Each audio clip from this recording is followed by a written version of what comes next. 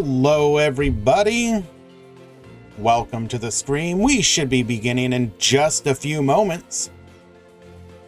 Welcome to Duel Links Grand Prix number 15.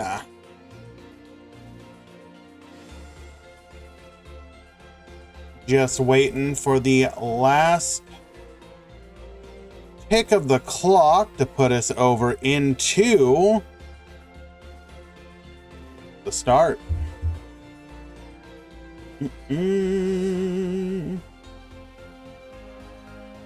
Looking like real strong turnout today. I'm very happy about that.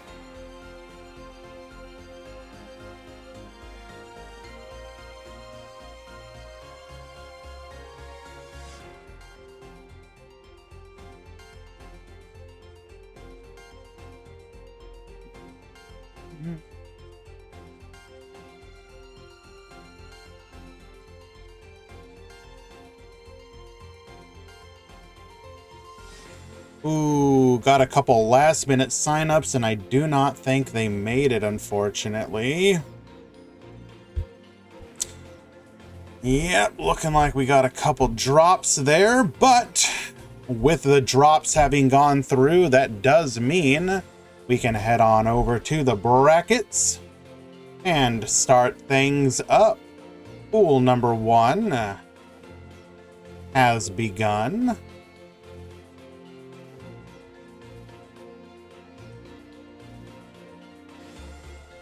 Pool number 2 has begun.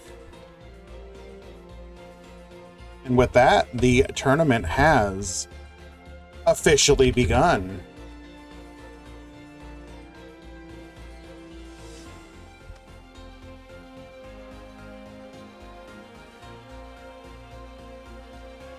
Hello, Big Deuce.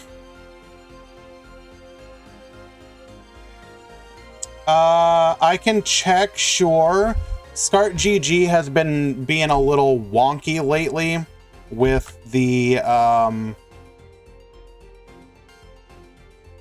deck images, but so you can see them. Sometimes you'll have to use like a different device. It's a little annoying. What is your Start GG name? And I will double check that.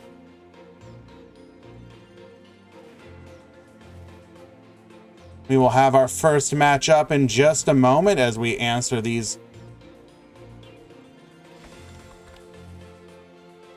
last emergency requests from people. Gotta love it.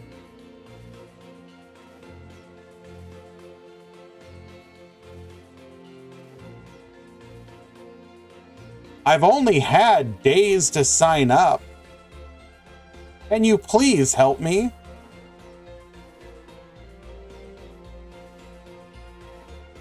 You, Lauren, right. Okay, thank you.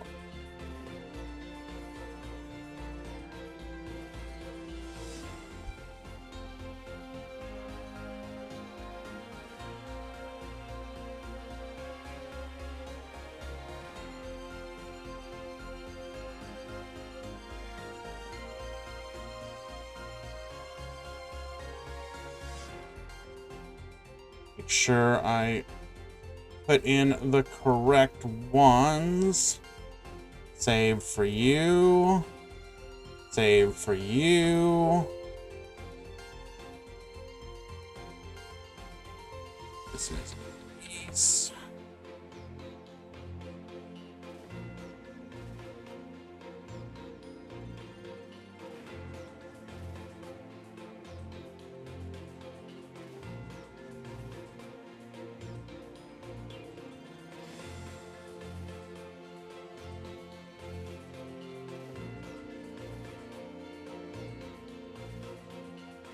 Yes, if you are looking for your match, you just want to go to the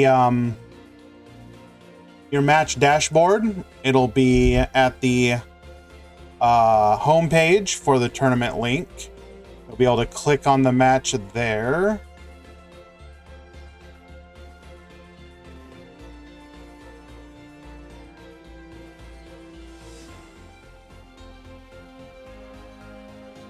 That's the correct one.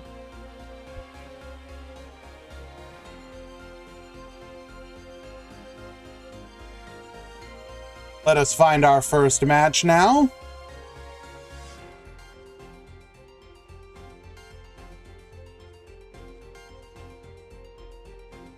Will we see any spies like we did in some of the recent Japanese events? They are already starting to come up with some variants to the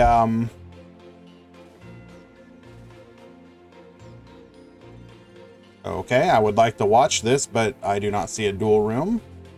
So we will come back to that one.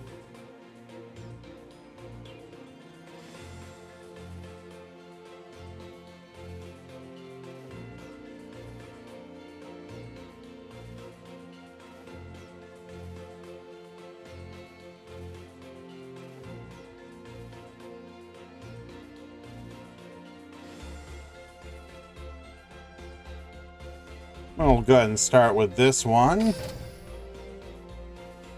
Yo, what up, Bacon?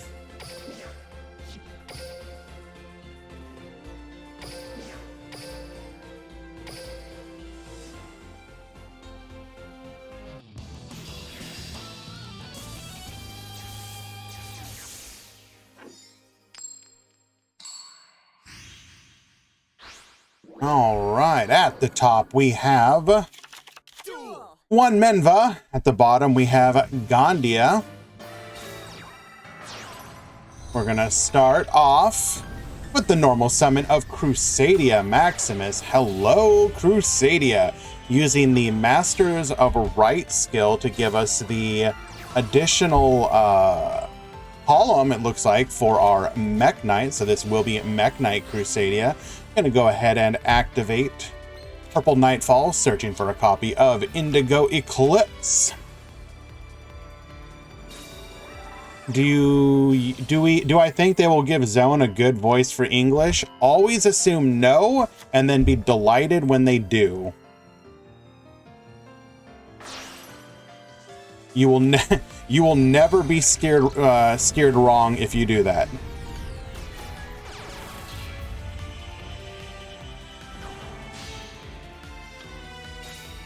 All right, bringing out the Spatha. Did Zone,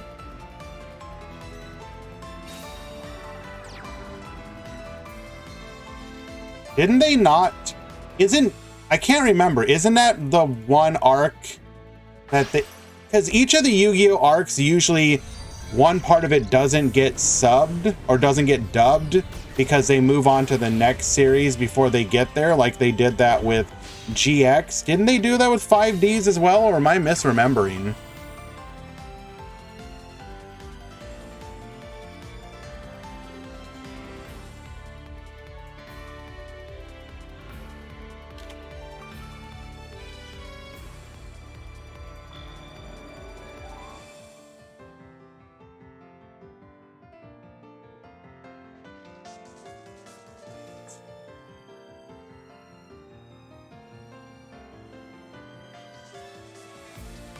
I'm glad the Zone arc didn't get dubbed. But why though? Wouldn't you want everything to be dubbed just to have it be feature complete? Even if you don't like it, like, you should want everything to be done, right?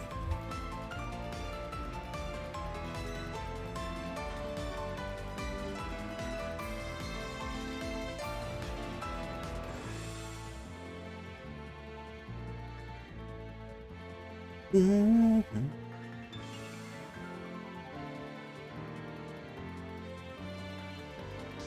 The final duel between Zone and Yusei was sleep. I mean,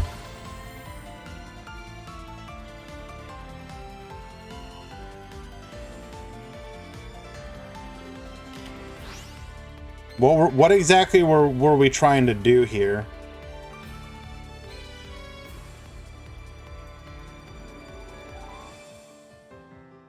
Okay.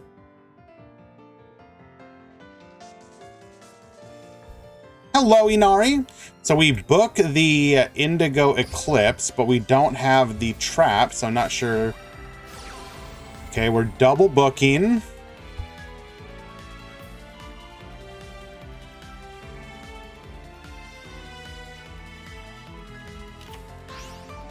So that will reduce Equimax's attack, but I believe it can still tribute.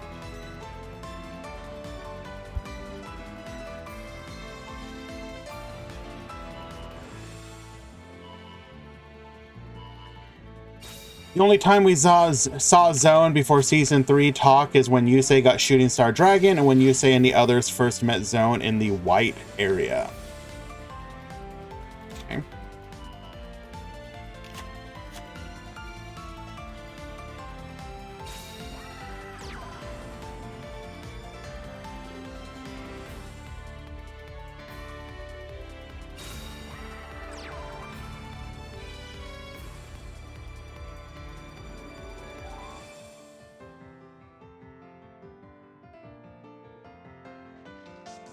Ready. And do apologize, guys. We do have a fair number of new people today, so this first round may be a little distracted with mod calls. Do hope you...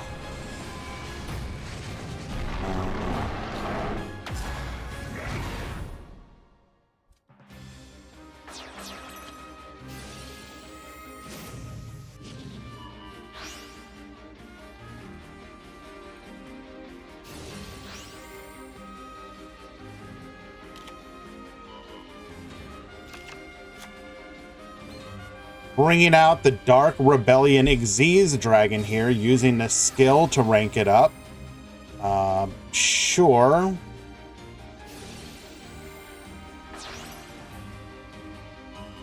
We're going to go ahead and negate the rank up magic launch. This will stop us from being able to go into Requiem.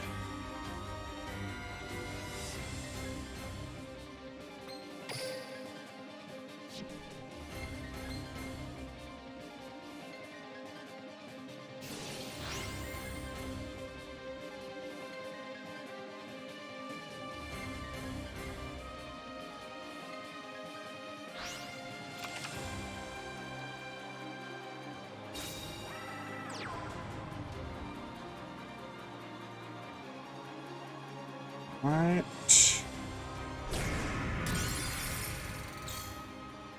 We do manage to take out the Equimax. One back row. We dumped the cloak for the follow-up turn. How OP would Triskelion have been in the anime season of 5Ds? I mean, anything can be OP as long as they set it up for it. Like, that's the one thing that we always have to remember about the anime duels, is that they are scripted. They play bad or suboptimal cards for dramatic effect.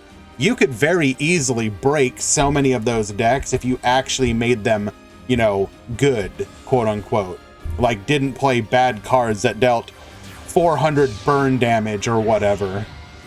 But that's less interesting from a dramatic story point effect. Palm Pulse will come out here to stop the Cypher steal that we likely would have been going for. And now the question is, can one Menva actually come back? As we are setting a monster, does not look like that will be the case. I mean, Ally of Justice was in the anime. Yeah, literally broken.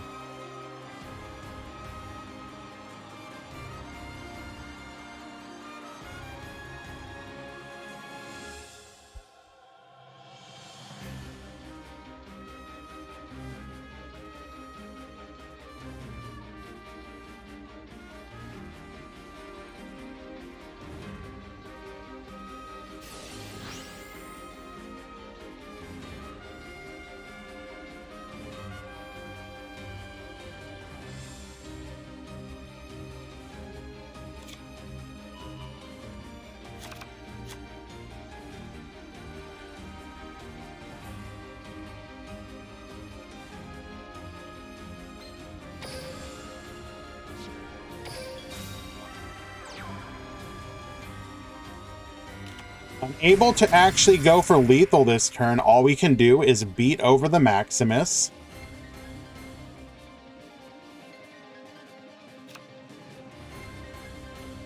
Vrain's duels, even being scripted, still has some really interesting plays. You're not wrong.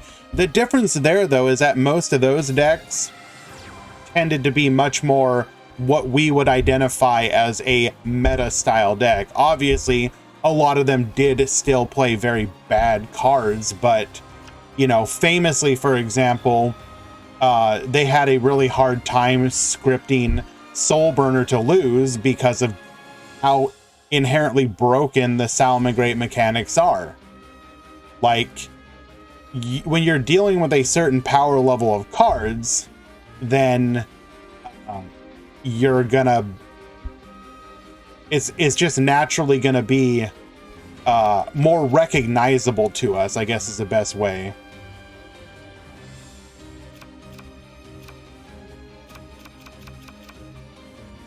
It's why, for example, you've seen like the slow... I think you've... I mean, I may be misreading into this incorrectly, but like the OCG Structures manga, for example, has been growing in popularity, I think due in part to the fact that it is readily recognizable to a lot of people. Can I check DM?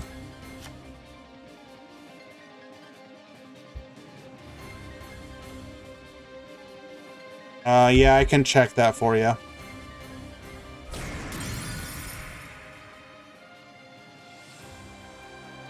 Do we really only run one Magius?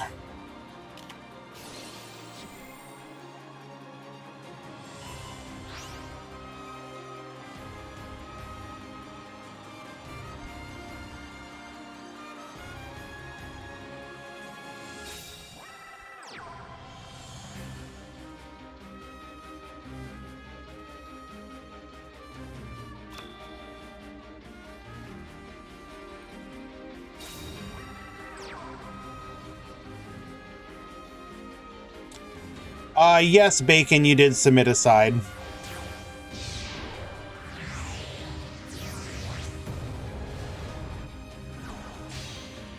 Can we read the OCG Structure manga in the West?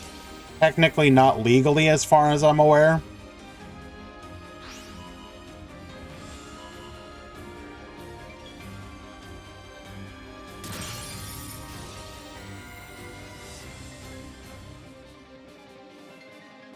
Ruins of the Divine Dragon Lords and PK with Rebellion is the last combination. I'm not sure I understand, my friend. What do you mean?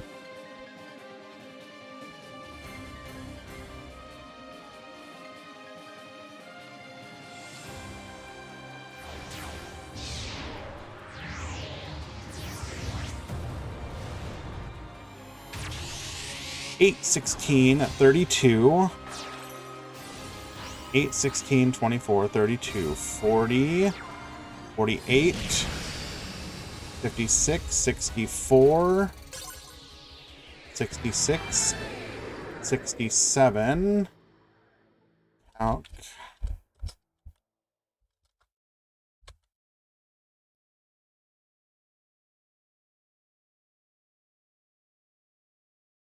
Alrighty. Well done, Gandia. We're going to go ahead and go to another match here, though. The first one that I actually wanted to watch.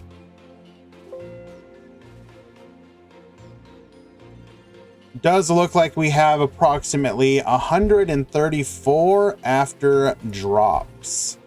Very nice.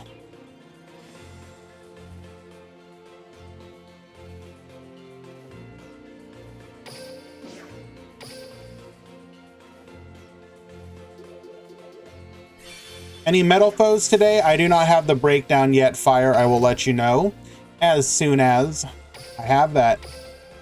Metal Overdrive has volunteered their time to do the breakdown. Appreciate that.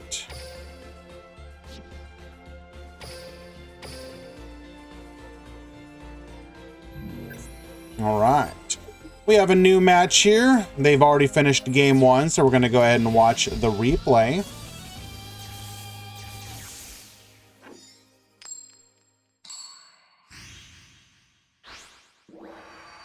I'm pretty sure half the players are metal foes. Oh, of course. Any spice, we will know momentarily. Normal summoning Vanishing Lanius. Additionally summoning the Tribute Lanius. We're going to send the Mimicry to the graveyard. Mimicry searching for Pain Lanius. Pain Lanius special summoning to the field. We're going to go ahead and make 4 Strix. 4 Strix, get searching, grabbing another copy of Vanishing Lanius. We will then rank up using our skill into the Rise Falcon.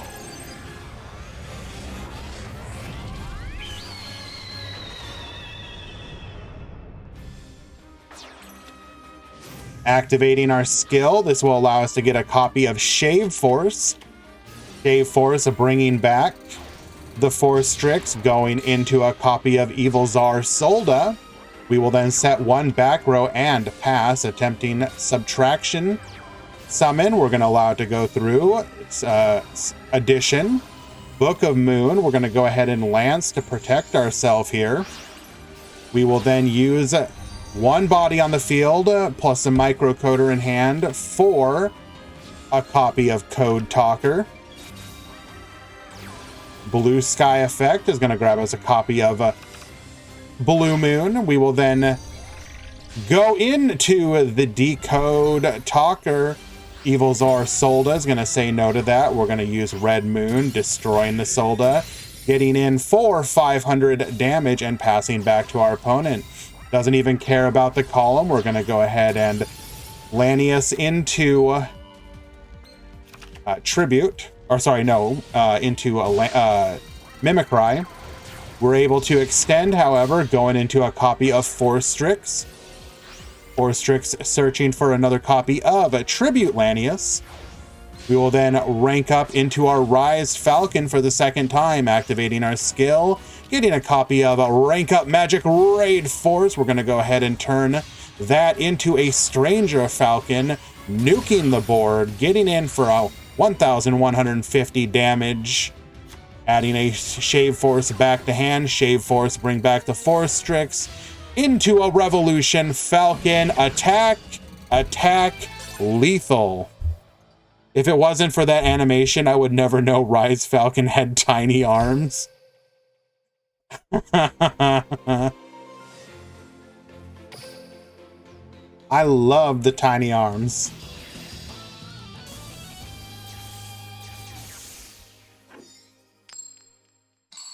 Raid Raptors really do feel like that you were so close to greatness meme. When they pop off, they're like fun to watch, but then you realize the vast majority of time, they're not gonna pop off. I won't tolerate insults to Rise Falcon. Why do you assume tiny arms is an insult? What if people like tiny arms? You know, people heckin' love T-Rexes. They got tiny arms, right?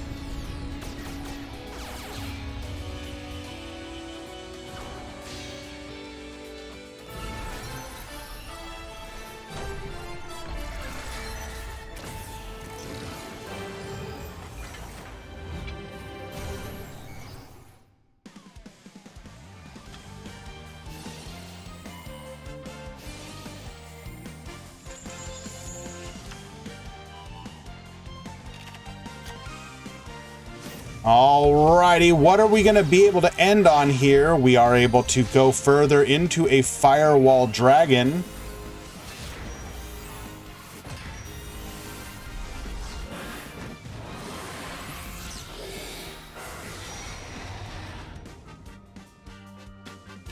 Activating our Recoded Alive will allow us to have the linkage that will allow us to get poppin'. MST. Take out the back row, setting 2 and a monster. Unfortunately, looks like we had no way to play through a single disruption. Unlucky.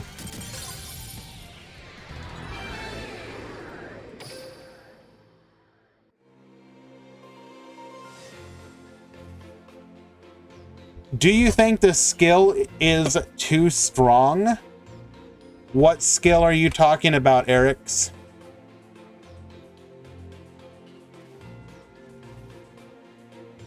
Because, like, the Raid Raptor skill is actually really good. I mean, yeah, the downside of sending your rank 4s sucks, but I don't know if that necessarily changes their fundamental issues. Code Talker alive? Do I think it's too strong? No, not currently. Maybe in the future, if they got even more support, it could get to the point where it's a little troublesome. But if anything, I think it allows the deck to be playable now, when otherwise, like, if you removed that skill, I think you would delete Code Talkers from the meta completely. Nobody would play them. They would literally do nothing. At least with their current support.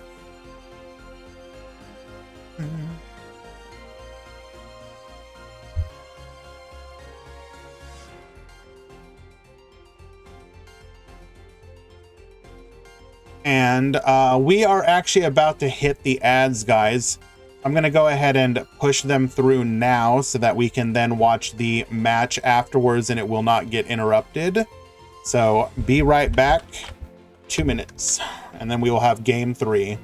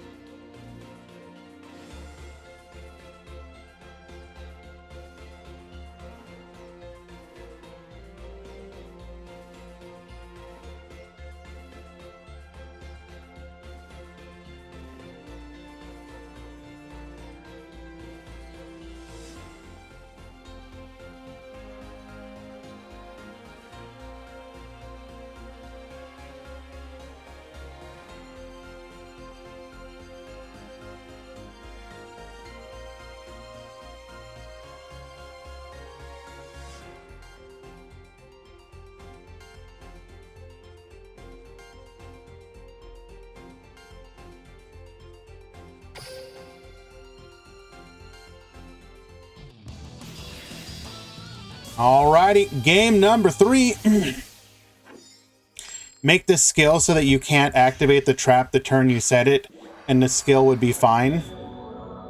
I'm not sure I agree with that. Code Talkers aren't even like the best deck in the meta.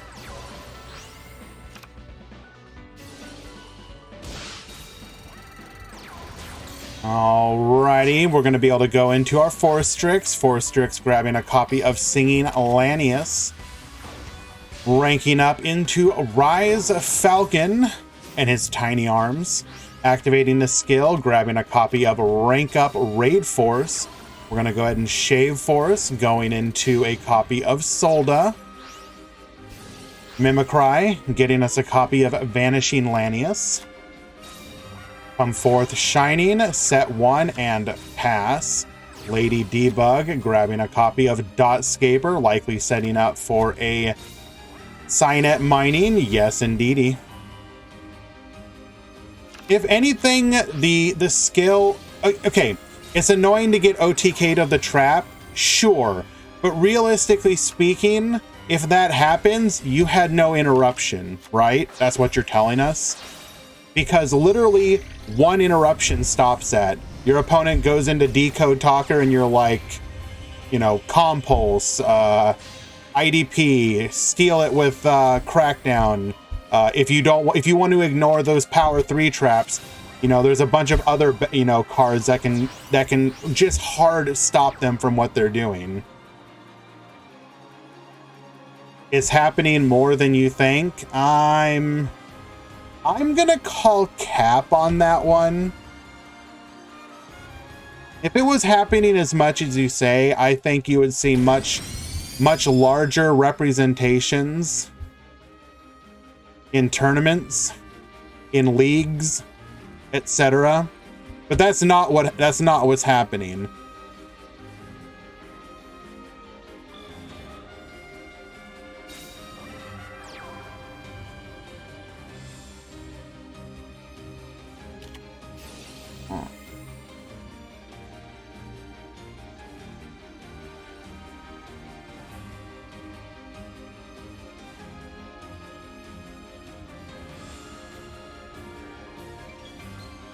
Stygian Dirge. Now there is something you have not seen in quite a while.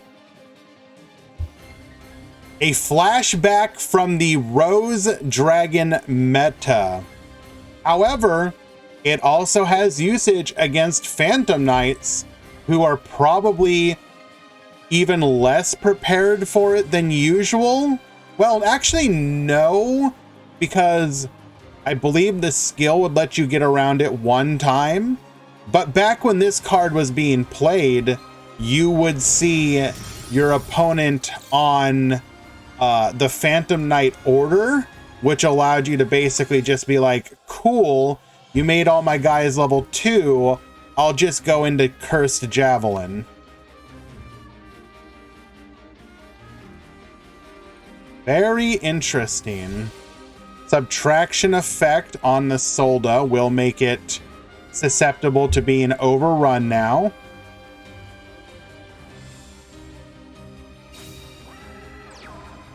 Get Reducin.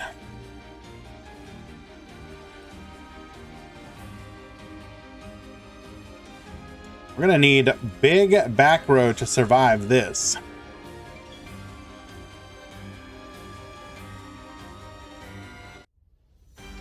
Perhaps we will see a magic cylinder activation.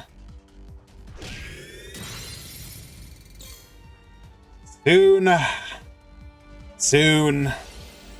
I am really curious if we are going to see no limitation on the magic cylinder that we are getting as part of the campaign starting tomorrow, I believe.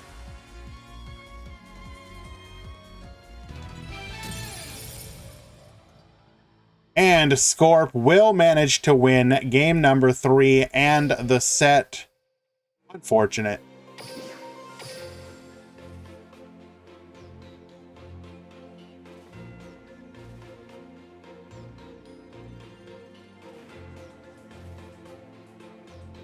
I believe Cole was wanting us to go watch his match today. Quote unquote, he's on the spice.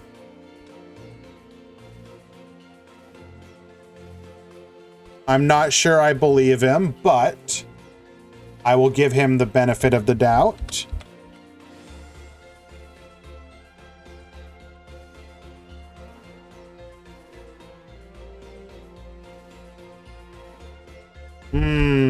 Can we call that spice?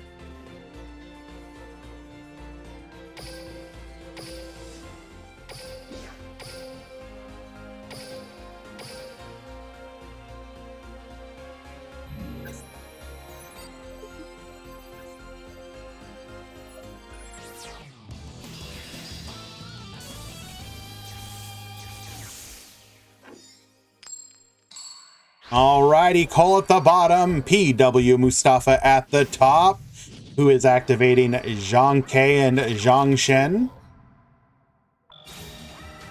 Harpy Perfumer to the field. If you guys don't know, we just hosted a Legacy tournament and Harpies were the winners of that one. Cole looking to make this a week of Harpy sweep. Going into a copy of Cyber Slash Harpy, setting one back row and passing. Not the best turn one we've ever seen. Unlucky. Dark Magician gonna be the PK counter. I mean, no. Oh my.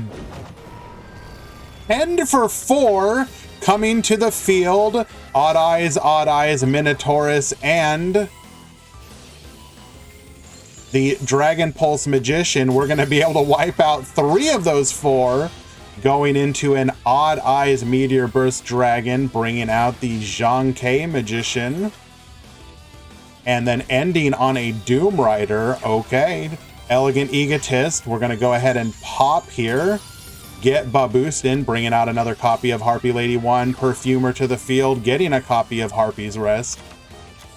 We will then go into another Cyber Slash, which cannot bounce as we've already activated it once this turn. Oh wait, no, is that not a hard... Oh, no. We were interrupted, able to bounce at this point, setting 2, getting in for 26 and passing back to our opponent. We're going to scale up here, MST, however, to take out the Zhang Shen Magician, and that will be a scoop in game number 1. Doesn't Dark Magician just banish the Requiem? I mean, how are you getting to that point in the first place? Can't you already technically do that? What about the structure deck or skill is going to change anything? City Boys, Edo Mason, Mick Bob, hello everybody. I mean, technically speaking, you can already do everything that you're talking about.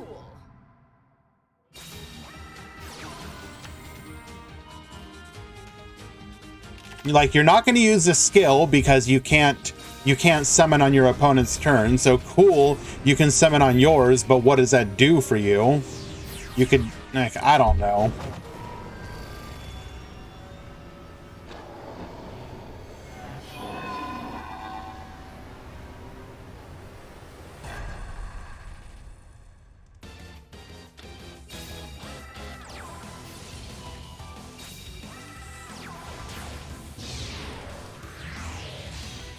Alrighty, going into a Roach, setting one back row. MST on the Forbidden Lance. We're going to be able to channel her into Perfumer. Gonna have to deal with Roach here. We will do so by going into a Lightning Chidori. Lightning Chidori, gonna go ahead and bounce. Getting in for 2,200 and one back row. Our opponent will only be able to pen for 1, bringing forth a Performapal second donkey. That's pretty good, though. We will be able to grab a Joker. Joker's going to be able to summon, grabbing us another donkey for follow-up if we can get to that point. But we've got the Treacherous, and it's just like old time, baby. Harpy Lady Treacherous.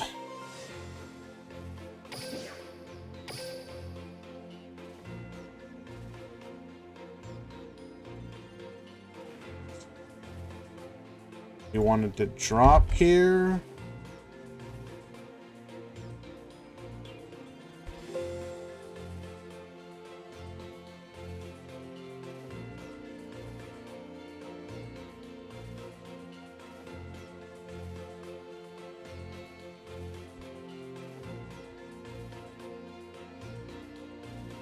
One second, guys.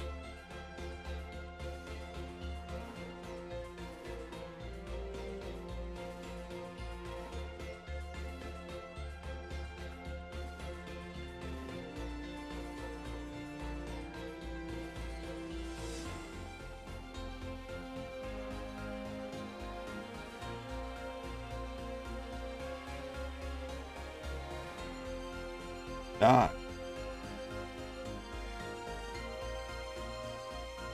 Let us go ahead and find another match. I believe we had somebody asking about metal foes.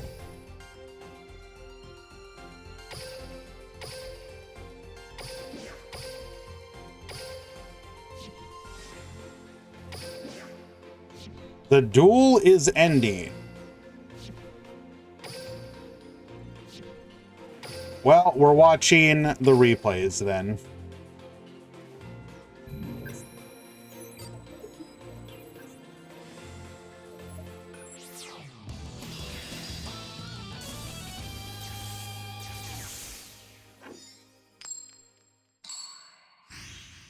You know, I'll be honest, TTH feels less oppressive when you aren't getting hit with it every game.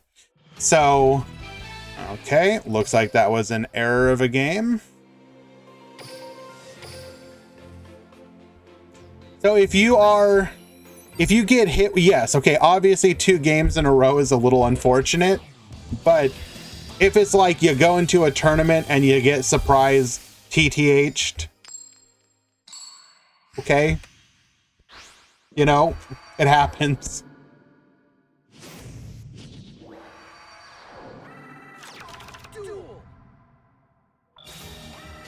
Alrighty, silvered and gold driver scaled. We're gonna get popping, grabbing us a copy of Metal Foes Fusion. Rescue Hamster is gonna go ahead and summon out 2 copies of silvered, which we will then use to go into an Alcahest. We're gonna scale up the Volflame, pendulum summon 1. Volflame effect, getting us a copy of the full Metal Foes Fusion. We'll activate the graveyard effect of Metal Foes Fusion and pass back to our opponent. MST on the full Metal Foes Fusion. We did draw into a pendulum monster, so we will be able to go into an Alcahest. We've got the Yoinky. We're going to go ahead and scale up the Bismugear, but that will promptly be hit by an MST, forcing us to pass back to our opponent. They're going to be able to activate Treason Phantom now, revealing the trap and the Stained Greaves from hand, sending the trap back to the deck. We're going to be able to dump the Cloak, getting us the Extender. Oh, okay, nope, we've already got an Extender in hand. We're going to go ahead and normal summon. Breakthrough skill, however, very unusual tech. Very interesting, but because our opponent is on a second copy of Alcahest, we're actually able to play through that Full Metal Foes Fusion, going into a Mithrilium. The Metal Foes Fusion effect, drawing 1, able to scale. We are gonna pend, and does that put lethal on board? I think that's just possible. And we will get the concession scoop from Alessio in game number 1. Round 2 already started? I don't believe so. No, we have 1 game left in pool 2 and 3 games left in pool 1. Lewis Tryhard, if you don't already have it in the Discord,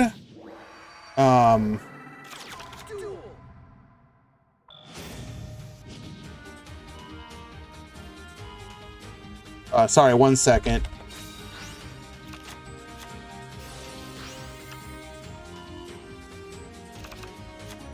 You can go to the Roles channel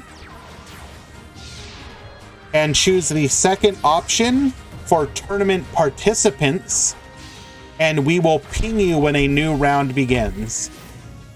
So do consider doing that.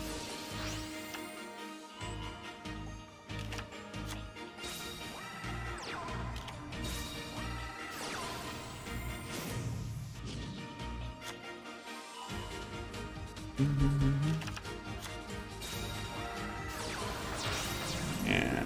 1 second, guys. Gonna go ahead and handle a mod call issue here.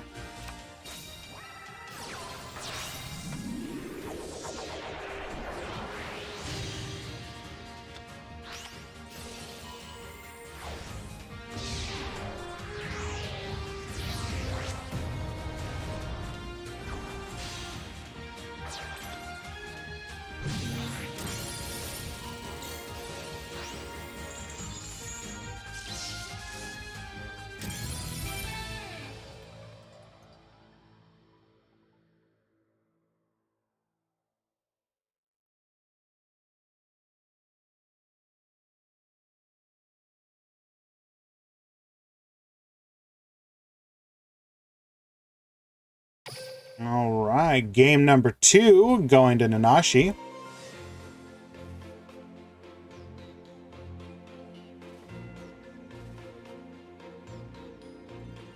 Are you sure about that, Scride? I don't believe you can respond to skills in speed duels. Skills don't cause chains. That's the reason you can't respond to them.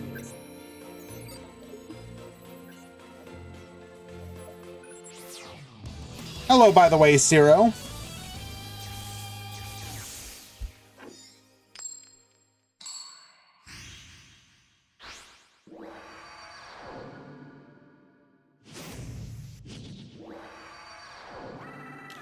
It's changed so you can respond to them right after the action was done. I'll have to look into that. I haven't heard anything like that.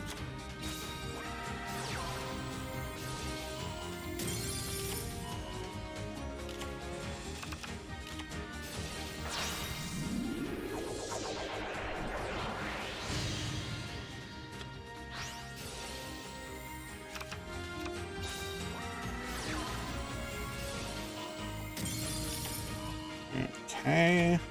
Looking like pool 2, round 2 is just about to begin. Actually, no, it's both of them. Very nice.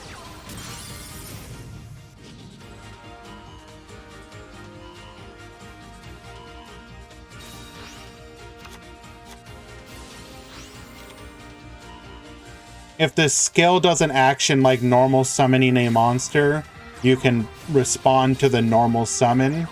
Well, okay, but keep in mind that no skill in Duel Links allows you to do a normal summon. If it summons a monster, it's almost all it'll be like play or whatever. It's not creating a open game state action. It's just blah, thing happens.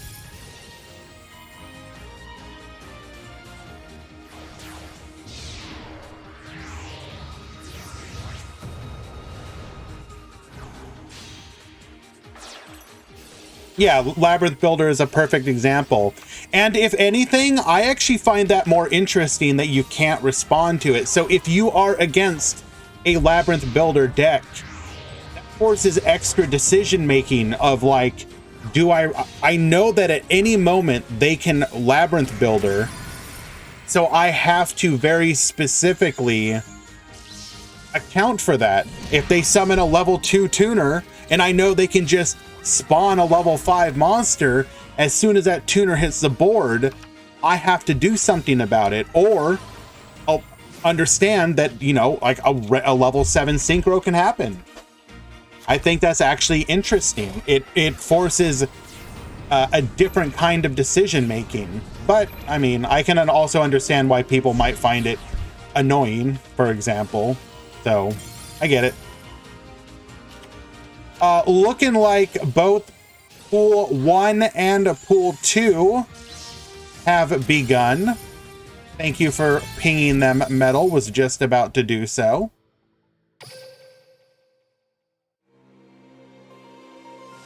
Alrighty. Nanashi winning game number 3.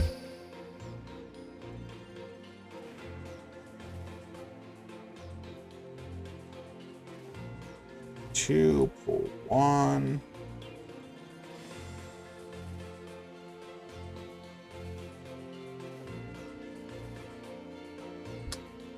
So we are now officially in round number 2.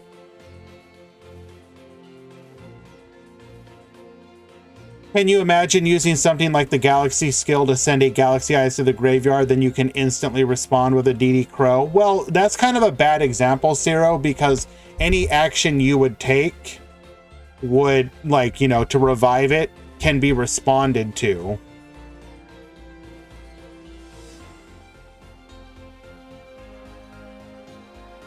I will admit, Hans, for the longest time, I thought that Pendulum Summoning, you could respond to the Pendulum Summon activation by destroying, but you could, like, I want to Pendulum Summon, and then I could be like, I'll MST one of your scales.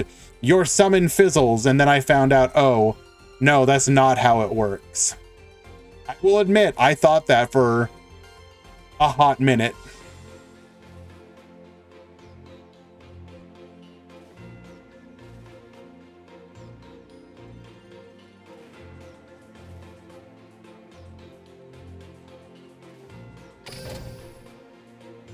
Like, and not only that, the first time in Duel Links, when someone went to Pendulum Summon, I was like, I'm gonna save my MST for when they're getting ready to Pendulum Summon. And then it happened, and I'm like, wait, is that a bug? Why couldn't I chain my MST?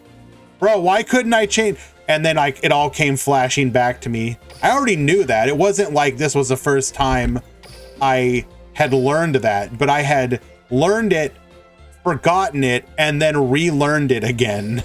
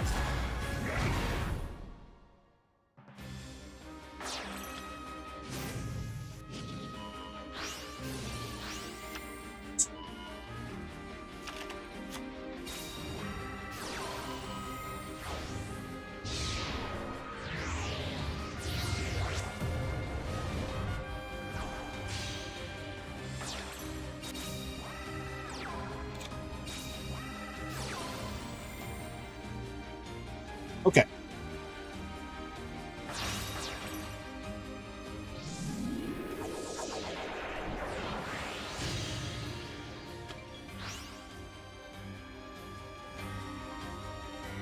Thank you so much, Metal Overdrive. That is very kind of you. So we have Darkness Light at the top. We've got King at the bottom.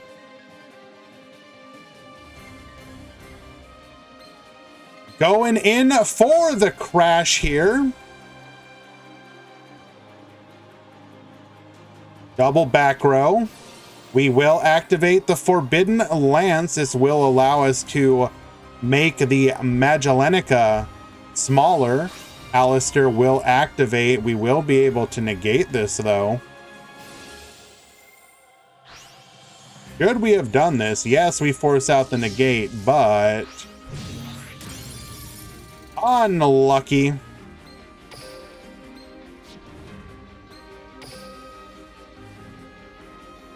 Both of these duelists are 1-0 right now. They won their round 1 match. Hello, Def TTV. As Metal Overdrive has shown you, you can join the Discord. Exclamation point Discord. We host 2 to 3 events per week. They are all free to join. You can find the schedule posted in the news channel. In addition, in the tournament section of the Discord is all the different kind of events that we host. This week we are doing the Grand Prix, which is the Swiss event that we do. That will be today. Tomorrow, very early, Asian time zone and EU friendly, we have a single elimination tournament. And then the third event this week will be a turbo duel. Last week we did legacy duels. This week will be turbo duels using the turbo duel option in the duel rooms, which means you will have to select a duel runner to use for the duration of the event. Hopefully should be a lot of fun, although I imagine it'll also just be a lot of meta decks or broken cheese, but that's okay. That's what we're here for.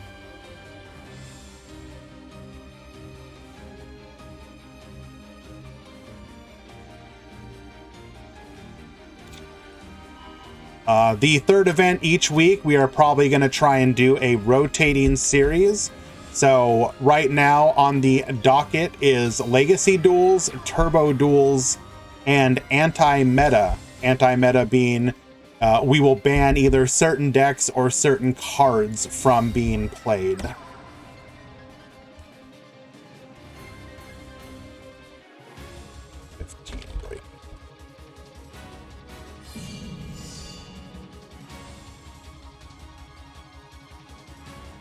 It is what it is, Space. Although, if I'm not mistaken, isn't there a skill that, or a dual runner that can lock down the graveyard? But on top of that, there's a dual runner that will make any deck that relies on field spells much more usable. The Luna dual runner. 3 points allows you to search your deck and just add a field spell to your hand for free. So, could use that for something. Game number 1 going to King. And here is the breakdown. You mean Necro Valley bike? Sure. I mean, is what it is. So first we were complaining about Turbo PKs, but now we have the Necro Valley bike. The thing to keep in mind about these events is because they are not daily or even weekly, but just once a month in theory, even if it's an annoying format, it's only going to be one time, and then you won't have to worry about it again till next month. So, you know, it should be fun. Here is the breakdown for today's event. Hans, the Luna bike. 3 point, I think it's 3 or 4 speed counters, lets you add a field spell to hand. So, I believe we had 134 or 135 people after breakdown, or after drops rather. So of the 135-ish entrants, we have 36 Phantom Knight, 13 Mech Knight, 11 Rose Dragon, Burning Abyss. We have 7, 2 of which are PK Fire, 7 Infernoid, 6 Medolce, 5 Code Talker, 4 each of Hero, Raid Raptor, DDD, Odd Eyes, Salamangreat Code Talker, 3 each of Salamangreat, 6 Samurai, Goki, Harpies, 2 each of Starry Night and Mermail Atlantean. Then at a single deck each, we have Red Eyes, World Legacy, Vendread, Tech Genus, Warrior Editen, Trickstar, Metal Foes, Magical Musketeer, Resonator, Gandora, Giga Chad, Gimmick Puppet, Valkyrie, also Giga Chad, Onomat, and Buster Blader. Any Raid Raptors? Well, I did say Raid Raptor in the 4 section, so I'm gonna say yes. Why so many Rose? So Rose is a relatively cheap deck, and while it may not be a top tier deck in some people's eyes, it is a strong deck option for somebody who maybe doesn't have the highest top tier deck.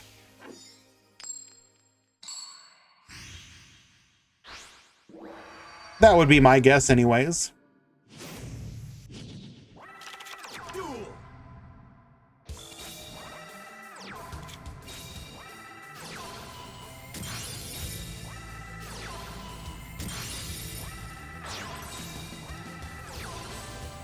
Alrighty. So double MST hitting double Pulse. Special summoning a red layer into a Hayate. Hayate into Kaiki. Kaiki able to grab a copy of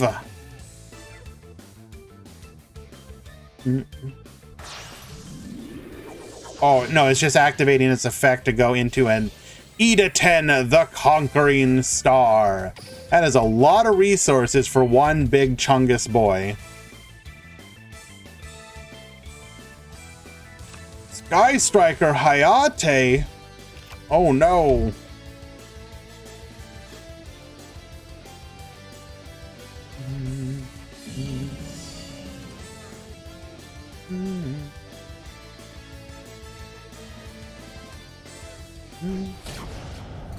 Getting in for 3,200, and then we pray that our opponent does not have the ability to activate their skill.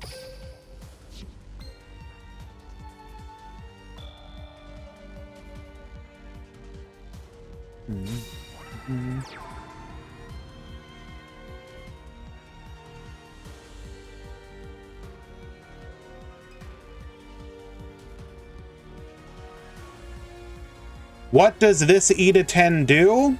Requires 2 level 5 or higher warrior type monsters. If it's fusion summoned, you can add a level 5 warrior type monster from your deck to your hand. You can use it once per turn. Once per turn, you can discard any number of cards. It permanently gains 200 attack for each card discarded. And then once per battle, during damage calculation, if this card battles an opponent's monster with an equal or lower level, quick effect, make that opponent's monster 0 attack.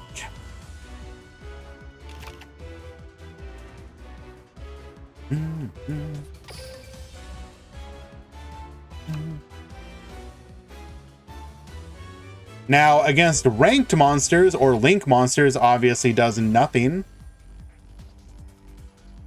Do you feel like Sky Striker is coming soon? No. We haven't even gotten through the World Legacy Link stuff yet. They're not going to suddenly go charging into Sky Striker.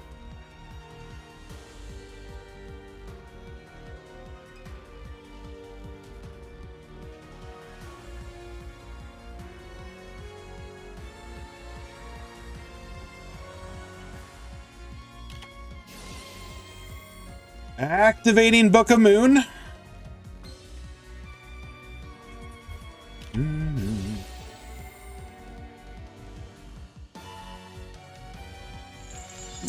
Looks like we are revealing our hand.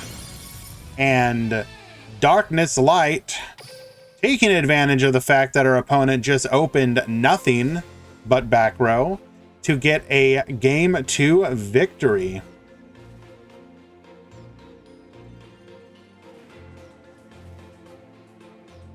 Yeah, Orcust will be interesting because they have to be really careful about like Orcust is one of those decks with some really powerful cards. Like the Omni Negate Trap, probably a no. Dingirsu, probably a no. I don't know. Maybe. I'm not wrong there, right? Like Dingirsu's probably too much, right? Or is it like, I don't know.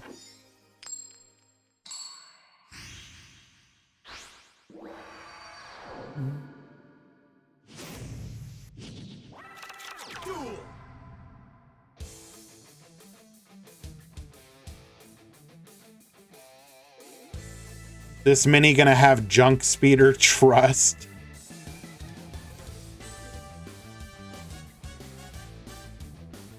I'm gonna hold you to that.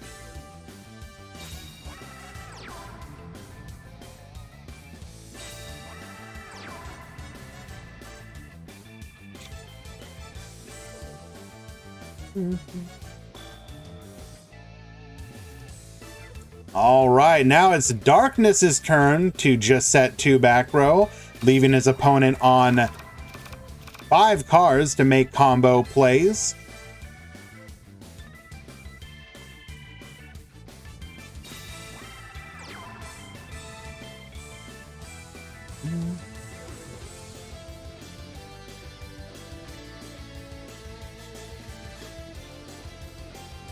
This mini will have Shooting Quasar.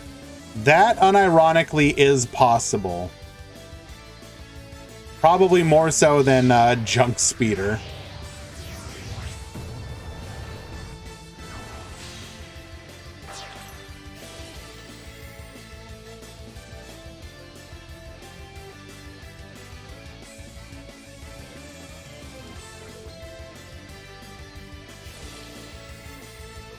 I'm pretty sure we have, like, almost every Mech Lord card at this point.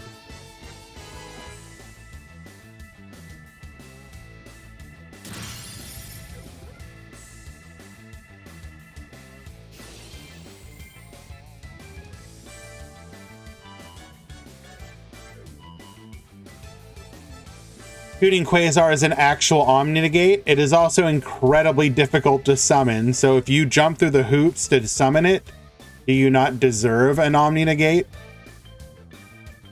It's not like your normal summon a monster, special summon a monster. I have Shooting Quasar.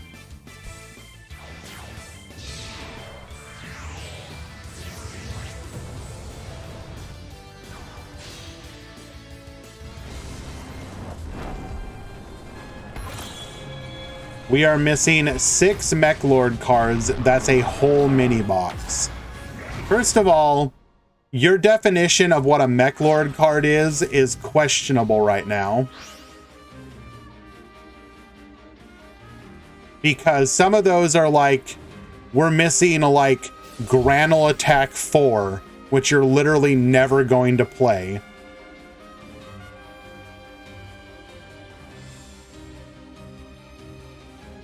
And then some of them are questionable as to their... Okay, so what are we missing? Mech Lord Astro Dragon Asterix, which is... Ooh.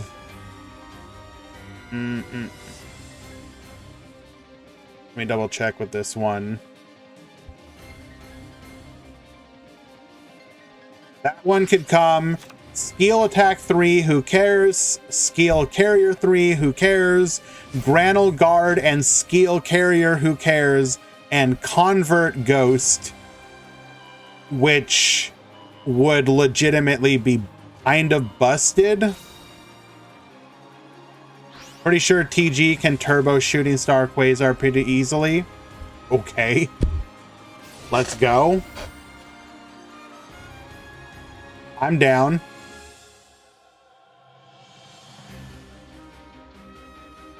Where is the crazy PK Cosmo deck? I don't know if I would call it crazy. It is simply an innovation that you add Dark Lady to have an additional negate so that when you're in the mirror match, your opponent goes, I negate. You're like, or sorry, you go, I negate, they negate, then you negate their negate. That's kind of all it's about. If people are curious what we're talking about here, in one of the recent Japanese tournaments,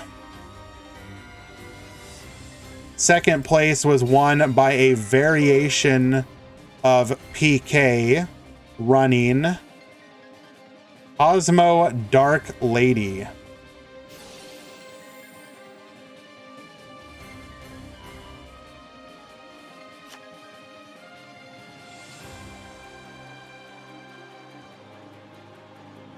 Why are we playing Dark Lady?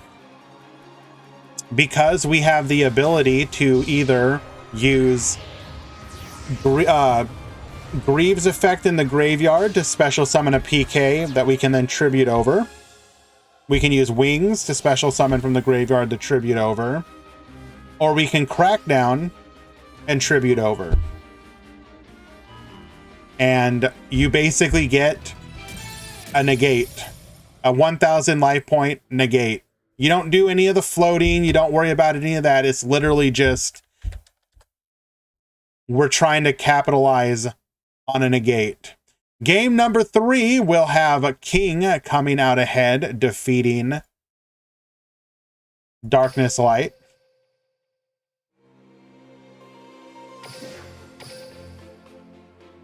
Alrighty, let us find another match.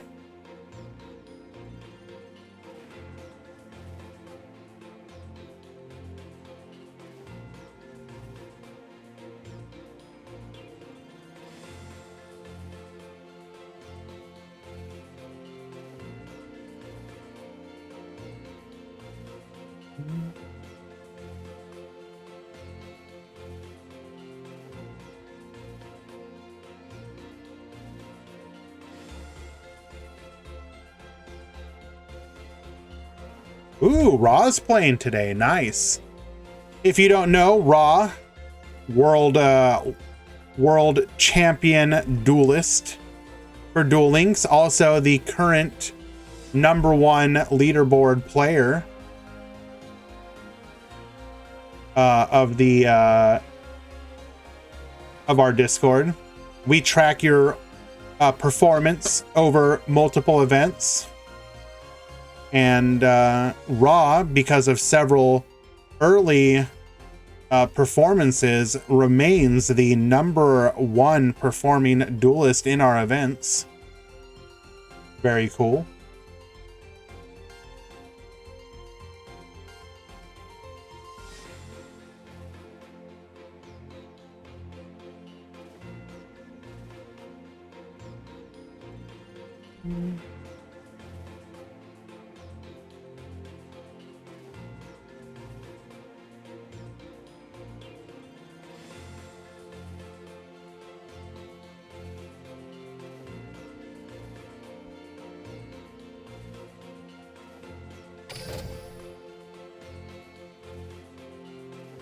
You wish he could use triple tour guide? Someday.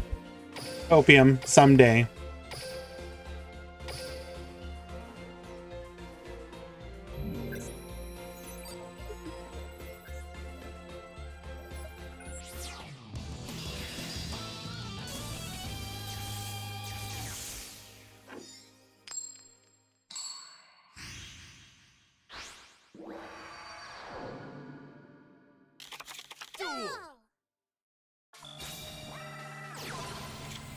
Alrighty, we are watching a replay between Valk and Gozu.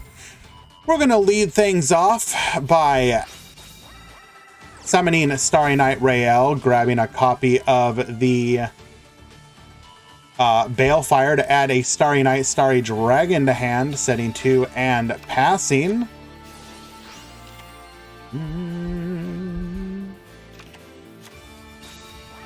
Our opponent will go ahead and activate or use a skill going into the Greaves. We will then attempt to book. Forbidden Lance will try and protect, but we got the pop. Drawing a fairy. It is a Rael. That will be another search. Rael adding a Balefire to hand. Tributing off into a Nightmare Phoenix, sending that Phoenix back row, get poppin', Balefire, adding another copy of Starry Night Starry Dragon. Starry Night Arrival is going to go ahead and pop that back row. It is a Book of Moon. That's fine. We're going to go ahead and activate Rael's effect, bringing out the copy of Flamel, going into Fairy Cheer Girl.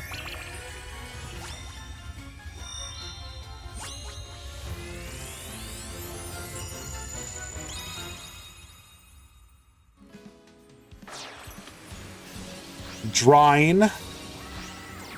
We're going to go ahead and add the Starry Night Starry Dragon back to hand, getting in for 18-18, leaving Gozu on 100 or 200 life points. We're going to go into the Break Sword. Break Sword will be immediately Book of Moon, and knowing what's coming, he's going to go ahead and pass. Valk wins game #1.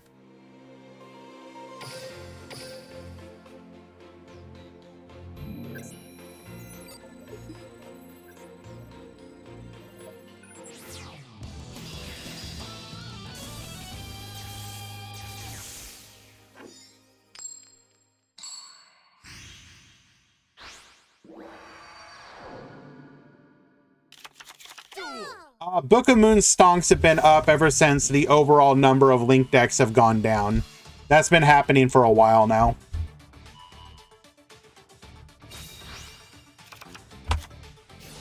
All right, Fragile Armor, sending the Cloak, drawing.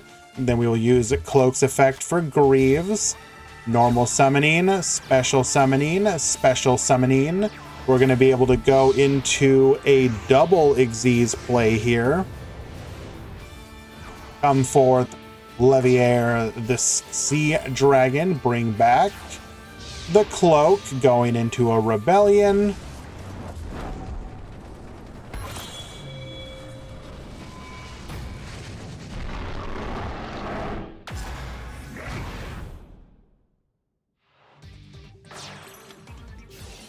Activating our skill.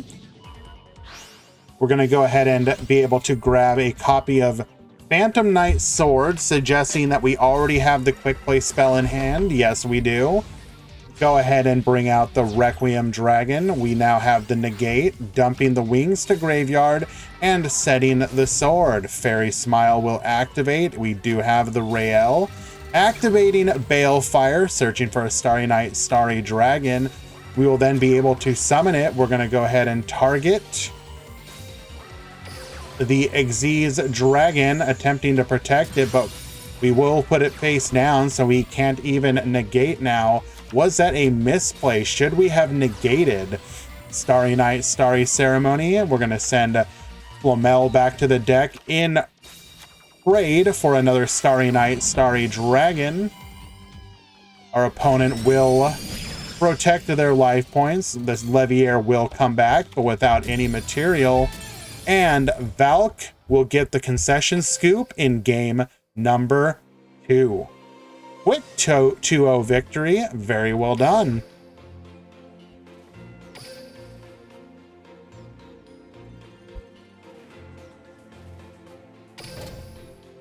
The negate wouldn't destroy it, correct. Because it's coming from a dark monster, and Starry Night, Starry Dragon cannot be destroyed by effect or battle from a dark attribute monster. We're actually going to watch basically another mirror match. We have Giran versus Pilot.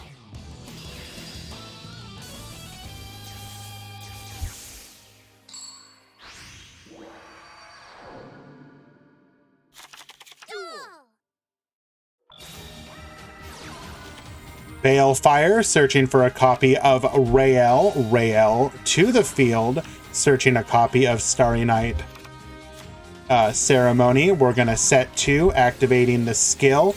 Now, we are using different skills here. Giran favors Let Me Duel 2. What does this skill do, you may ask? Can be used if you have normal summoned a fairy-type monster and set 2 or more cards from your hand during your first turn. Gain 2,000 life points.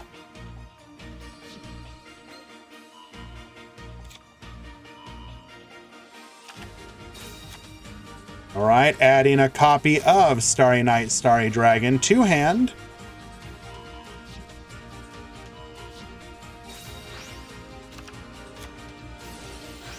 Cloak effect, bringing or adding a boost to hand. We're then going to go ahead and summon, going into a copy of Rebellion Dragon. Starry Night, Starry Ceremony is going to go ahead and pop in response to the Baboost. Cloak to the field is going to go ahead and Baboost itself. We're going to add a copy of Phantom Knight Wings. Setting 2 back row, Balefire. Searching for another copy of Starry Night, Starry Dragon. We're going to go to battle. Compulse is going to send a Starry Night, Starry Dragon back to hand. But unfortunately, Starry Night Ceremony says, "Oh, I see that you have activated an effect. I'm very angry about that. I wish to return to the field." And in doing so, we're going to be able to get poppin', targeting that last back row. And Giran will win game number 1.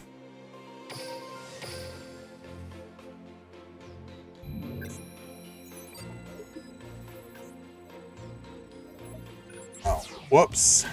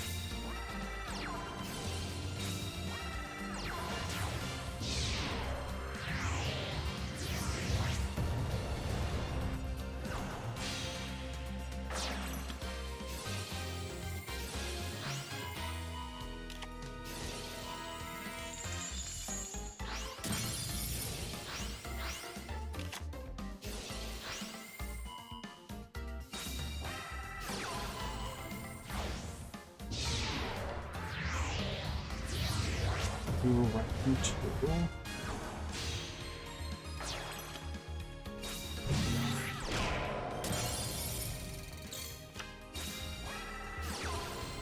And apologies, guys, handling a mod call right now.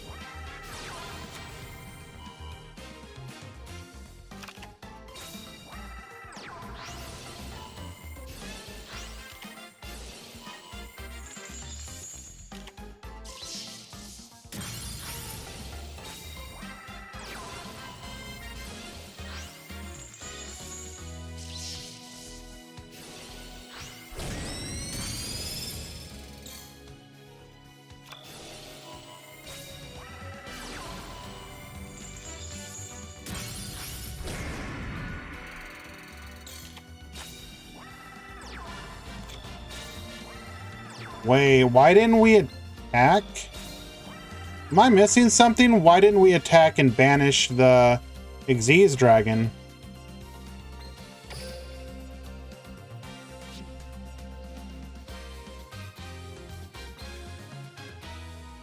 Am I missing something? Not negated, are we?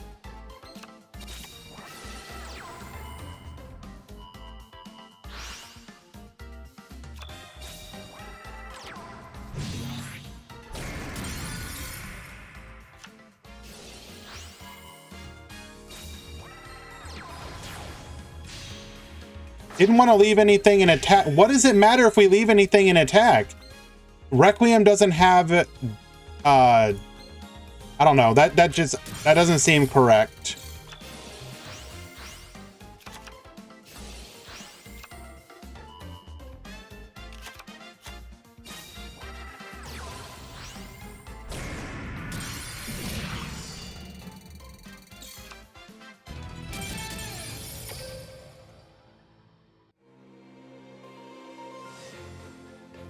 All right, and we will actually be back to this room in just a moment. I need to go check something for a mod call.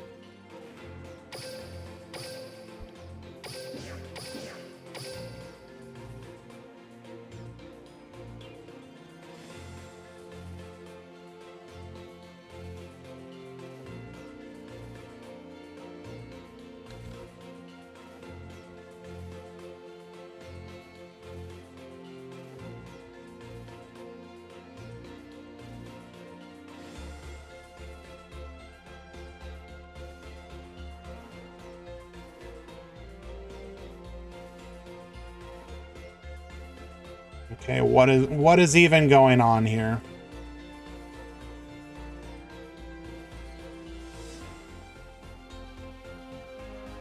So we have no duel room.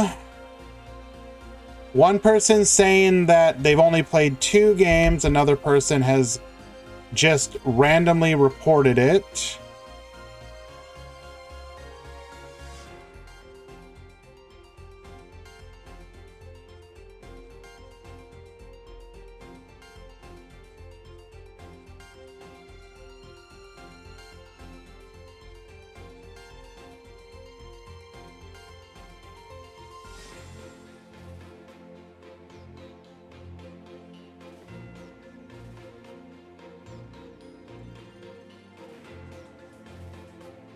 Both duelists were here. This is not a DQ. Coco typed before the DQ.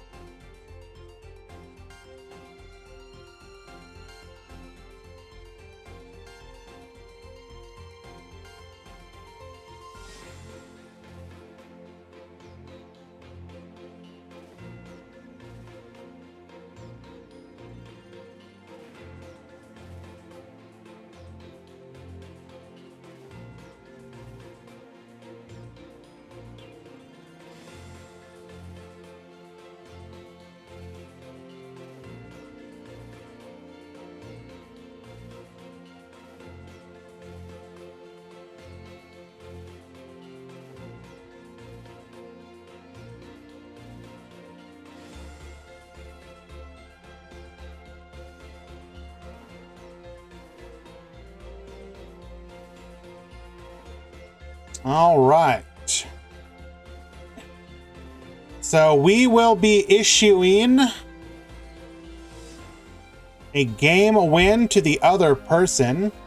If you are a long-time member of the Duel Links community, you know very well that if a person is in the duel room and you dueled, but then they DQ because they simply forgot to check in, it does not mean leave and then come back. Or sorry, leave and then just assume that you won the match. So we will be issuing a game loss, which means they will now play game 3.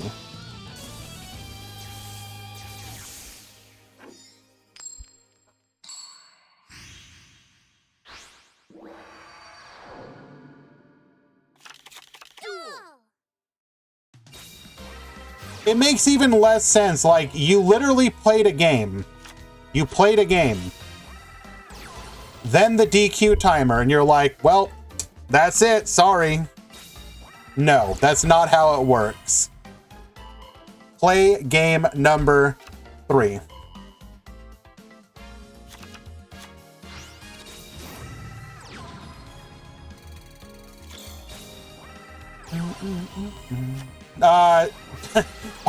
Pilot, I'm not talking about you, bro. Unless you're wait, do I need to go check your, do I need to go check your start GG chat, Pilot? Are you telling me that you told Girin, sorry, bro, you DQ'd. Or you didn't check in, my victory. Is that what you're telling me? Alrighty, we are in game number 3. We're gonna go into Constellar Omega. Girin does really seem to like this card. I guess it makes a little bit of sense because it does have protection against the common back row here. But I don't know if I personally favor it. That said, we do have Rael. Rael is going to be able to search for a copy of Ceremony. Ceremony. We're going to go in, attacking 24, damage. Ragged Gloves. Dumping Cloak. Cloak searching Greaves. Book of Moon. Freeze and Phantom. We're going to go ahead and activate our skill at this point. We've already normal summoned, though. We can send Greaves to the graveyard, though. Oh, that is really unfortunate. I think Girin was actually in a really good position here. But it does happen, unfortunately, so Pilot will win game number 3. Unlucky.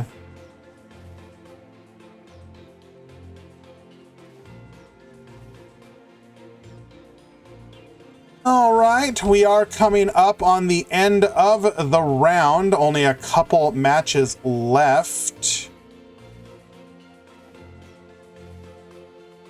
So let's go ahead and find one to watch before the end.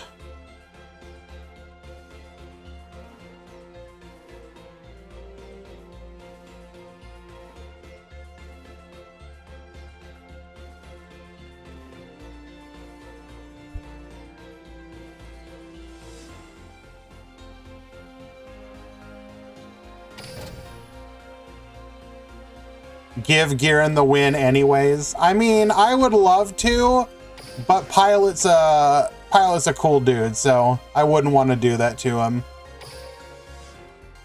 Like if it was somebody else, like one of the scumbags of the community, absolutely. We'd do it in a heartbeat.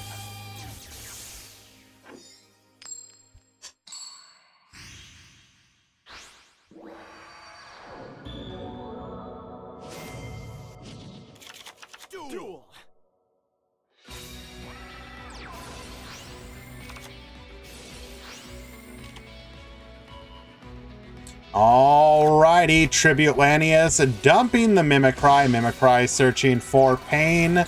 Pain to the field into a Force Strix. Force Strix is going to go ahead and search for a copy of Singing Lanius. We will rank up into the Rise Falcon. Look at those tiny hands. Absolutely, Curry. What are you going to do about it?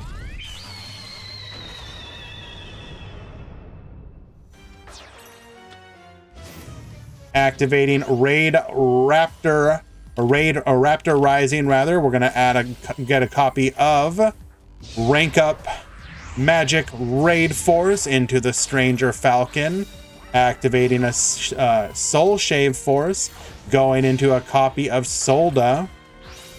In defense position. Okay. Xyz Encore. Oh no! Sanji is now going to be able to play the game without interruption, besides that lone back row.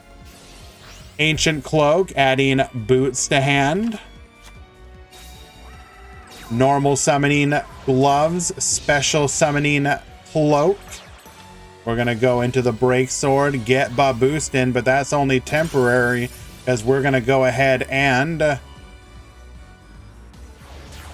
bring out the Malevolent Sin. Did not care about that back row, so we are going to get booked. Passing back to our opponent, Stranger Falcon will activate, popping. Does that only say face up? Oh no, it's target 1. Okay, gotcha. Tribute Lanius to the graveyard. Mimicry. We're going to add a Vanishing Lanius. Getting back a Soul Shave Force, which we will then go into a Penta. Wait, whoa, whoa, whoa, whoa, whoa, whoa, whoa, whoa, whoa, whoa, hold up now. Odd Eyes Rebellion Dragon attack in. Attack for a second time. Attack for a third time. Lethal.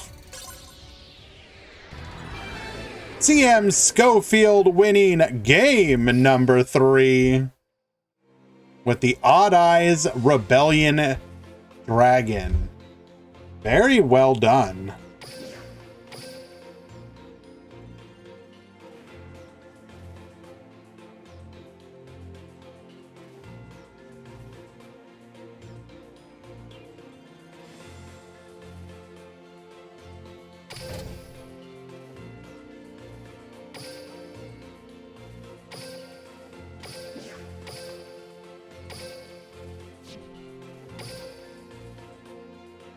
And this is the last match in the other pool. We will be going to game number 3.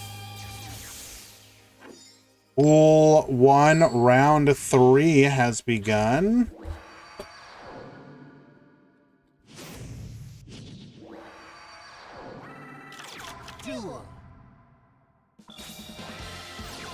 That was pretty cool, though. I liked that.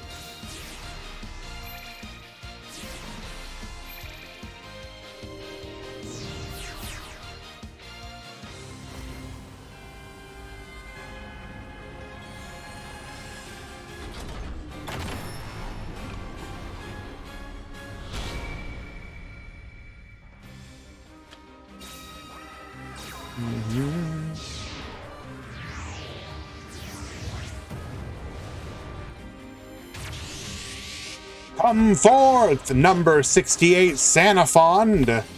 Activating the effect and sending back the Shalnark.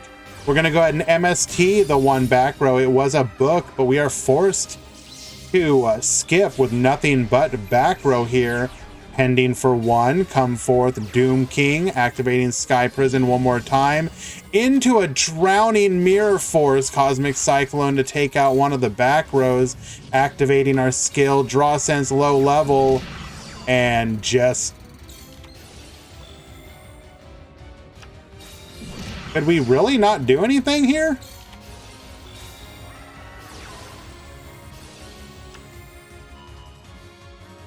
Why couldn't we special summon? Do we have a monster in the graveyard? Can we see the breakdown again? Yeah, in just a moment. Activating Dark Contract with the Swamp King getting in for 1,600. Going back to our opponent here. But we are likely just going to be able to OTK here now. Mageline normal summoned, adding a copy of Petting Successor.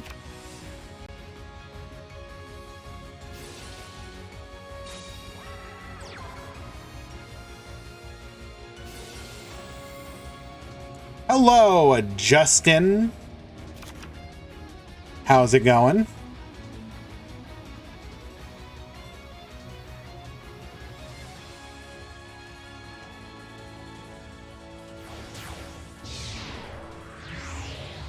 Doom King has got to be one of the least intimidating looking boss monsters in the game. It's just a crystal.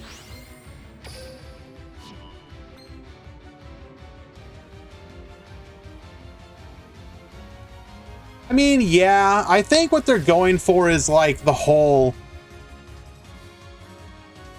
how to put it?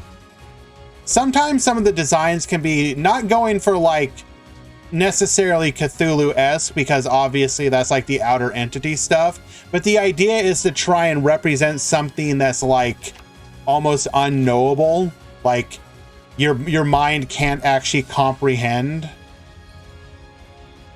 I think that's kind of what they're going for.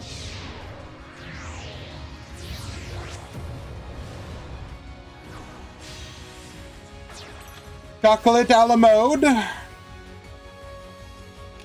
And again, this should just be OTK at this point.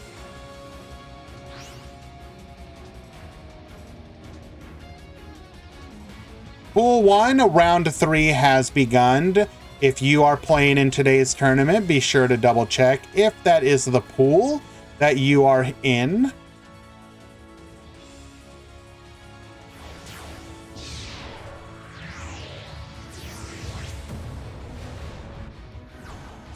Ah, yes, the incomprehensible rock.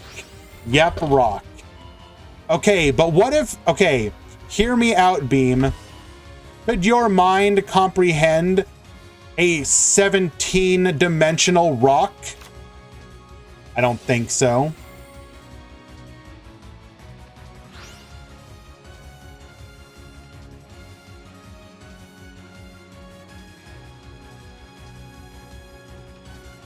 Counterpoint to that, you have none.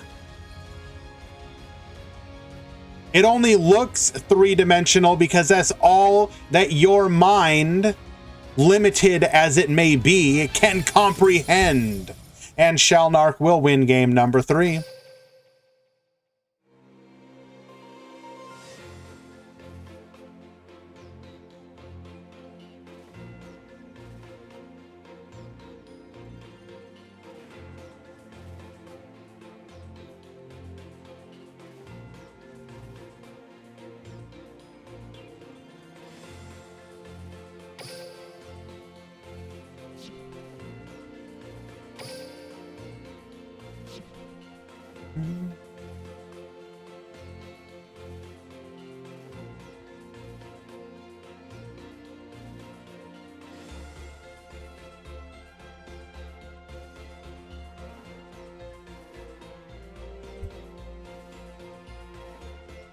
Pool 2, round 3 has begun.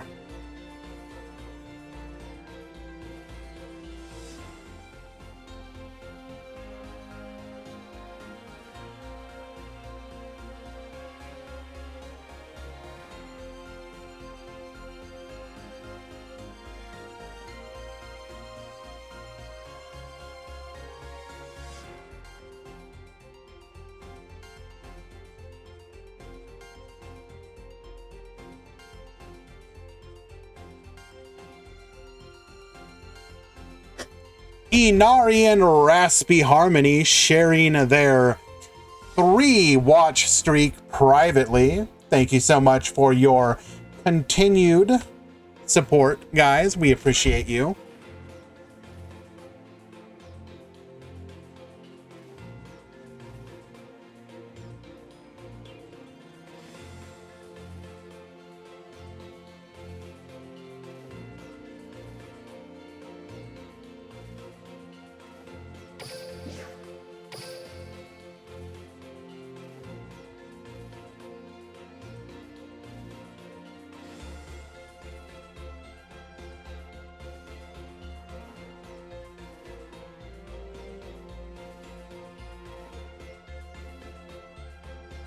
All right, let's double check Top Cut Simulator.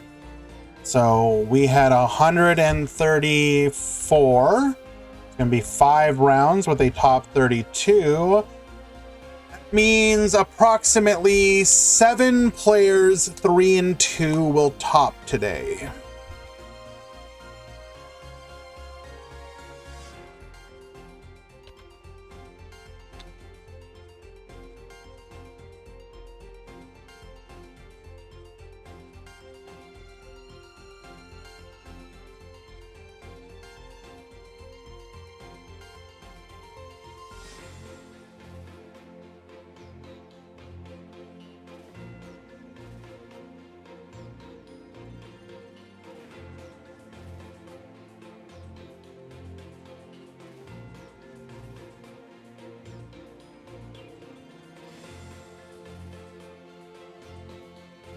Okay, let's go ahead and find ourselves another match.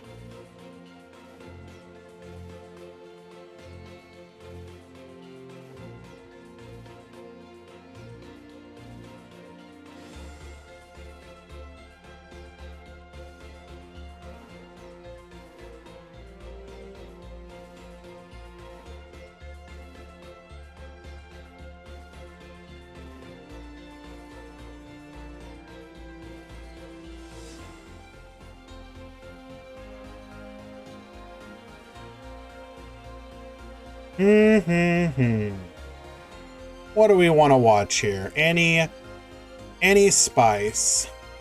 Now, we did have somebody... Okay. Now, chat, earlier today, in the Duel Links channel of the Discord, we had a user claiming... Where is it at? From The Kid, quote, at 4:55 a.m. today, Vendreads will win. Okay? I responded to this comment, you know, as you would do when, like, a crazy person says something crazy.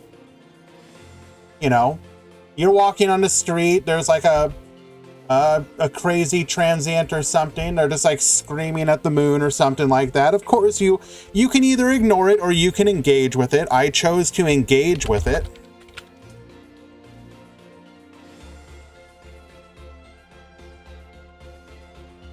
We're gonna go ahead and share this here today. Today, Vendreads will win. I doubted. I was told that I did not know the power of the dreads. And The Kid reiterates, they will win. At okay. Okay.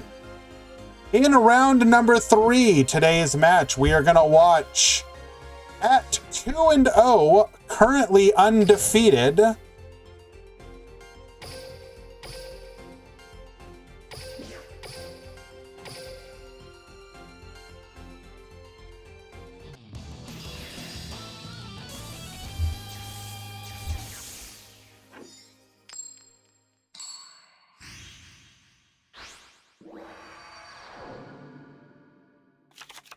Duel. At the bottom, we have The Kid, Revendread Evolution, sending a copy of Revendread Slayer to the graveyard, bringing out a Revendread Slayer of our own, normal summoning the Vendread Sturges to go into a copy of Vampire Sucker, Revendread Slayer effect, Sturges effect.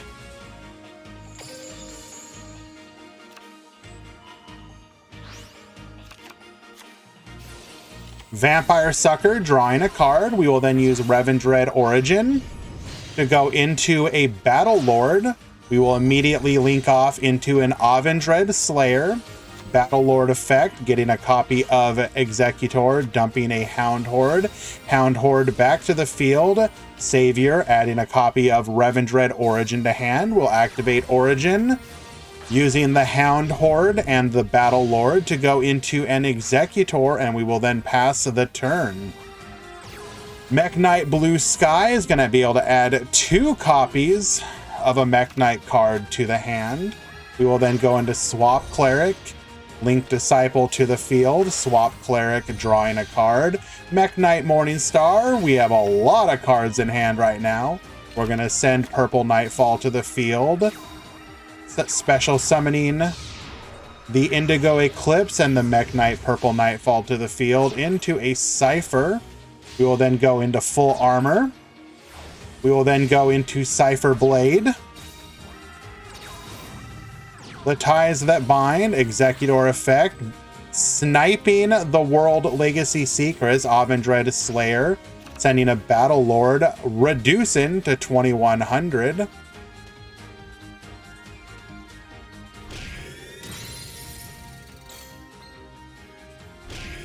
Taking out the Sturges, leaving the Executor on the field.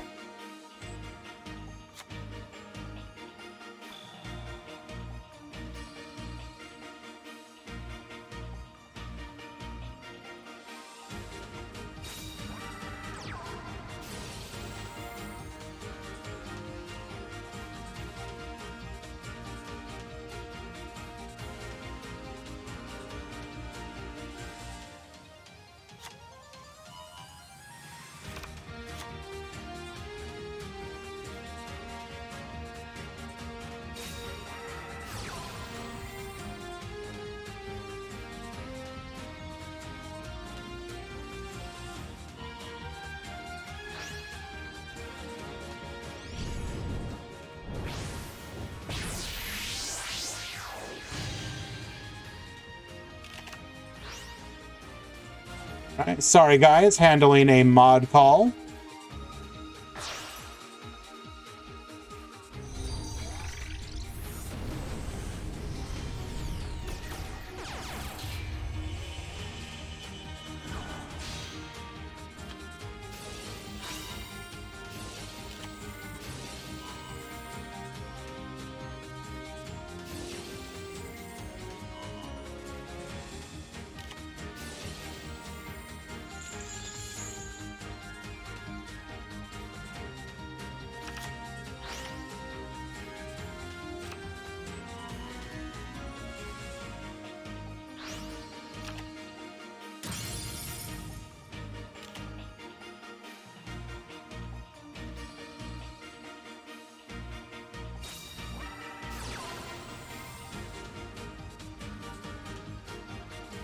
Problem is, how do we deal with the big boy Chungus? We have to go into another Avendred, but that won't do anything. We gotta like boost Revendred Slayer enough to get over it.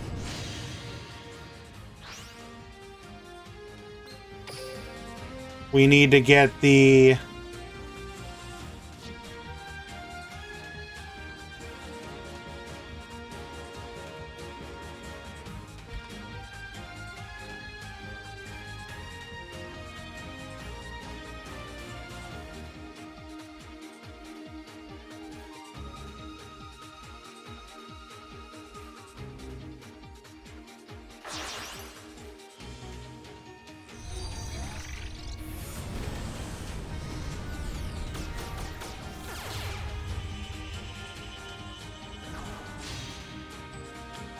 okay, well, that could be an option.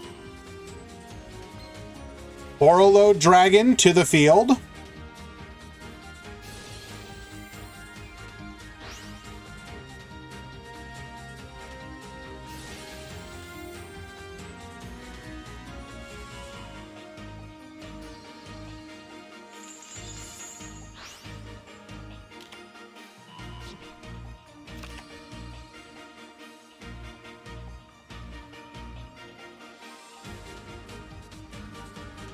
Going to the battle phase. Yoinking the Cypher Blade Dragon. Get reducing, dealing 1200. And taking out the opponent's Purple Nightfall. The Red Moon will return to the field. I did see that, Ryax. I'm sorry. You were in a very good position.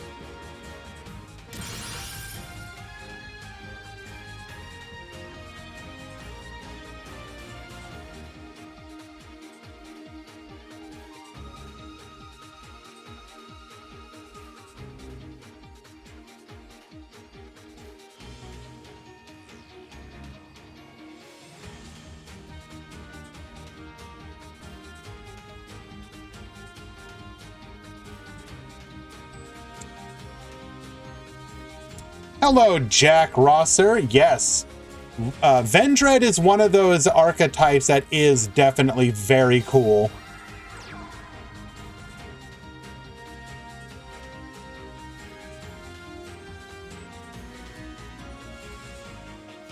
Setting a back row. 3 cards left in deck. Battle Lord is going to be able to activate here to name spell or trap. We name trap card.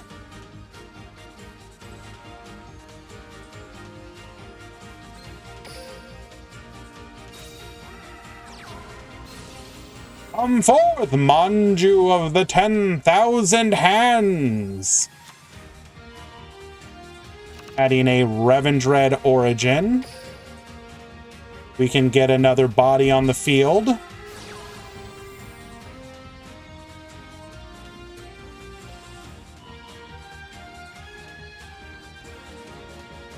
Hey man, 1 life point, 0 cards left in deck. Doesn't matter as long as it gets you victory. Come forth, Revendread Executor. We're gonna go to battle. Taking out the Red Moon. Attacking directly, and we will get the concession scoop. Kid will win game number 1.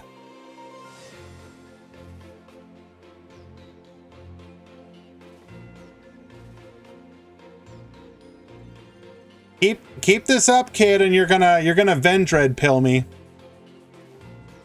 I don't know how I feel about that.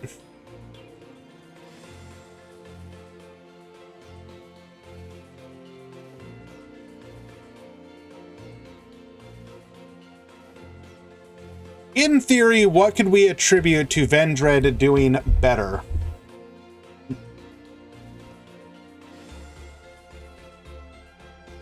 I have noticed the builds are a little bit different. For example, a card like Sturges is a little bit different. You haven't necessarily seen that played in a lot of the previous builds.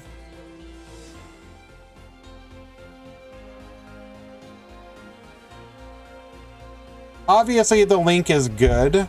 Not as much skill drain. That could be part of it, sure. Free link material. That could also be part of it.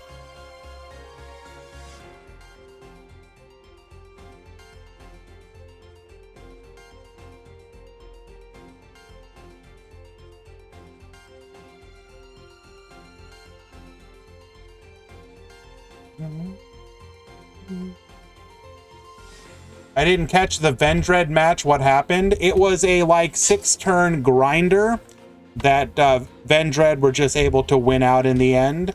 Very early on, they had the ability to banish back row. They successfully sniped the World Legacy Secret, so they did not get their effects negated. How many X and 2 today? 7. 7 X2 will top.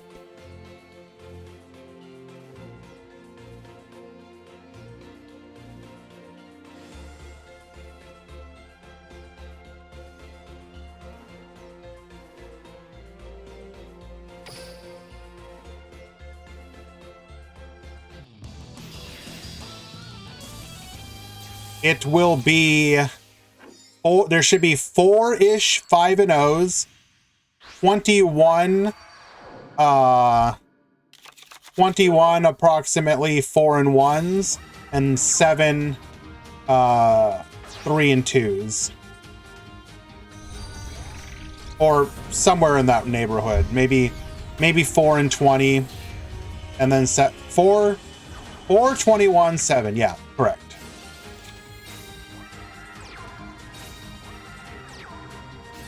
You saw a thing that you remembered me. Can I send it here? Sure, go ahead.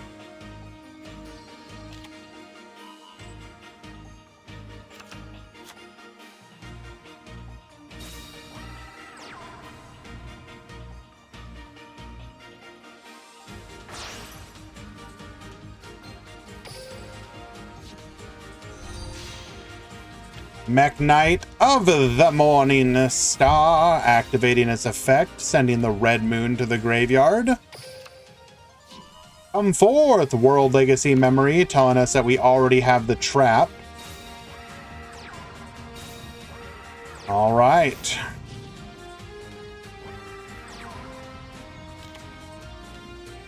Ah, yes, Deviant Art, my old nemesis.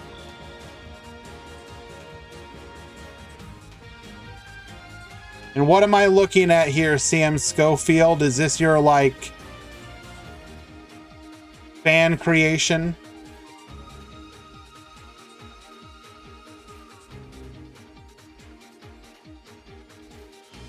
Now I am one of you, part of the rebellion. What does that even mean?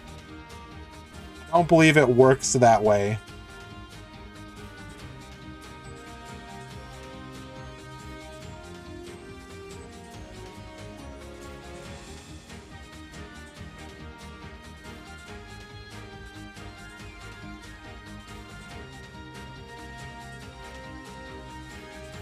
All right, I ain't gonna lie, Valk, that emote is pretty good. Did you make that yourself or did you have somebody else make it?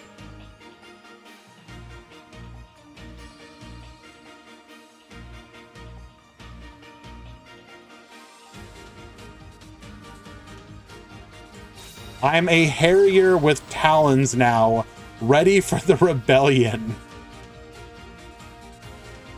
If Mech loses to Vendreads, they will be demoted from the tier list. You heard it. Okay, Hans, you do know that I can see the I can see the TPC channel, correct?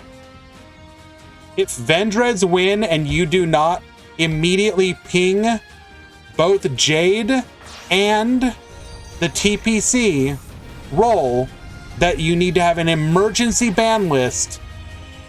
I will time you out for a week. You will be gone.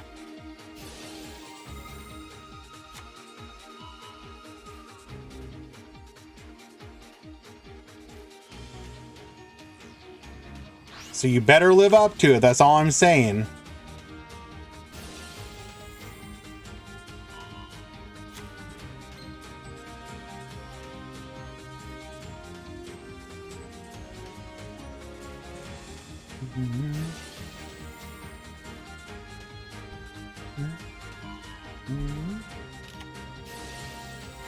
World Legacy Secrets activating. Going for the red moon here. Yo, what up, Lo-Fi? Unfortunately, it does look like we may be going up against one of the downsides of Vendreads, in that we really need to be able to get rid of that secret. Come forth, Borrelode Dragon.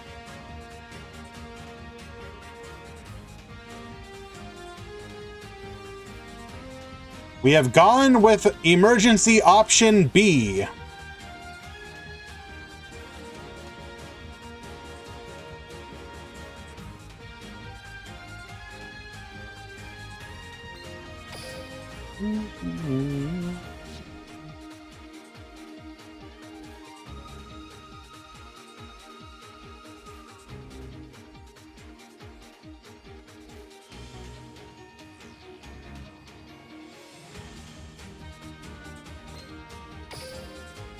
The problem, of course, is that it will not be too difficult for Aaron to out this.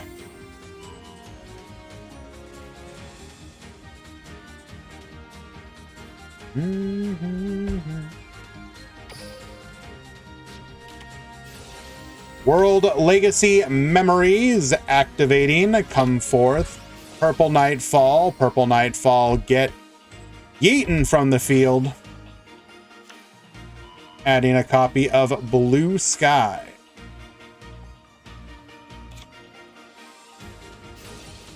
It doesn't even matter if it's Book or Canadia. No coaching, but Aaron knows how to out this board. Well, is it really doubting if we can out this?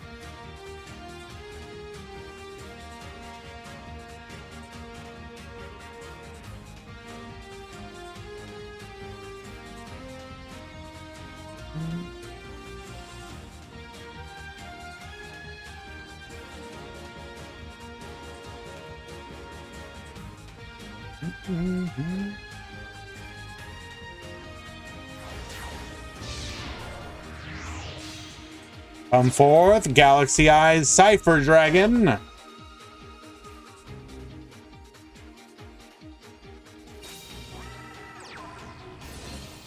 Blue Sky to the field, able to search one.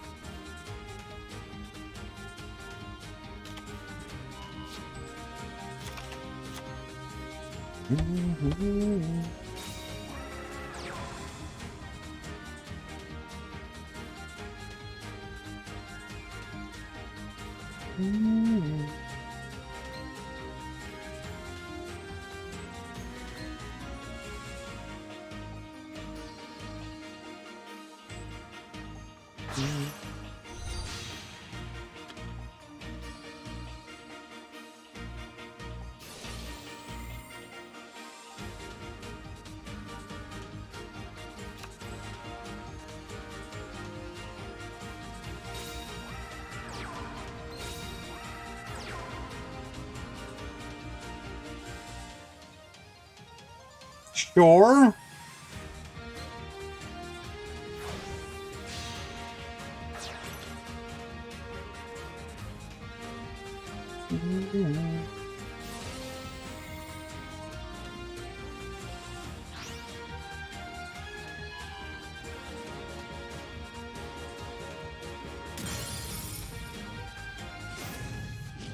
The tie that binds, to battle we go.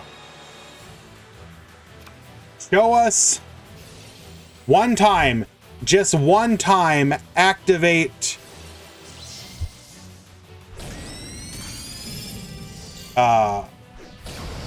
something from the hand. Nope. Not Sphere Karibo. No Sphere Karibo. No White Princess, unlucky. All right, you almost had me Vendread pilled. But now I'm starting to doubt.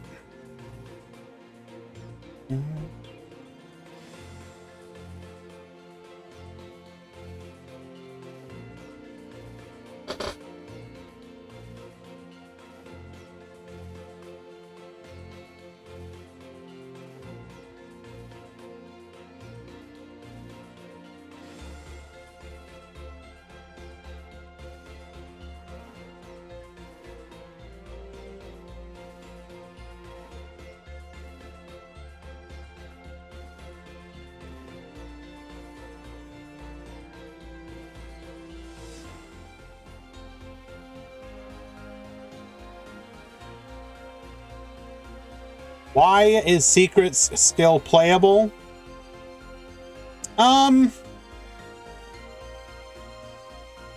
Because if you remove it, the argument for Secrets is that Mech Knights have been weakened sufficiently that they are a much more fair deck now. And while Secrets may be extremely annoying, there are ways to deal with it. And even then, the how to put it, the power level has just been reduced to a level where Secrets is not as unfair as it was before. It was way unfair when you combined it with like Limit 3 traps. Now that they don't have those, they are arguably a much more fair deck. Now, should it be removed completely? Like, would people be mad? Probably not. But the question is, does Konami want to remove this version of the deck completely? Secrets plus Indigo turn 1 is pretty broken. I mean, nobody's going to necessarily disagree there. I do believe most people did argue that Indigo should have gone to 1. I think it's fine. If Indigo goes to 1, I think Secrets can stay. That's my personal opinion.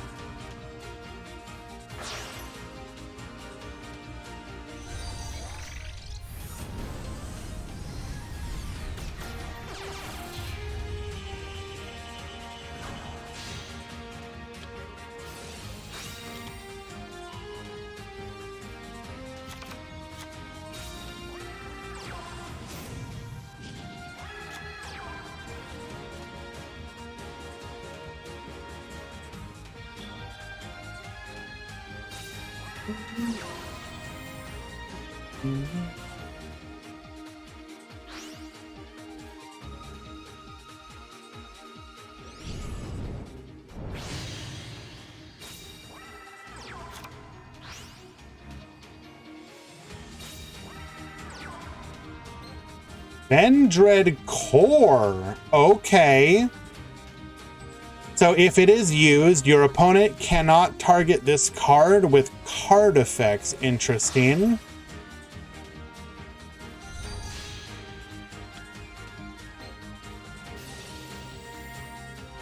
Not going to do anything though, because we are simply using it for the Avendread Savior.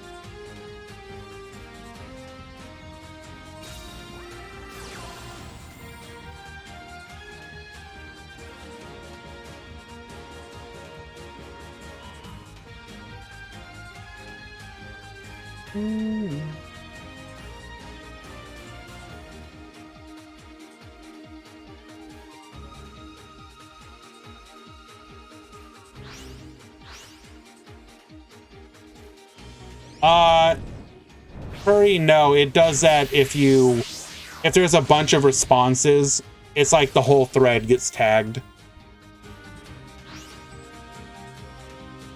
Okay, Curry, if you make a message, I respond to it, you respond to me, CM Schofield responds to you, Quantum Cubes responds to me, it'll all connect together, basically. So if you click on that icon, it'll bring up all the messages.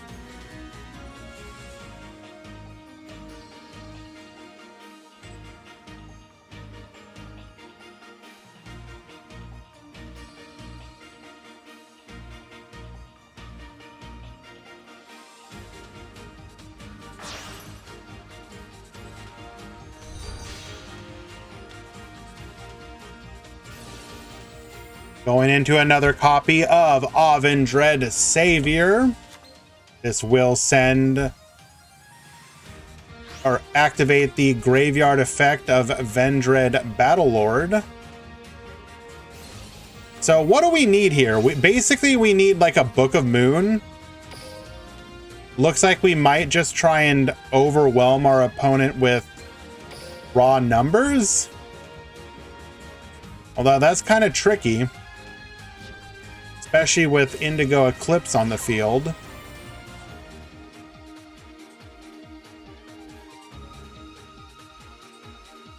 Although we can potentially play around to that.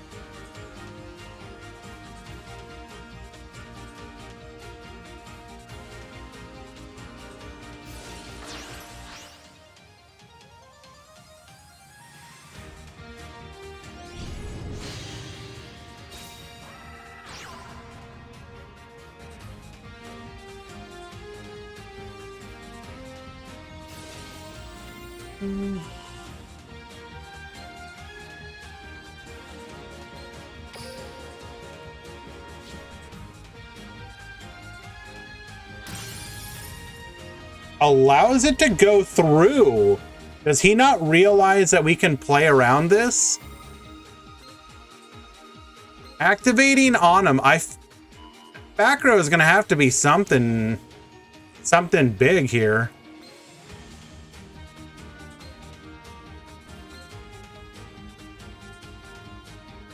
So we could have stopped this by moving here, but had we done that, then theoretically we can no longer move the Morning Star.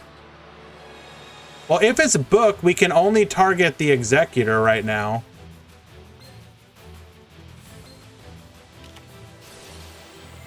Ring of Destruction is gonna do nothing.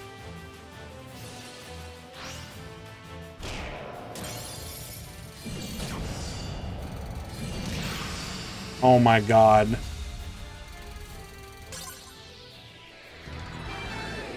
Revendread sweep, baby! 3-0.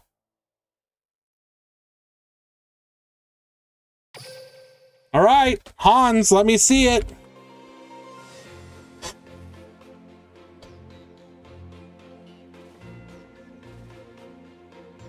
Hans, I'm going to give you 5 minutes. You have 5 minutes, Hans.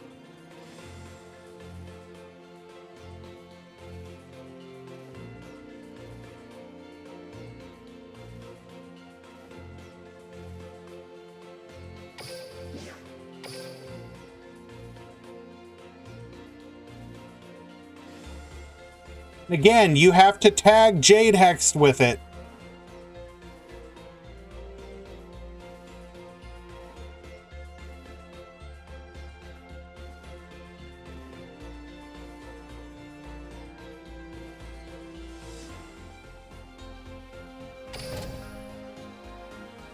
Whatever you want to post, Hans, just in the TPC channel, you have to tag Jade Hex that you need to have an emergency ban list, or an emergency new tier list vote.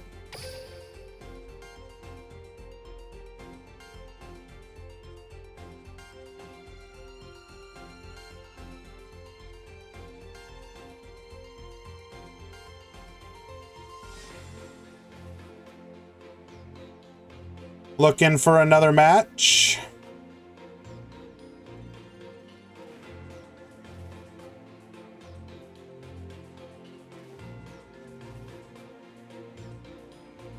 All right, we're gonna go watch Gearin again.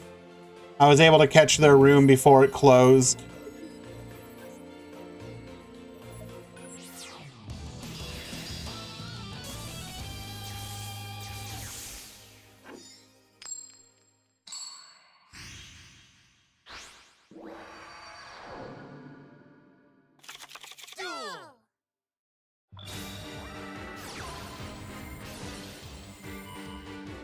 Hans, you did not tag Jade Hext.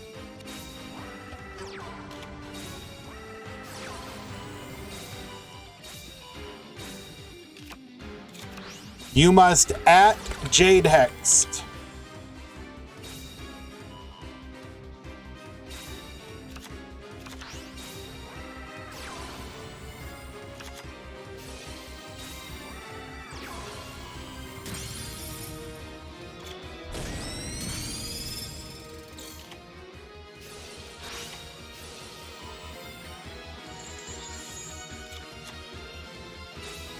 All right.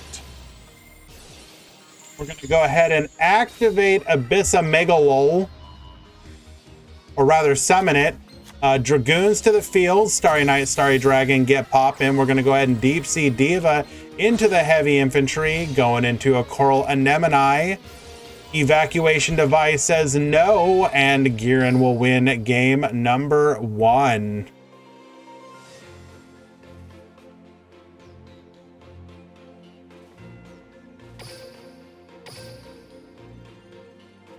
All right, looks like pool 1 round 4 has begun.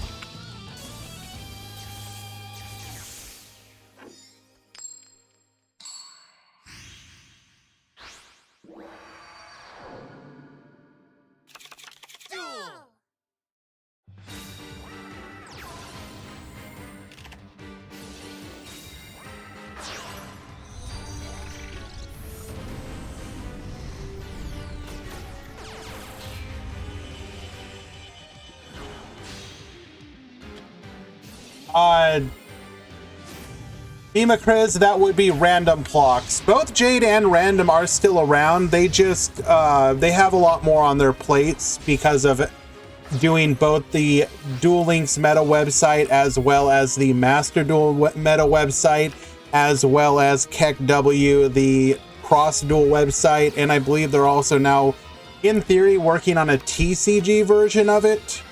So they are very busy, and so they could not dedicate the time like I can to run the events.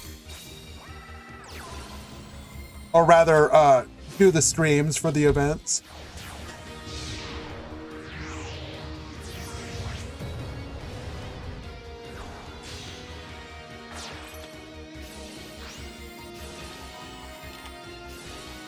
Activating Starry Night arrival. Starry Night, Starry Dragon to the field. So wait a second. We know Giran wins this one, but good lord, how? Okay. We're going to go ahead and bounce it back to hand. Our opponent did not attack. Were we afraid of Starry Night coming back from the hand again? We would have been able to beat okay, so if we pop the Omega Lull, you could still beat over with one of the Dwellers. If we pop the Dweller, Omega Lull could still beat over.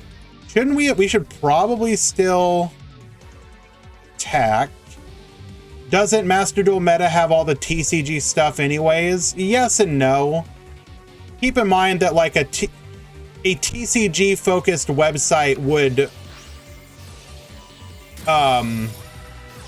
focus on stuff like just the TCG, and you would stop posting that stuff on the Master Duel website.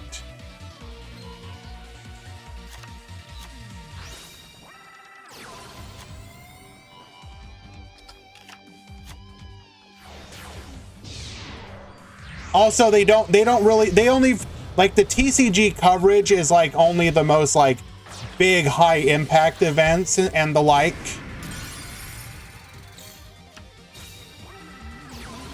All right, Swap Frog to the field. We're gonna go into another Anemone.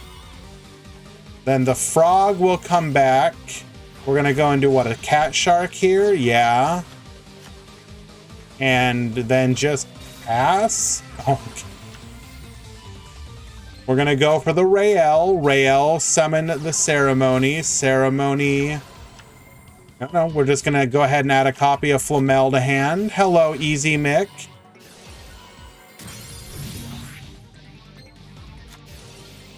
Oral Anemone activating. We will go into a Star Liege, Paladynamo, get Reducin. Wait.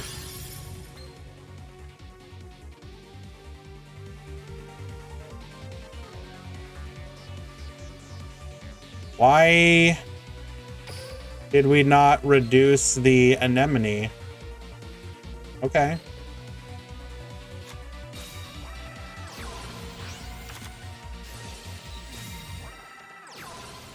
Frog does nothing, so we get poppin'. Ronin Totem returning to the field. We are walling up here. Starry Night, Starry Ceremony. Did Starry Night get new support? Why is it clapping now? No new support, but people have been playing it because it does decently well into Phantom Knights. Because Phantom Knight, the Requiem Dragon basically can't really do anything to Starry Night, Starry Dragon. Sure, you can negate, but who cares? You can't destroy, so just keep burning. You burn through the negates, or you flip them face down, or you compulse them or whatever. and then you just pick apart the board. The other reason would be that there's just some very dedicated players who are playing it consistently. It's not like a ton of people are suddenly playing the deck. It is a, you know, specific subset of people who enjoy the deck and have been working to do well with it.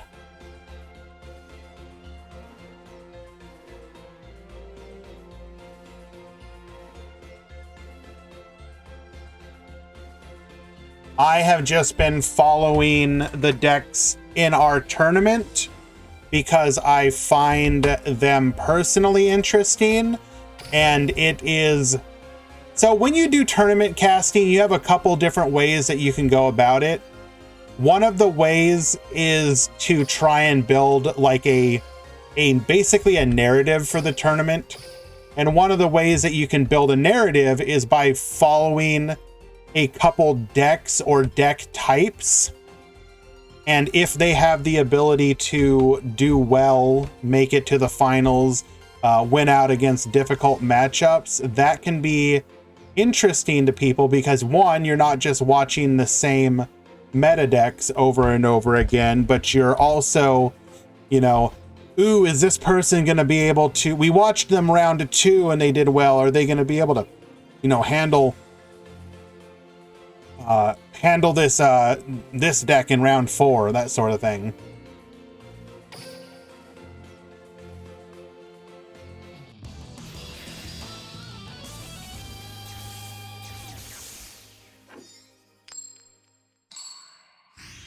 I agree. Starry Night is a very good deck. Actually, unironically, if a person was to come into the game right now and be like, I want a relatively cheap to build deck, what should I get? I unironically think Starry Night is a good option. You go into that box. I mean, realistically speaking, you should probably tell that person to go for Phantom Knights because Phantom Knights is not that much more. But if you were like, hey, you want to be, you're like that player that wants to play a rogue deck, I would say Starry Night, because you can build a free-to-play Starry Night deck that uses nothing. All the cards come strictly from the Starry Night box.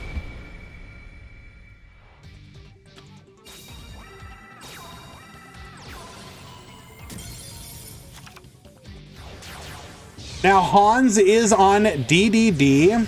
One of the reasons DDD is seeing a surge in play is because of its ability to use Heart of the Soul, not only to search out the Doom King Armageddon, but in addition, it has the ability to search one other card that you will be playing. What is that card, you may ask? Well, that card would be Lancia. Lancia obviously having a very good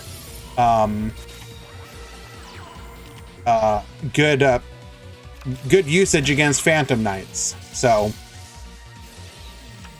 absolutely Ryax. Correct. Also Dog. Dog is also a card.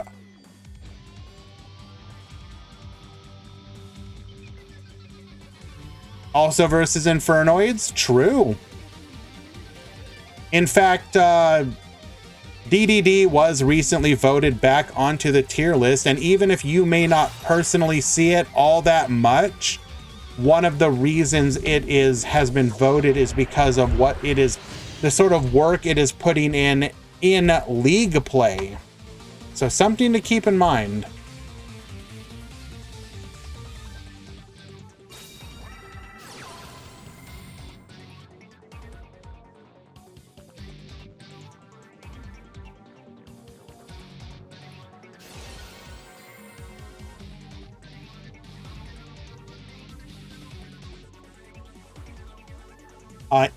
Easy, if you are available, could you go to this duel room and keep an eye on it?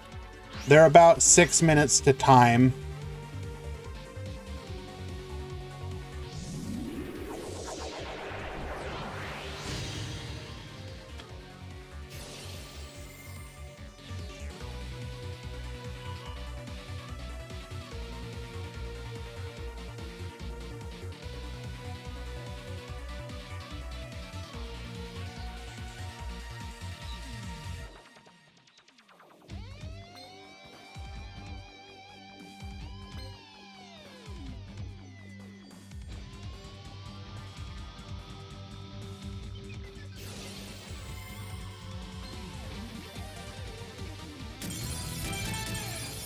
And Hans will get the concession scoop. We had 2 back row, but we could negate one of them.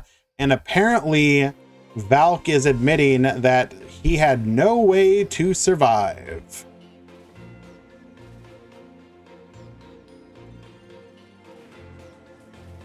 Hello, by the way, Barok. Sorry for missing your greeting.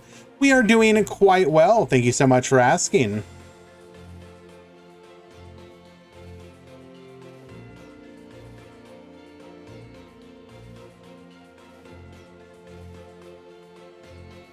Dom the Kid tried to play today, but the first 2 rounds did not go as planned. Unlucky. It happens sometimes, my friend.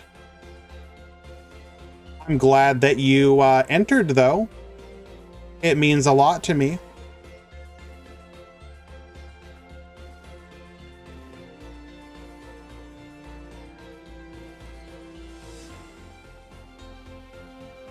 Oh, well. Looks like that final match has been reported, so we can go ahead and just confirm, push that through.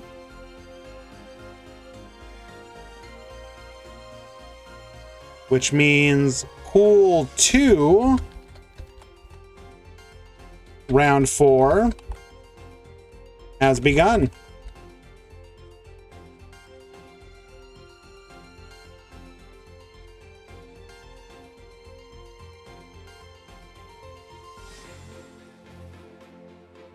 I ain't gonna lie, I can be a little base sometimes, and what I mean by that is I absolutely love it when tournament turnout is strong. Like, nothing brings more of a smile to my face than when we have one of our events and you have just good, strong numbers. One of the things that actually was making me quite sad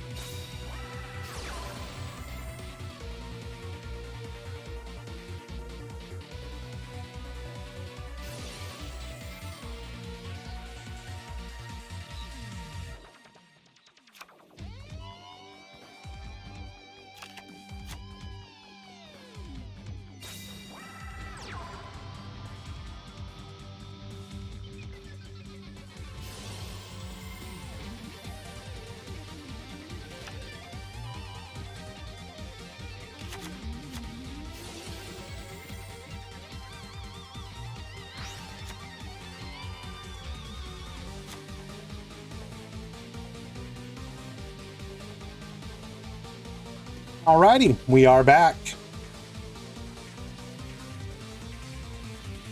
Yes, there's commentary. I was just taking a quick break, Hero. Sorry about that.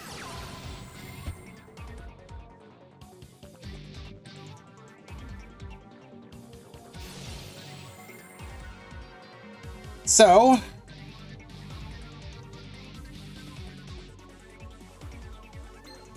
Coach King getting us 3 more cards. Did we reveal any back row? Do not, well, okay, it doesn't show us, unfortunately.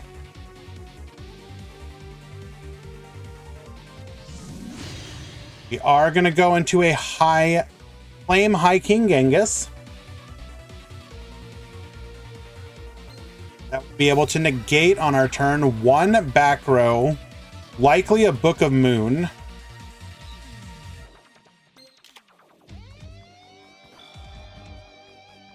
Now, one of the smart thing that we have done here is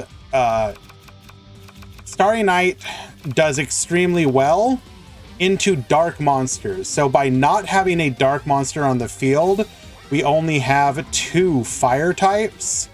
Balefire becomes much weaker. Oh, wow. Okay. That is... We likely have Flamel in hand. So we can interrupt a lethal push here. Our opponent's going to have to decide if he's going to take all 2,000 damage.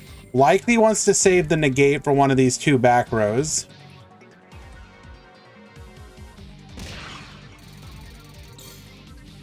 But Dom, going back to what I was talking about earlier, when I was doing the Meta Weekly, and it was like during the really dark period where we were getting between 20 and like 30 people because it was still doing tickets for entry, I would just get incredibly like sad hosting those events, because it was like, 1, it doesn't have to be this way, but 2,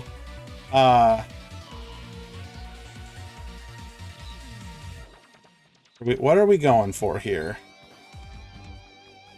Wants to be able to flip this up. Okay. We have to flip it up now, otherwise we can just flip this back up.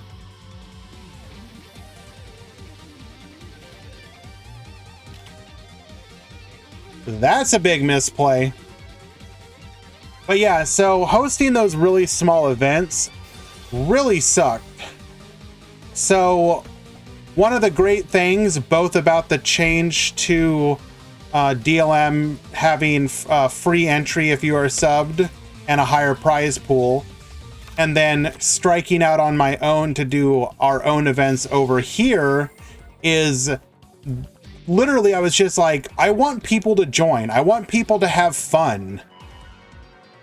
And, you know, that's always been my entire goal, is I just want the most amount of people to have the most amount of fun. So when we have large tournaments with a number of people entering, it just fills me with so much joy, basically. Even the single elimination events that we do that are the Japanese time zone, I'm totally like down with, because like those are fun. And I know that we are getting really good turnout for the number of people that could potentially join at that time, especially when you consider the fact that we aren't even necessarily getting a ton of Japanese people entering the events, even though it is specifically catered to be accessible to people in those time zones. But the other thing that I look at, and it makes me very happy, is with the events that we've been hosting here, one of the ways you can also, so with free to join events, one of the things you have to be cognizant of is how many people are signing up and then not showing up, right? So if you have 150 people sign up, but then like you get like 70 DQs because, you know, half the people don't show up, that really sucks. Because, you know, you get excited for the prospect of, oh, we're about to get a massive turnout today. But instead, it's just like, solid. Hey, Sean, how did the grind go today, my friend?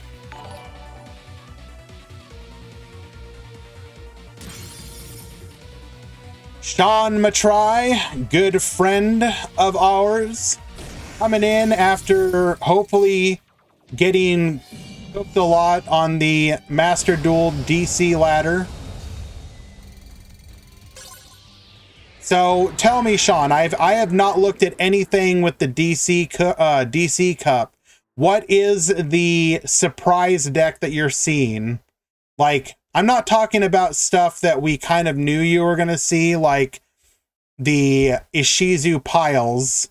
Is there anything that's like, yo, this is the shocking surprise? Oh, wrong button.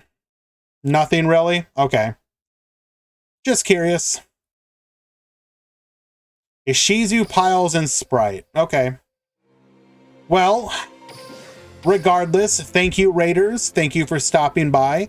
We are hosting the Duel Links Grand Prix number 15. This is a 5-round top 32 Swiss event. Today we had... how many people did we have sign up total?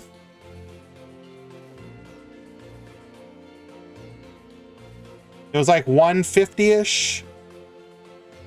Yeah, we had 150 sign up and 135 after drops. Which I am extremely... So what we were talking about, guys, was when you host a free event and the number of drops that you're getting is relatively low. So for example, I just said that we had 150 people sign up and 135 after drops. That is exceptional. One of the things I've been very, very happy about with the tournament series we've been hosting here is that the number of people who sign up and then show up is extremely high. And that also is really cool. You know, you will sometimes unfortunately see some communities, and I'm not going to call anybody out, but when you see a ton of when you see a ton of people sign up but then they just don't show up, like, it's a big feels bad. It's like, guys, why are you doing that? I understand you're reserving a spot because you think you might make it, but like, come on now. Nah, we're not going to get those kind of numbers outside of like a big event, and that's fine. If we're over 100, I'm happy. And so far, we have been over 100 for every time except for one, and even that one was very close to 100.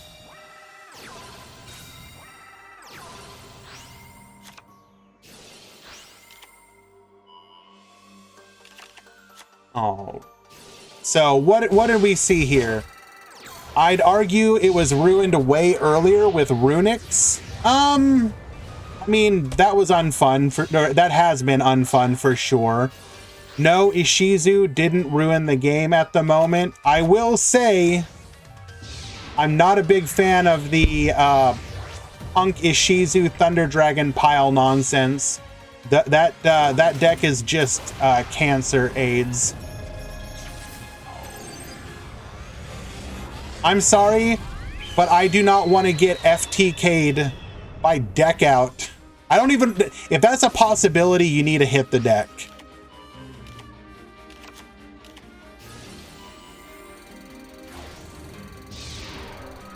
Literally, it's like... So, obviously, Spider-Man has given us a lot of really good memes, but the meme where, like, you know, Peter Parker takes off the glasses, you know, that meme. You just want to be like, on the top, Adventure Tenyi, at the bottom, Punk Ishizu Thunder Dragons, because it's literally the same deck, except one of them now has the ability to FTK you and even more interruptions. But aside from that, you look at like the end boards, it's like, yep, I sure recognize those end boards.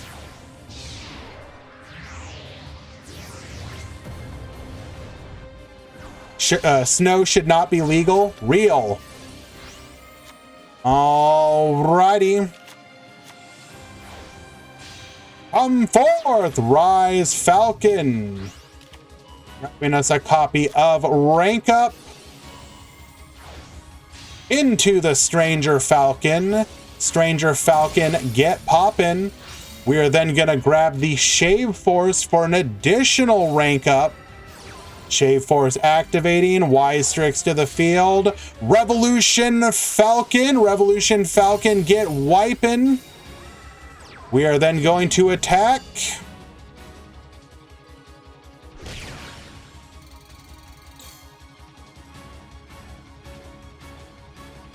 If you get a sponsor, then a small... Well, first of all, quote unquote, getting a sponsor is easier said than done. Also, you got to be careful about fees, because fees immediately invalidate a ton of people from being able to actually join the event.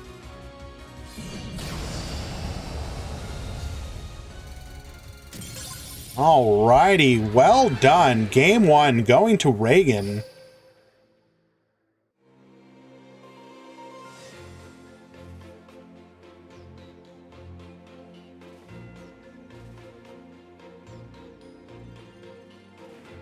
Can I check DM? Yes.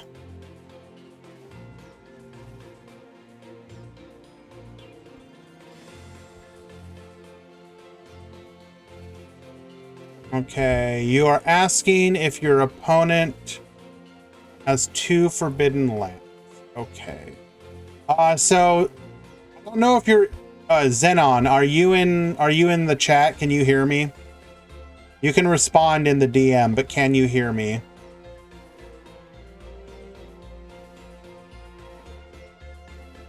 I need to know if I need to type at you.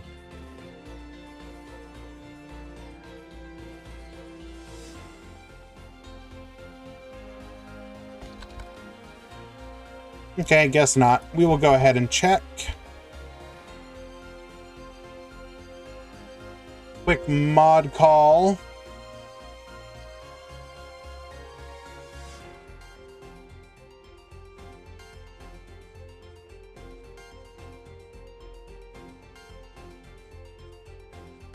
Even once a month, because consider, Dom, if we start hosting an event like that, obviously you have to consider, the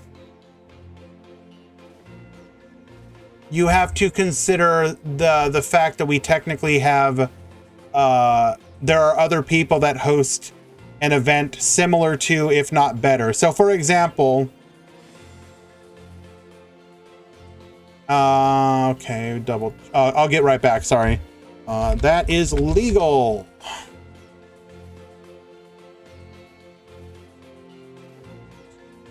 So if other communities have an event that would be similar to what you're hosting and it is free to join and you are asking for paid entry, you will still get people who will enter, of course. But the number of people is going to be vastly reduced. So you have to set your expectations lower, both for the prize pool and for the number of people that are going to join. Not saying you can't do it, but it is going to be significantly less. If one is getting, 250 to 300 people joining, a paid entry one would be like 50 people joining. Maybe.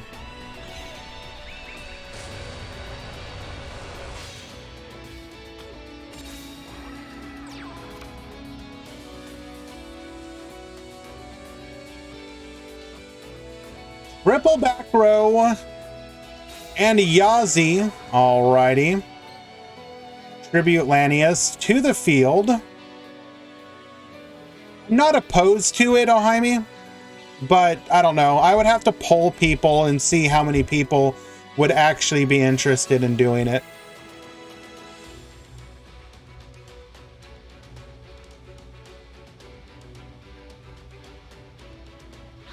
I do have at least 2 people who have offered up to help donate toward an event as well.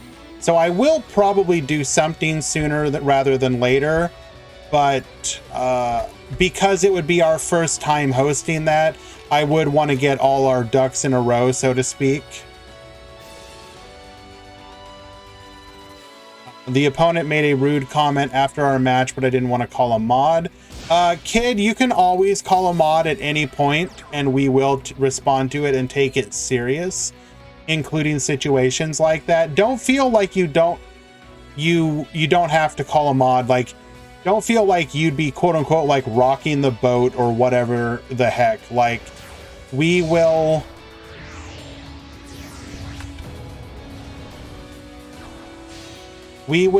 absolutely look into it and take it seriously.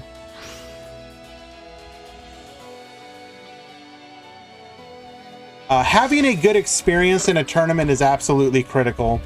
If you join an event and people are absolute, like, trash tier to you, you know, your odds of joining again are probably pretty low.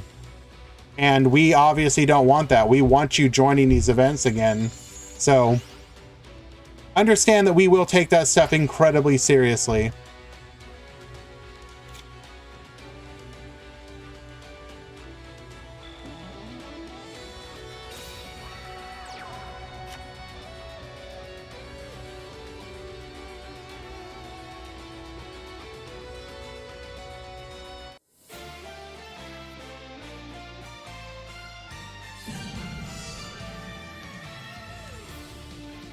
One back row. We do have the Book of Moon. This will stop the lethal.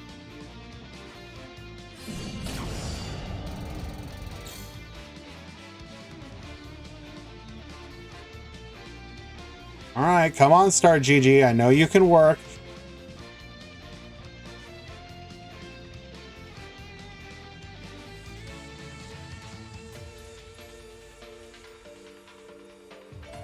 Oh my god, just load already. We will get the scoop, however. Probably didn't draw into anything playable.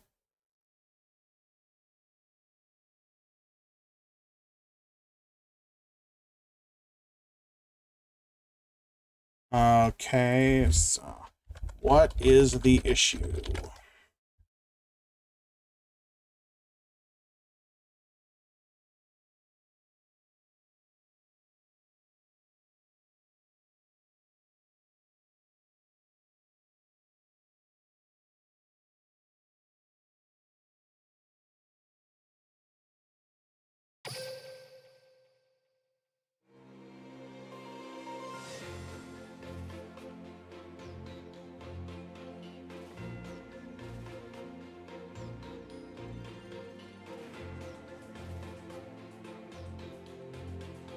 There's another issue as well, Easy, that I'm responding to. Do we have a tournament at 6 a.m.? Yes, we do. The single elimination one.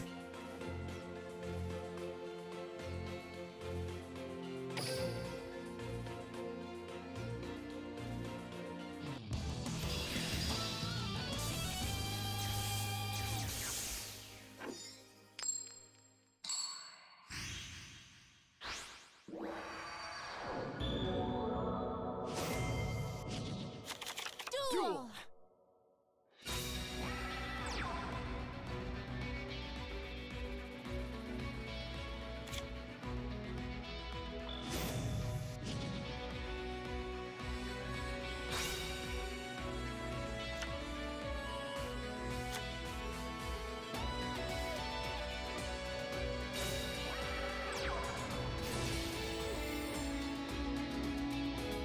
Oh my god, dude.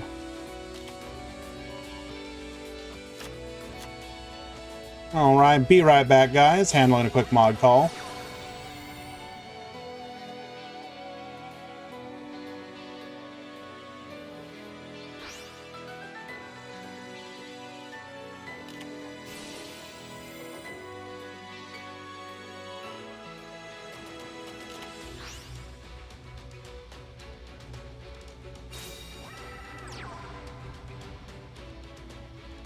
Easy. Can you go to a Chroma's match and check on what Gozu is saying? Apparently, what game did deck size change?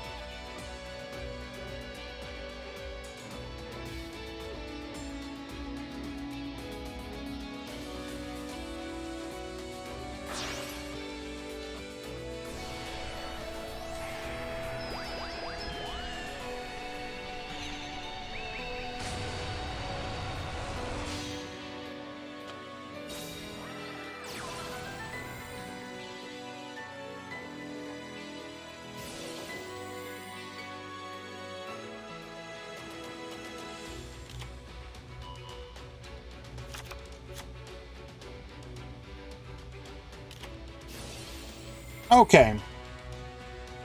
Sorry about that, guys.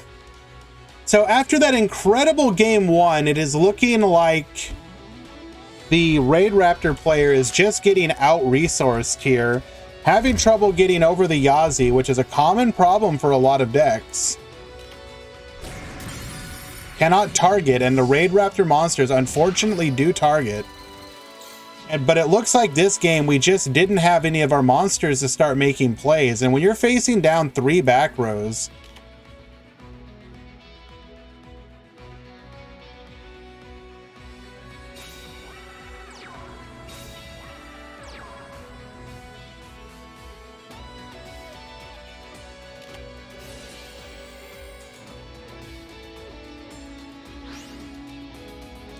yeah, this is Revolution outs Yazi. Oh, right, that does. Well, okay, sure. Revolution does, but Revolution is not like...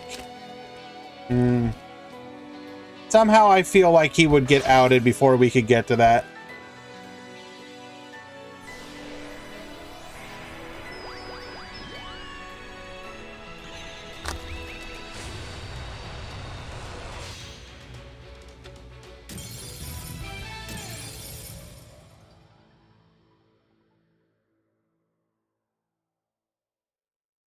All right, Deborah will win game number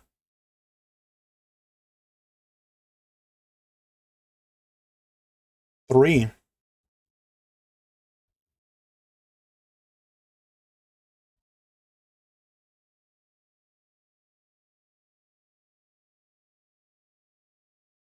Let us go ahead and find another match.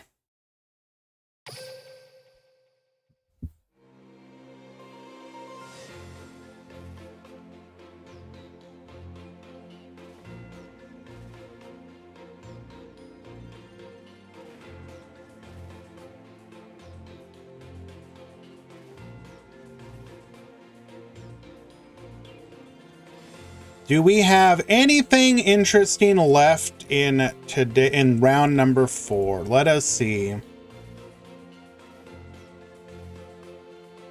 Hey, hello, Alien Corazon. So good of you to join us.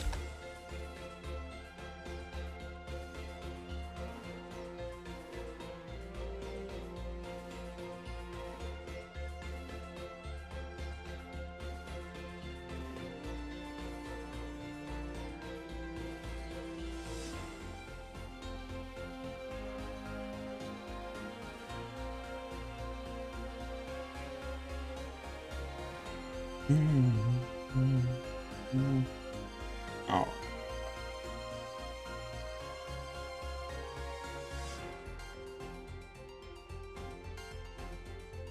Any interesting matches left?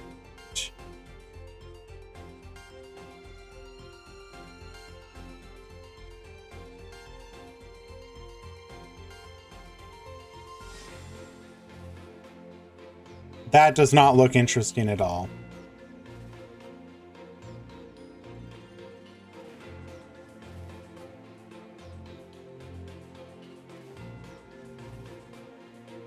Hello? Okay.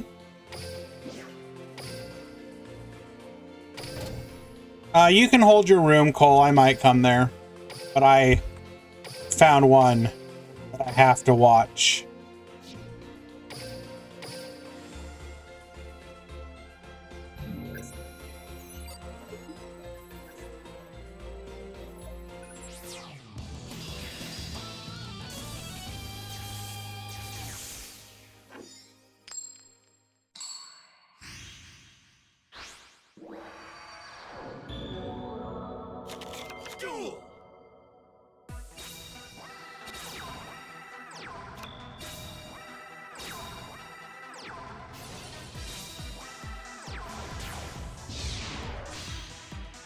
All right.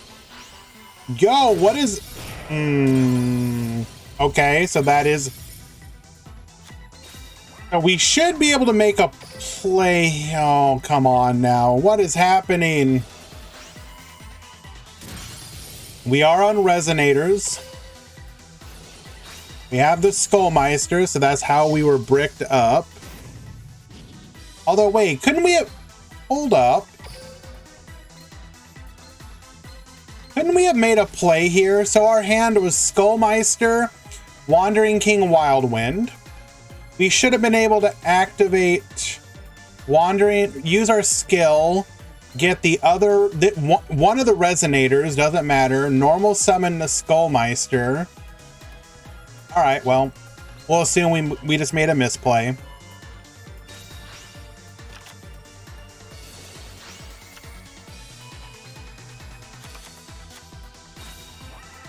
No uses of the skill yet.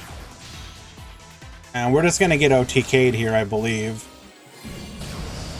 Yep. Game number 1 going to Fato.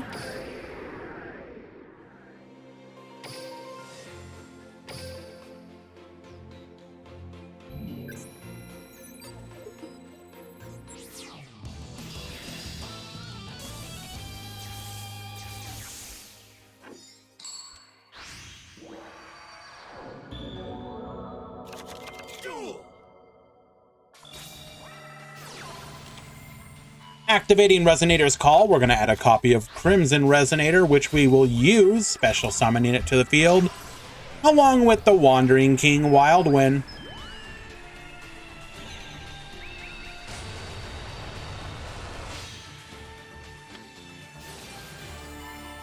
We're going to go ahead and bring back the Crimson Resonator, summoning 2 to the field. Red Resonator gain 2100 into a Red Dragoned Archfiend, come forth.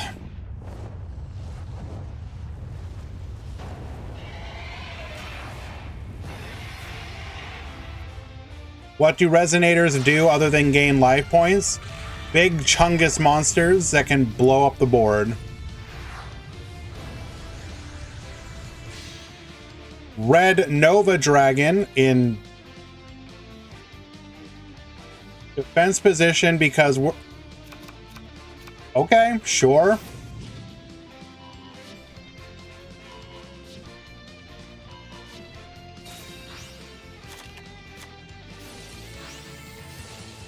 Skullmeister effect, negate. We're gonna go into the Break Sword. Break Sword effect, can't actually destroy it, but we will activate to bring back both of the monsters into a Rebellion Xyz Dragon. Get Baboostin, get Reducin. We will banish to negate, coming back. Wandering King Wildwind, activating. We will go into the Requiem at this point. Wait, hold up. Excuse me? Searching out a copy of Obsessive Uva Loop. If this card is in your hand, you can target one synchro monster you control or in your graveyard, banish it, and if you do, special summon this card. If this card is in your graveyard, you can target one synchro monster you control in your graveyard, banish it, and if you do, add this card to your hand. Okay.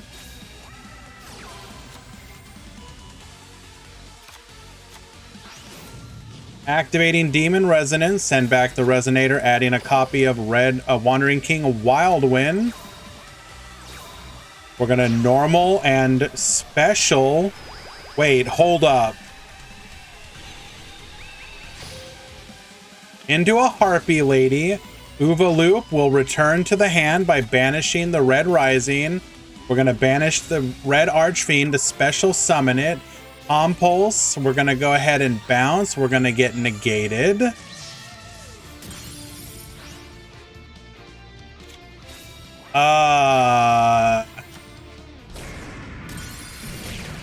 We win this one? Okay, let's see. Loop effect activating, returning to the hand. Activates Dark Hole, wipe the board. Red Resonator, adding Wandering King Wild Wind. Red Crimson Resonator to the field. Wandering King Wild Wind, gonna get booked. That's fine. Come forth, Loop, attack for 2,000. Adding gloves to hand. We are at the very end of what we can do here. Mystical Space Typhoon, Forbidden Lance. That's fine. We're gonna go ahead and go into a Hot Red Dragoned Archfiend. Get destroying and attack for lethal.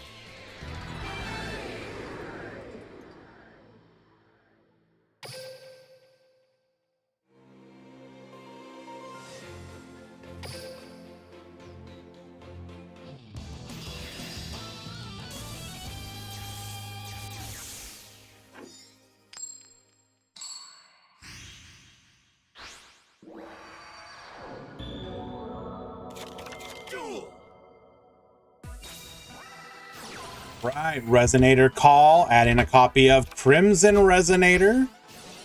Crimson to the field. We're going to go ahead and activate our skill, sending back a Red Resonator, getting ourselves a copy of the Wandering King Wild Wind.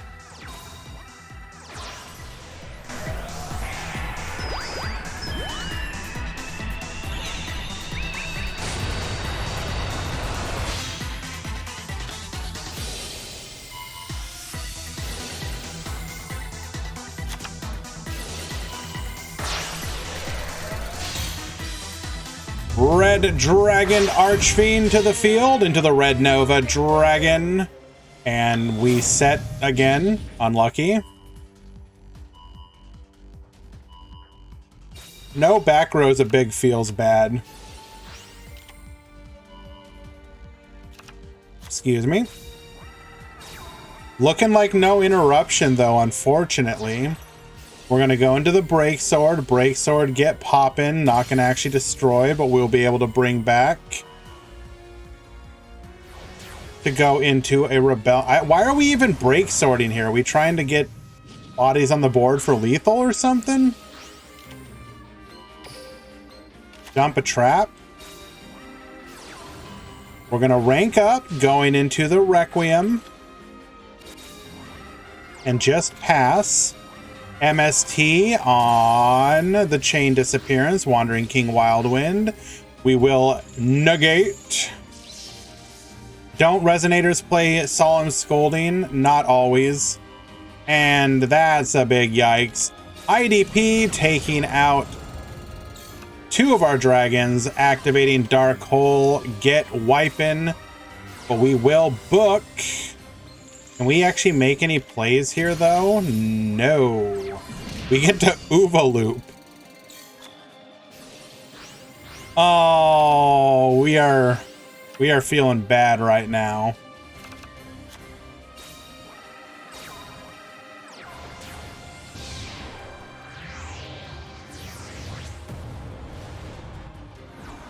Wait, what?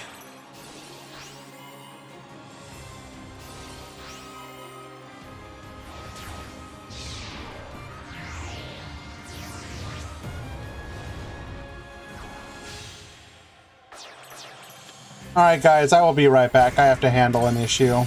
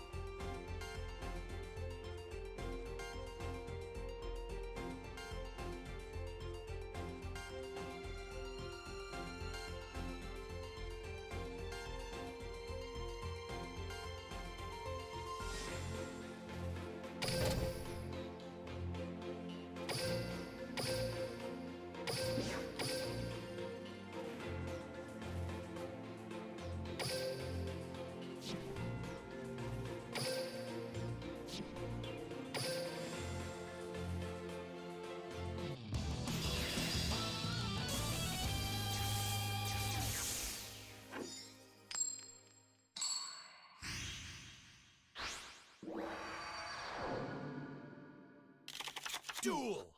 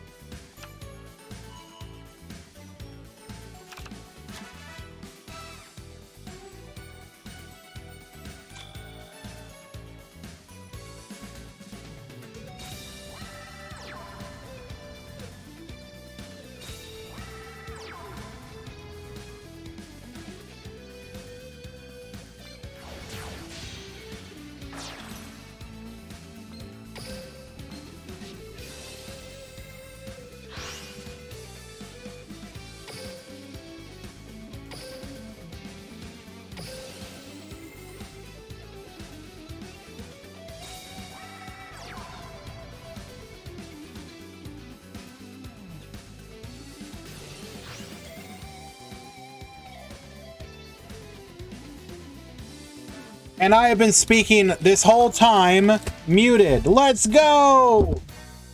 Add one to the counter for streamer screw-ups.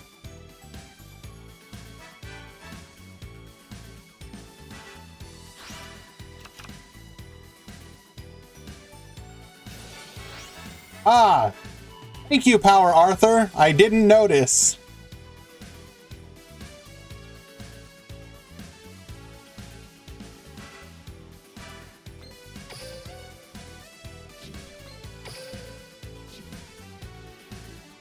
Well, we were handling a mod issue, yes, but I came back and started commentating. And oh, as I'm wont to do, I forgot to do something.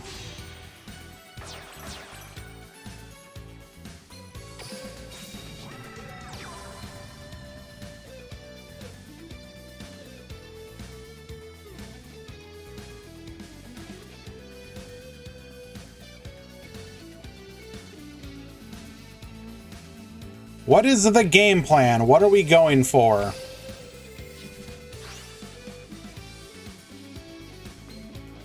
Activating.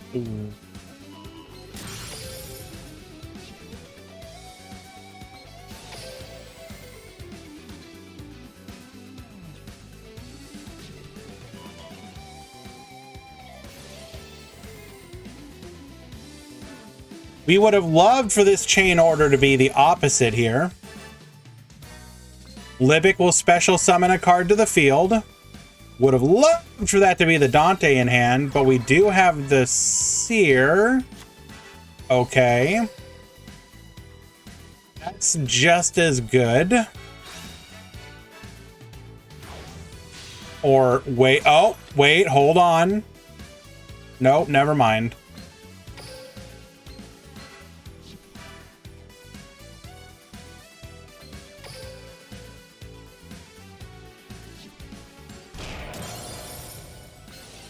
Taking out the Seer, that's going to be able to revive the Dante. Was that the correct play?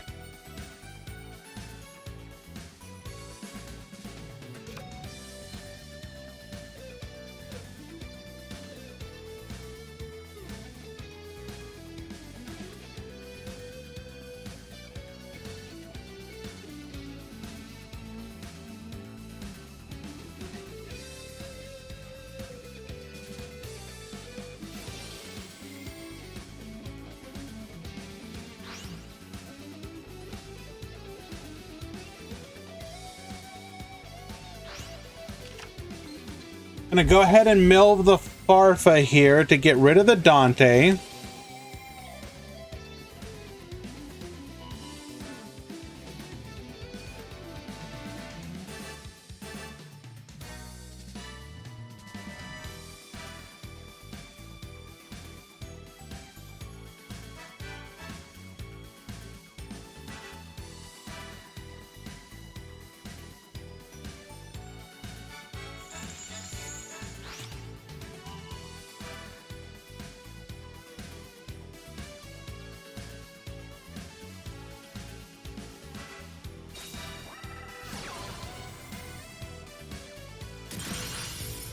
Darkhold, wipe the field. We're going to go ahead and activate the Phantom Knights of Breaksword, bringing 2 bodies back to the field, but that should not be hard to break.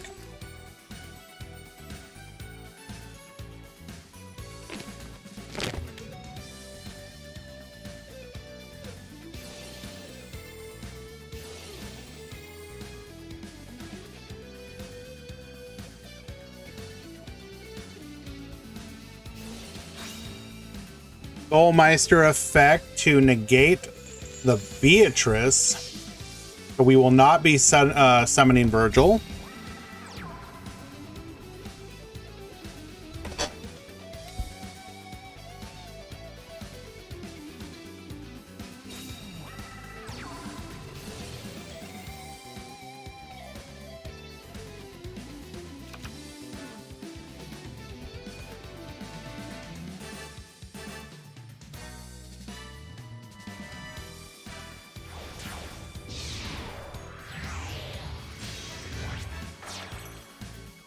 Tour guide into Fiendish Rhino will allow us to go into Dante.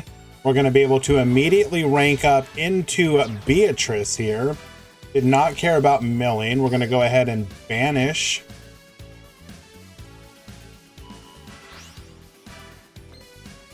The Silent Boots.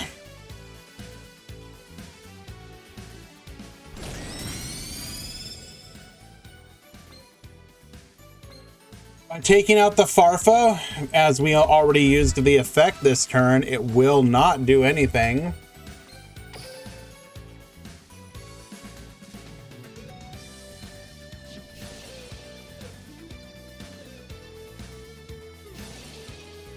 Both Farfa targets will return to the field. Welcome back, Boots. Welcome back, Dante.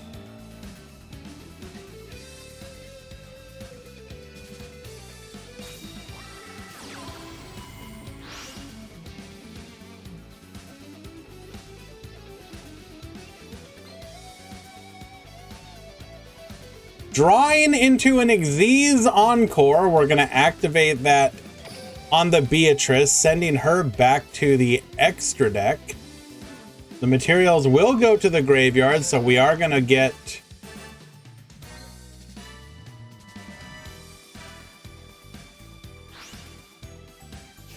the activation of the Dante, reducing the levels by 1 to level 2. We're going to go ahead and add Seer back to hand.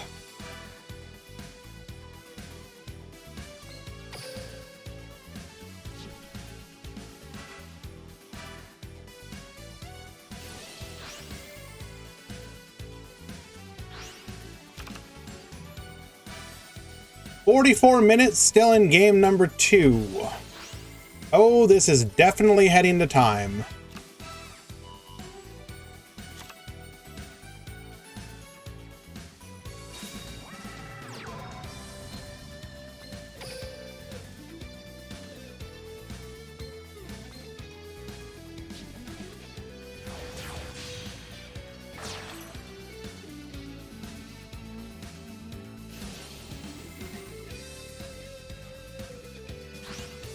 Yes, it is, Alia.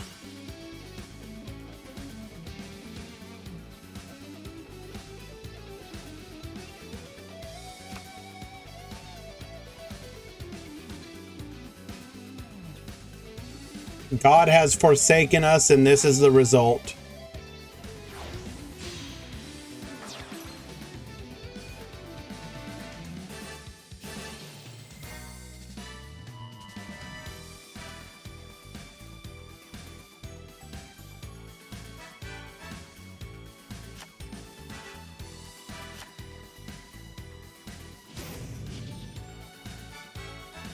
Ties that bind will allow us to break the board.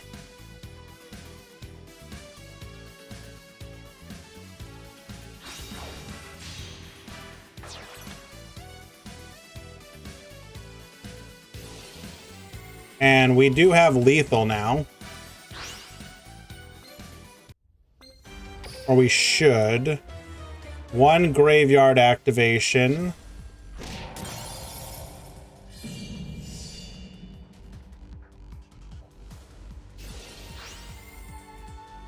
Breaksword can bring a body back to the field.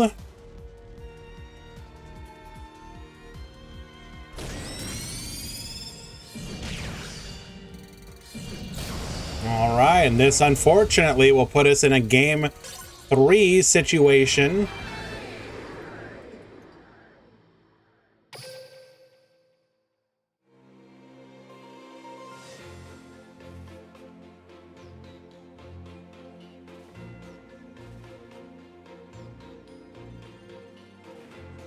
I want both of these players to know that I hold them personally responsible.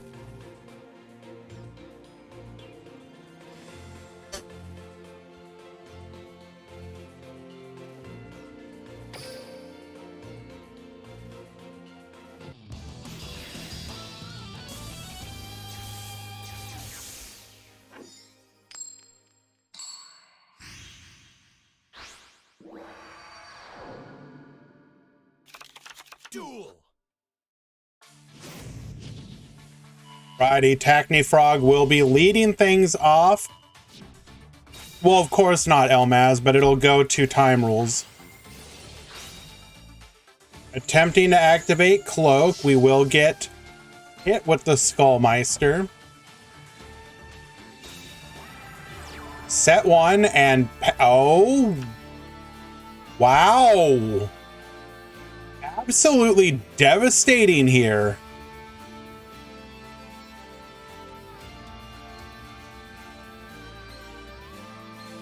Skullmeister completely shutting down our turn.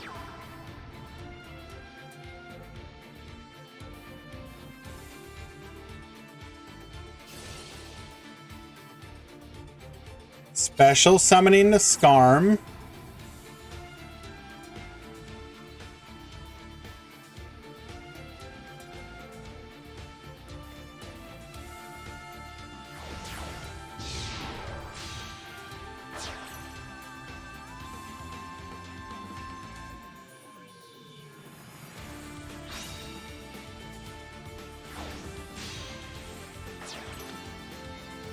We are gonna rank up here. Banish. But can we put lethal on the board is the question. Looks like a no. Getting in that important 2600 damage though.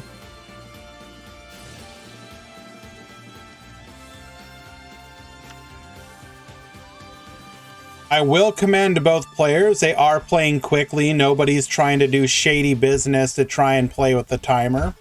Do appreciate that. The mark of a true duelist. No scumbaggery here.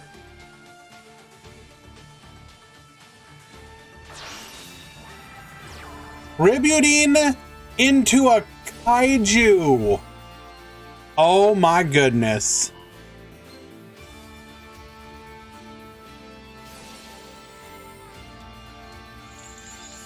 Okay. Tachyfrog has the ability to go for lethal here now.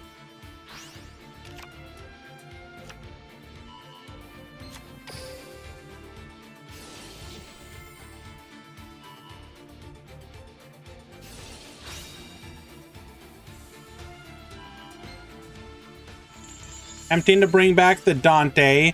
You Skullmeistered me. I throw you.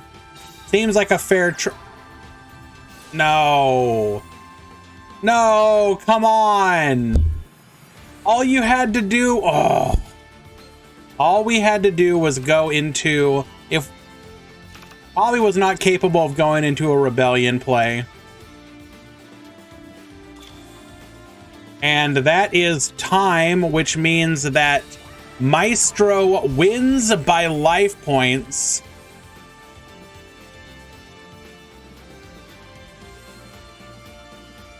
Duelists, you can surrender.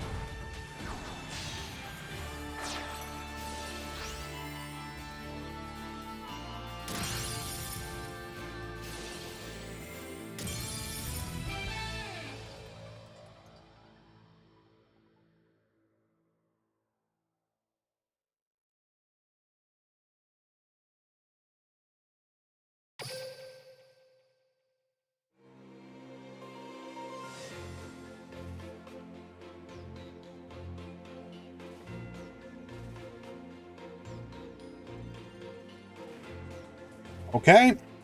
Pool 2, round 5 has begun.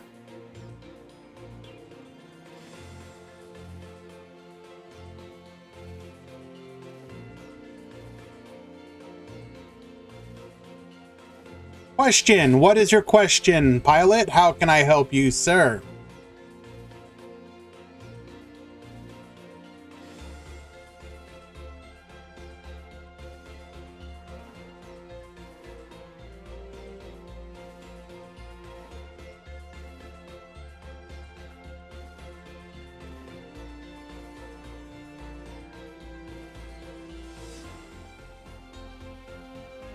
Does the curse apply if any of the wins was a DQ? Yes, absolutely.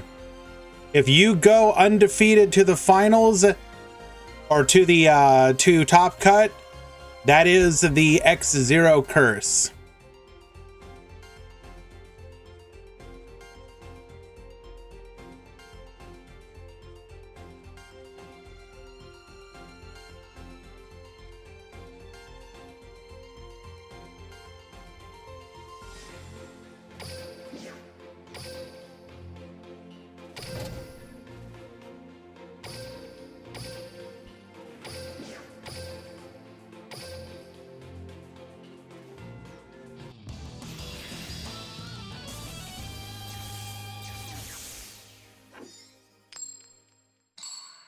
Alrighty, game number 3 in round 5 between CM Schofield and Mamadsa.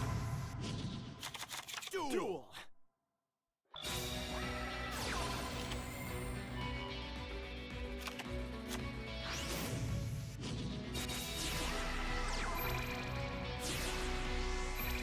Thank you, Ezekiel. I appreciate you for noticing.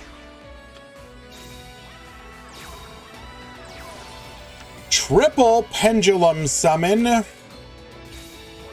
Donkey grabbing Joker. Joker grabbing another copy of Pendulum Dragon. We're going to go into the Doom Rider plus a Dweller. All right, good luck, gamer. Dweller shotgunning the effect. Darkhold to wipe the field. Vanishing Lanius into Tribute Lanius into Force Strix. Grabbing a copy of Singing Lanius. How is Vendred doing? I have not checked on them. I will after this game. Come forth, Rise Falcon.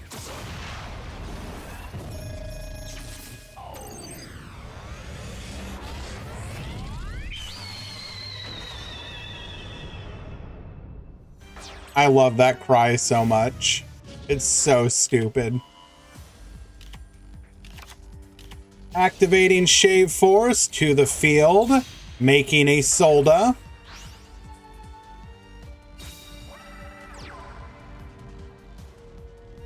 Can we really not put lethal on the board?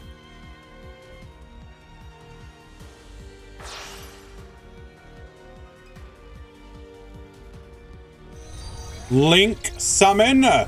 Link to Pentastag. Okay, there you go. Oh my god, Silverhawks. Yes, I am old enough to remember Silverhawks.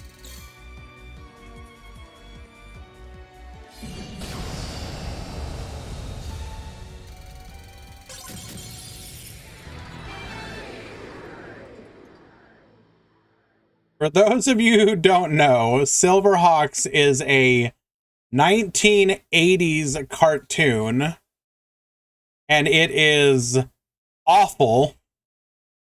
But you didn't know better at the time.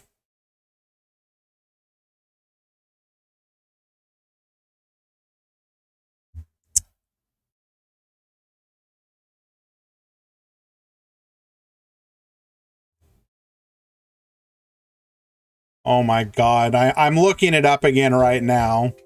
I forgot just how dumb they looked.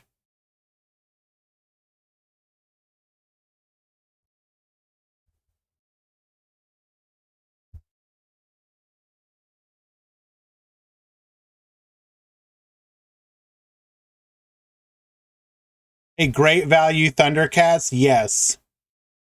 That is literally what they were.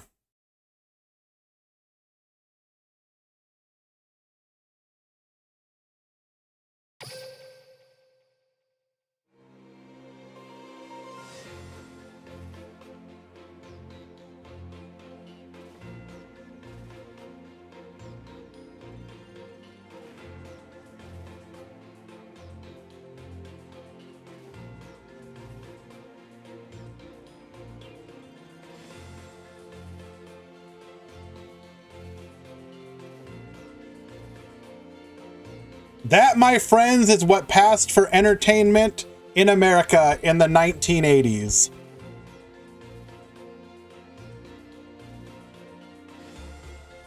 Look at these amazing toys you could get too.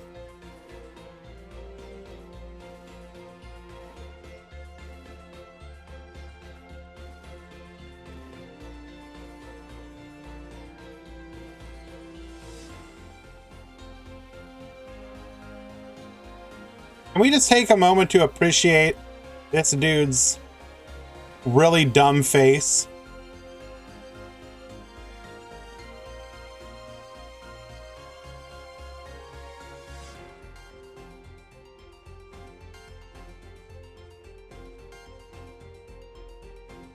Look at his stupid face.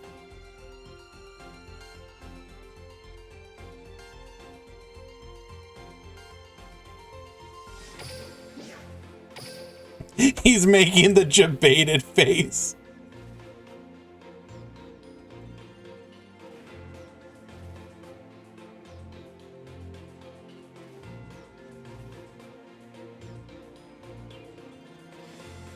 Alrighty, let us find another match.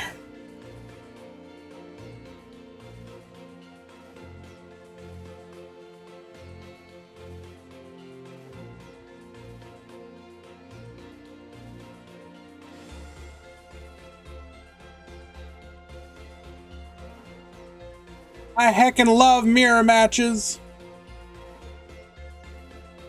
Oh, right. We were gonna check on how the kid was doing. How is the Vendread sweep going?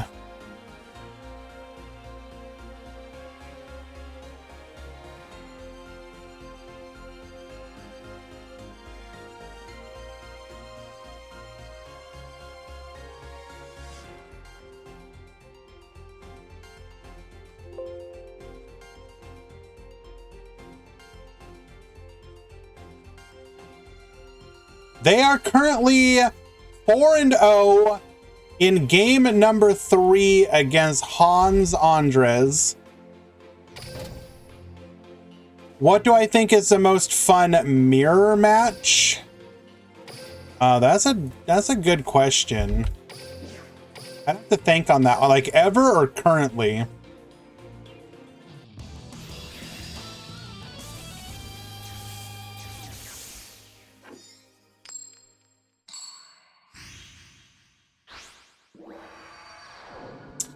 Most fun mirror match ever. Duel. I'd have to think about that one for a moment.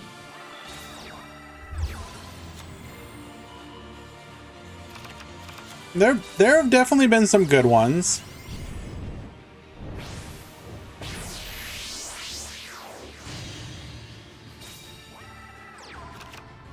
Mech Knight Mirror? Sure. It can be either one-sided or interesting. Okay,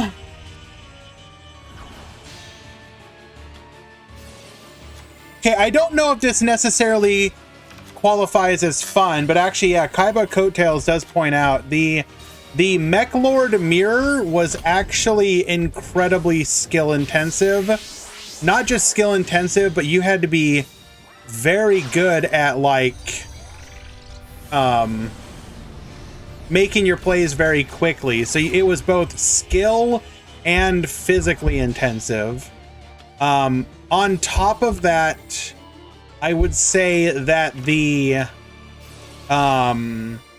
combo Shira mirror matches could be interesting, as long as both players got to mill everything.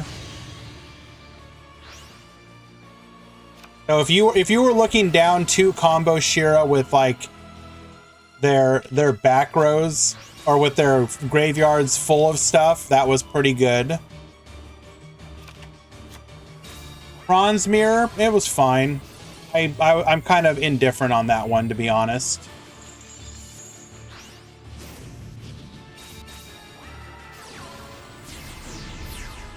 Ending for one, come forth, Doom King and Scoop. It will make it to the top 32, undefeated, 5-0 with Vendread. I I'd have to, like, legitimately, why did he scoop? Because he was gonna die? I don't know.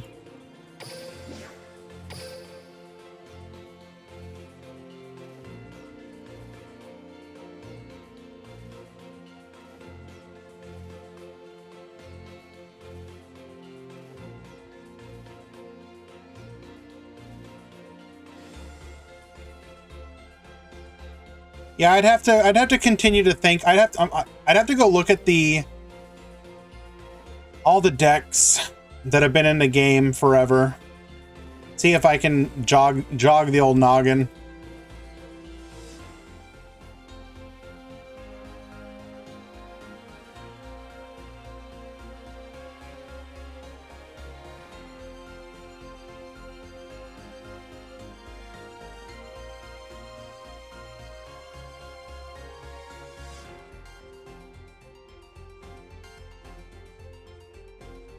I'm gonna take a quick peek, Valk. I just don't wanna follow the same people the whole time.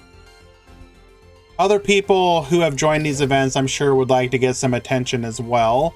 And we have an oldie but goodie here.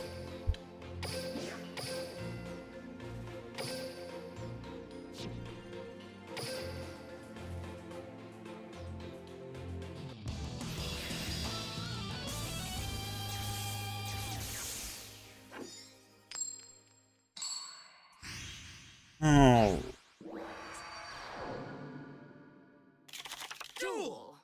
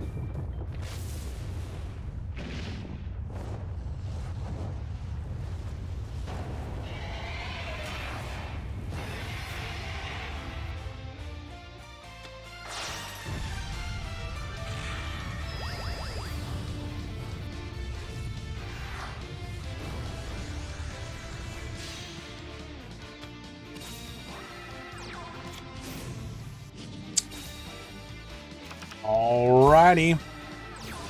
Harpy's hunting ground. Going to go after that back row. We do have the MST though, so get opt. Activating Elegant Egotist, bringing out a Harpy Lady 1.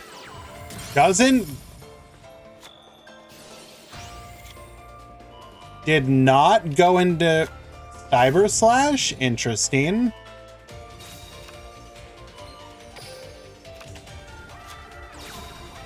Activating Dimension. We are main decking Dimensional Fissure. Interesting decision. That's legal. Our opponent's going to be left on... Our opponent's going to be left on 400 life points. We're going to go Channeler into Perfumer, getting into a copy of Lightning Chidori. Lightning Chidori will be able to send the Resonator back to the extra deck. Lightning Chidori is... Are we really coming back this hard? Wow. Getting in for another 19, setting 2 more back row. Our opponent draws into Dimensional Fissure again, setting 1 more back row. Really needs some resources here. Last turn, and that's going to be a Resonator's Call. Don't think that's going to be enough for us to actually survive here, though. Demon's Resonance. We can send it back and grab a copy of Wandering King Wildwind. That will at least be able to contest a Perfumer. But Ice Dragon's Prison, we're going to bring the Resonator back to the field. Get Reducing and not attack, which means we can just run it over now.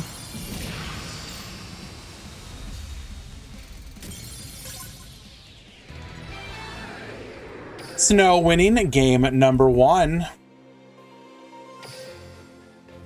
So I was looking at the all the decks that have been in the game so far. Another mirror match that I actually think I enjoyed, and I know this is probably gonna there's 2 mirror matches actually offhand that I think were actually all right. Sham is correct. One of them is Vampire. That was actually going to be the second one I mentioned. Vampire mirrors were perfectly good. And then on top of that, despite it being kind of a hated deck, Adventures, thank you so much for the follow. I think Magnet Warrior mirrors were actually perfectly fine.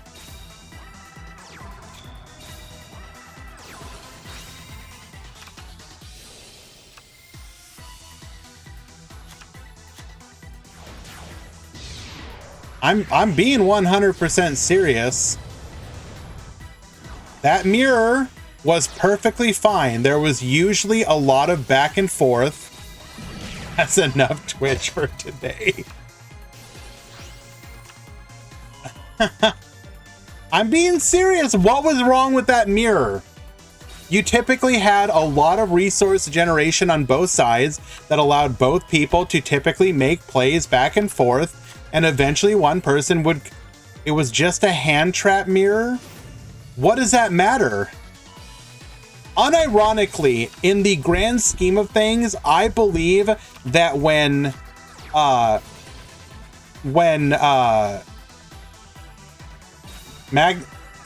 okay, I said Vampire as well. We're talking about mirror matches. There aren't a ton of enjoyable mirror matches. Like, let's go down the list. Was the Blue Eyes mirror match enjoyable? No, because it was whoever had the karma cut. Heroes, was that one enjoyable? Heroes actually, unironically, was probably okay. It depends on the different versions of Heroes, but Heroes as a whole have had some perfectly fine mirror matches. Thunder Dragons. Okay, that one was actually a pretty decent mirror as well. Shiranui was fine. It was a little annoying when you went second into a bunch of back row and just got like blown out. But Harpy mirror could be pretty annoying. Blackwing mirror, lol. Dark Magician mirror, no. Onomat mirror, no, but with an asterisk.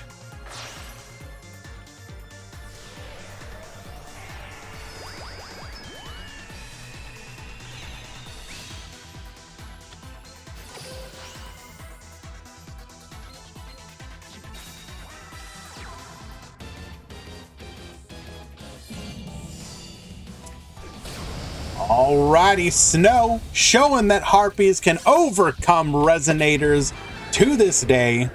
Okay, the Harpy mirror was funny when you could do stuff like Patriarch, but a lot of times that's not the case. It kind of came down to hero mirrors were fine depending on the format at the time.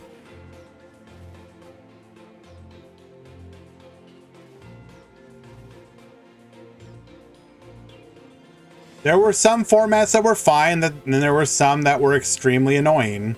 Like,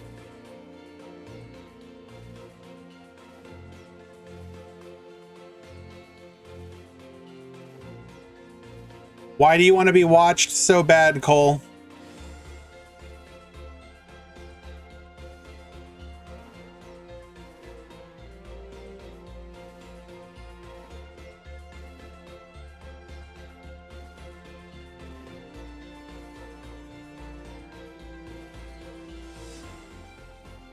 Cyber Dragon, awful mirror. Crystron, have no opinion. Water Xyz, awful mirror.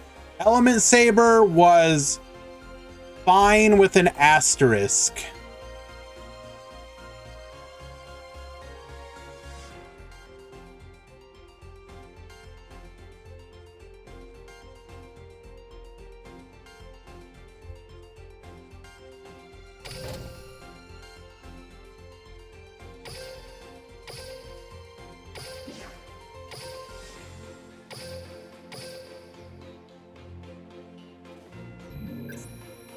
Noble Knights, unfortunately, was not a great mirror. Can I do the thing? What thing is that? You want me to show off your nice looking breakdown? Is that what you would like me to do, Easy Mick? The artist who does the art for both the emotes of the channel and the breakdowns. What's the other thing?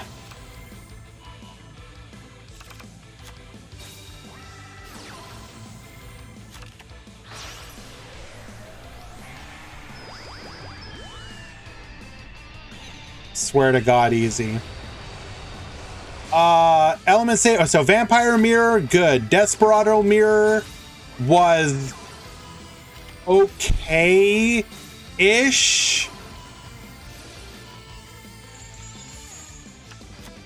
Noble Knight's Mirror was kind of bad. DDD Mirror is awful. Ritual Beast Mirror is awful. Salamangreat Mirror is fine now, was awful with the counter trap. Gaia Mirror was awful. Six Samurai Mirror was awful. Magnet Warrior Mirror was good. Amazoness Mirror was fine. Dark Lord Mirror was fine. Phantom Knight Mirror is fine. Fur Hire Mirror is awful. Fine. Spellbook Mirror is awful. Ancient Gear Mirror is awful. Mech Knight Mirror is fine. Kawaki Marrow Mirror is awful. Witchcrafter Mirror is awful. Goki Mirror is awful. Triamid Mirror is fine. Rose Dragon Mirror is fine. Tech Genus Mirror is fine. Burning Abyss Mirror is fine. And sorry for not paying too much attention there, Cole. Well done in game number 1, though.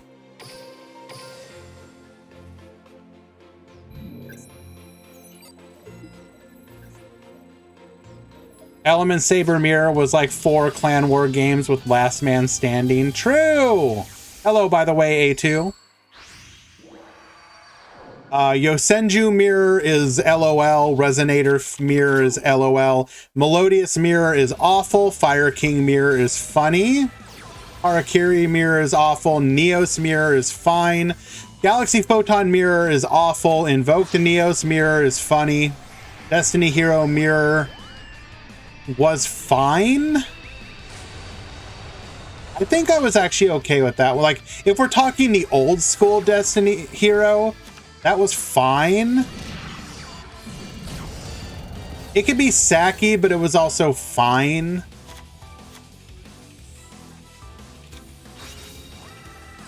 On 4th Petrulia, we're going to go ahead and Book of Moon here.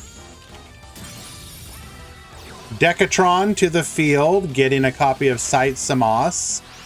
Get Banishing. Armadic to the field, taking out the Cyber Slash into Doolittle. Bringing out the Sight Samos and almost lethal. Can we come back here? Harpy Channeler into the Oracle effect. We're going to go into Cyber Slash Harpy Lady. Activating Hunting Ground, Sight Samos, get Venetian. We will then take out the Sight Samos. Our opponent has 1 back row, is forced to pass. Did we activate the skill? Okay. We had it in hand and didn't just draw it. How about a Master Duel turn 1? What are you talking about, Nah?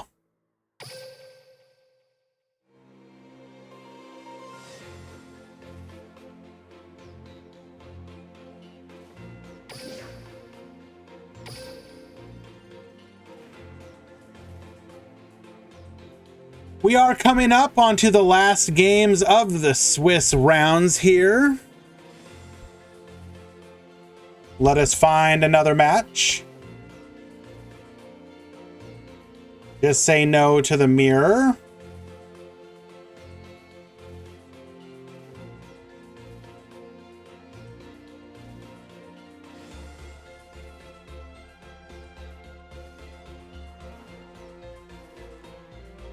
Go!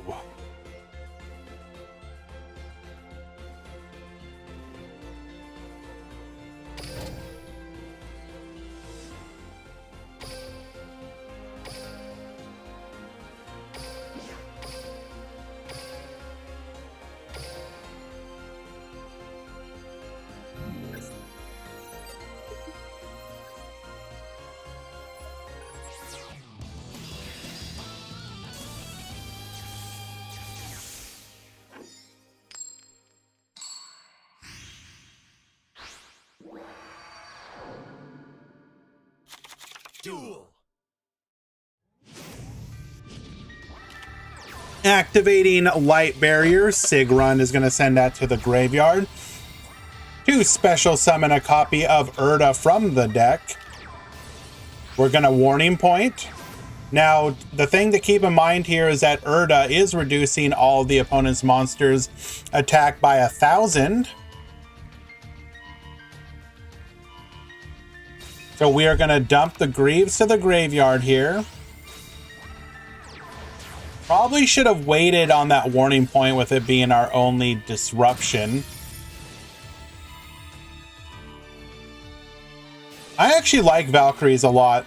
They get a lot better in the Link era.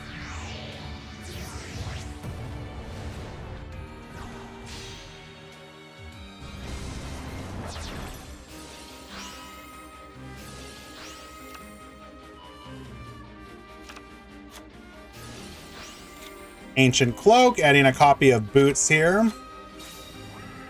Gonna go ahead and rank up, going into the Requiem Dragon.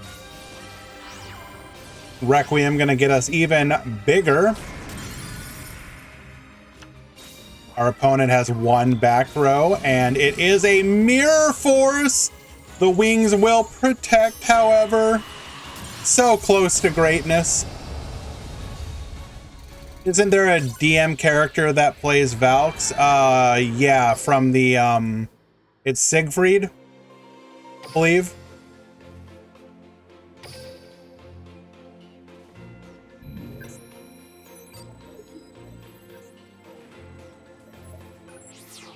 I am remembering it correctly. It is Siegfried, right? The reason he's not in the game is because he doesn't technically exist. Remember that they go by the manga and not the anime, and there's several arcs that are filler and thus don't technically exist.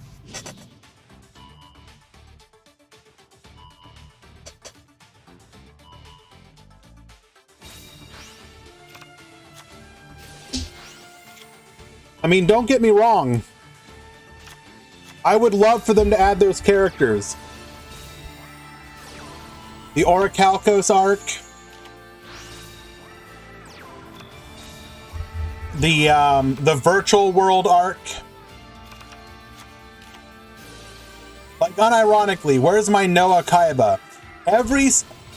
Every single survey, when they ask, what would you like to get? I say, also, friggin' Valkyrie Swarm here. Every single survey I ask for Noah Kaiba. Give me Noah Kaiba. 5 years I've been asking for it.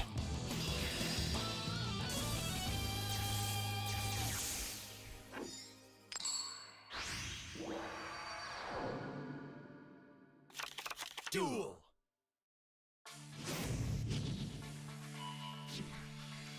Where can info for this tourney be found?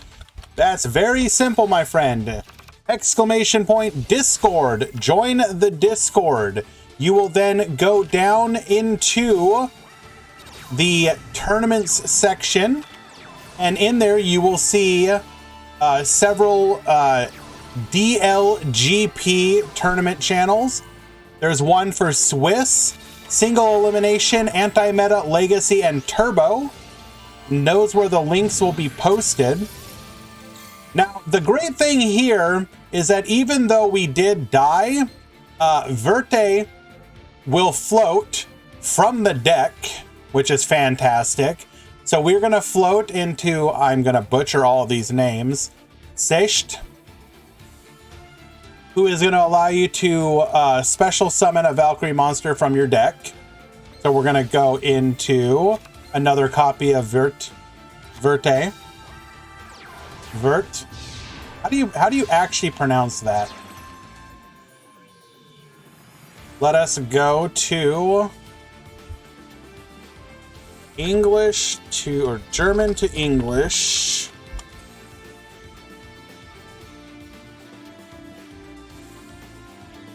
Vierte. vierte, vierte, vierte, vierte, Vierte. vierte. Yeah, their names basically mean like first, second, third, fourth, fifth, etc. We're going to rank up into Breaksword. Warning point, Forbidden Lands to negate that. Breaksword effect popping. It is a dark hole. We're going to be able to float here into a Rebellion. Rebellion, get Baboostin, Ragged Gloves dumping. We will then IDP.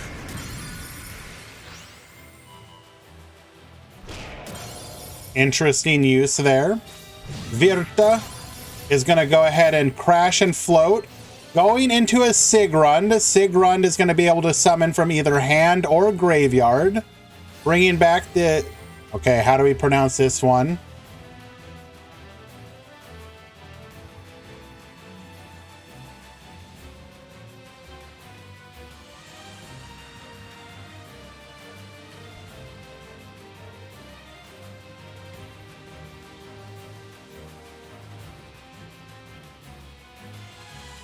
Sechte, Sechte, Sechte, Sechte. Zeshta? Zeshta? Okay.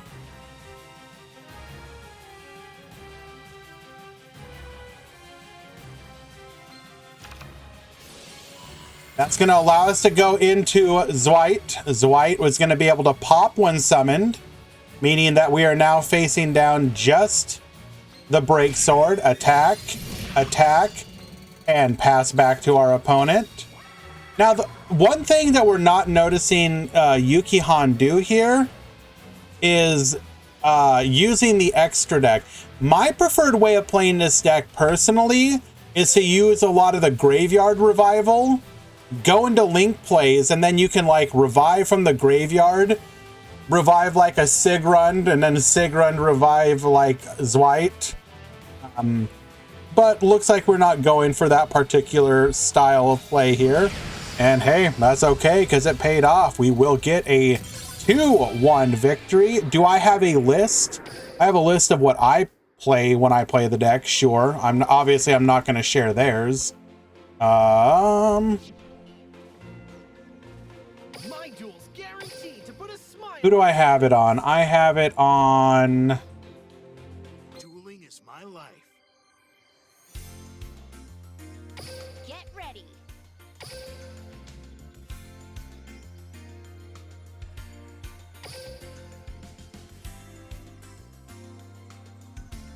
This is how I've been playing it.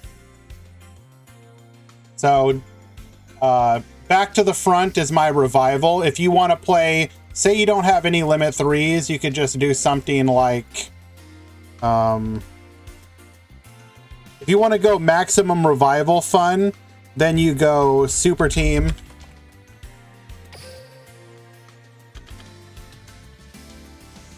If you don't have the back to the fronts, you could go like any other back row.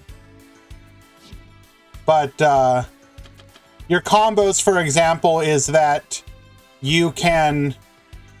so Virta will generate you a ton of resources by getting you traps from your deck. As long as you hit any one of your normal traps, you'll get to add it to your hand, so it generates you resources. And then it's just a matter of constantly reviving Zweit for the pop or getting out Urda for the reduction, etc. And then you can very easily go into all your link plays and then just revive. Are they fairies? Yes.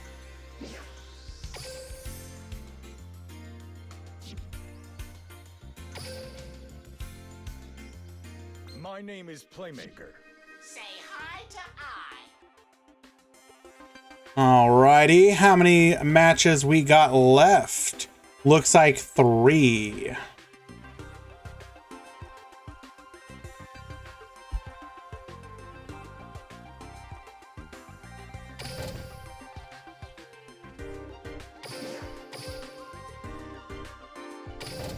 Not quite like Labyrinth at Home, but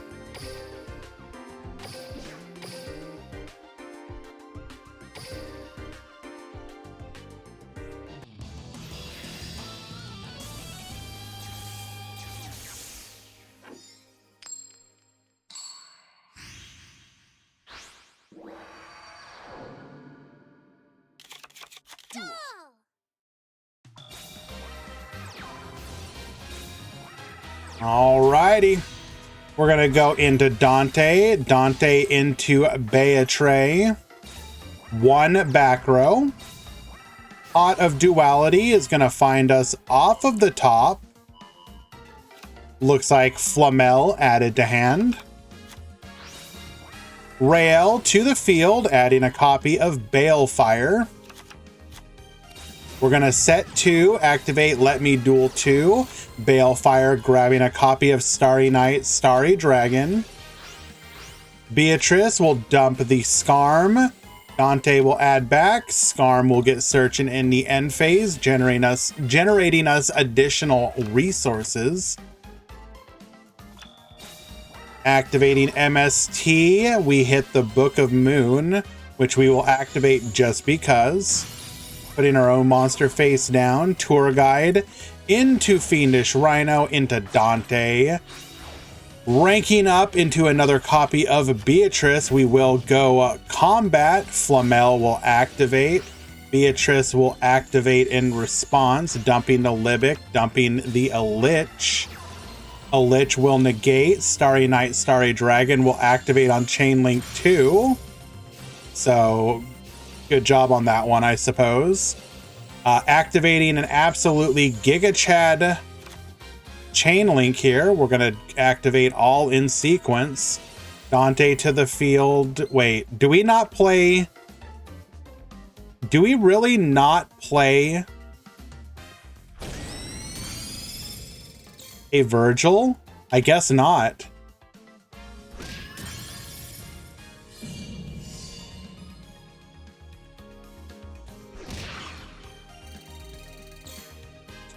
This is, I'm pretty sure, PK Fire, so probably why we're not playing Virgil.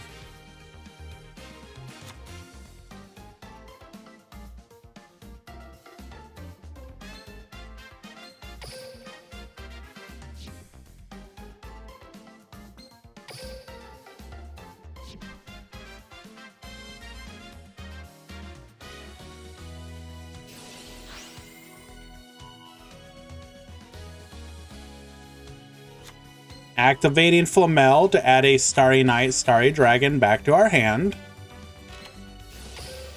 Pot of Duality will find off of the top. Another copy of Flamel. Balefire, searching for another copy, or searching for a copy of, rather. Rael to hand.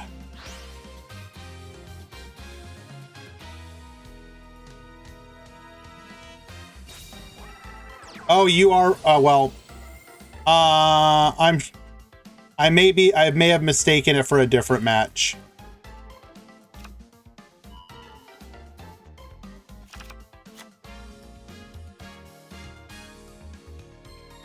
I think you guys are correct. Pretty sure this is normal BA.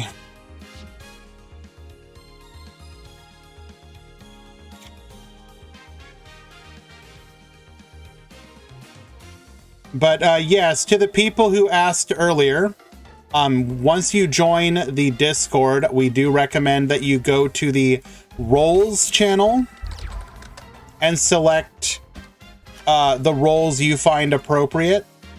The first role will let you get a ping whenever we post up a new tournament.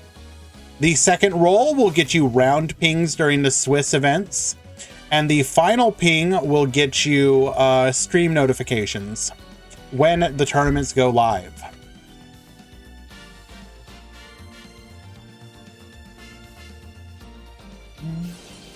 Flamel will activate.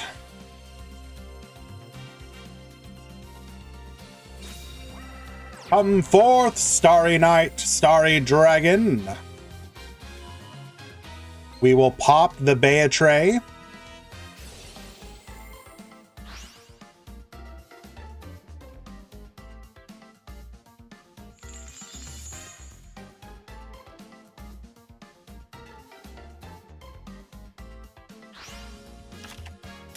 Sending the Farfa to the graveyard. Rhino will activate. Farfa will activate. And Beatrice will activate.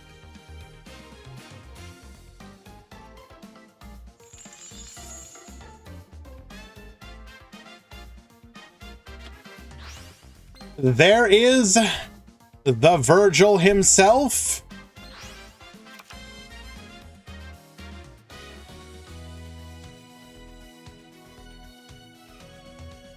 My man.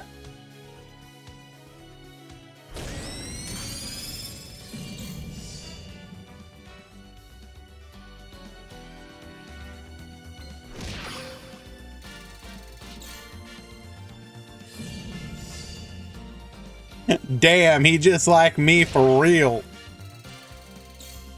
Not lethal, however, because of that very important 2,000 life point gain.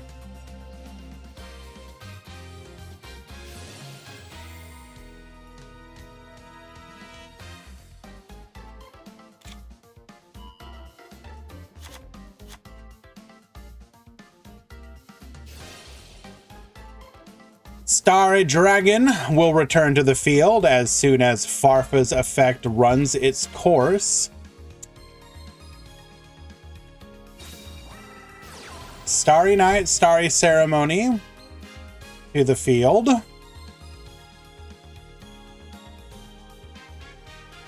It wasn't Life Point Boost Alpha, Ohaimi. It's Let Me Duel 2.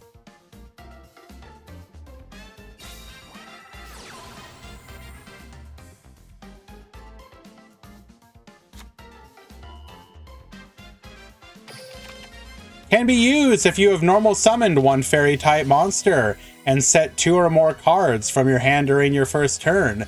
Gain 2,000 life points.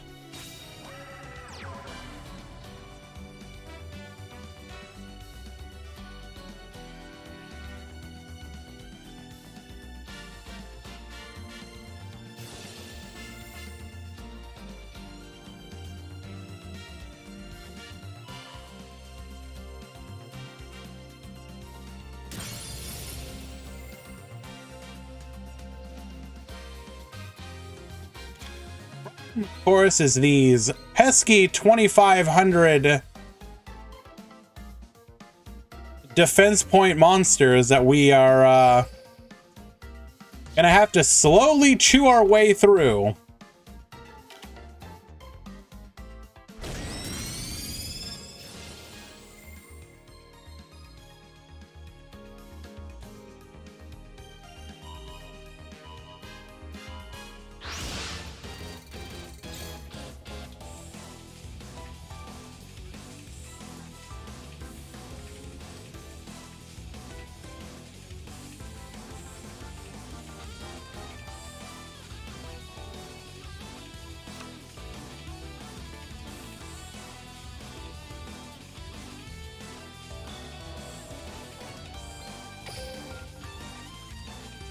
Two Beatrices in the graveyard, a Virgil in the graveyard.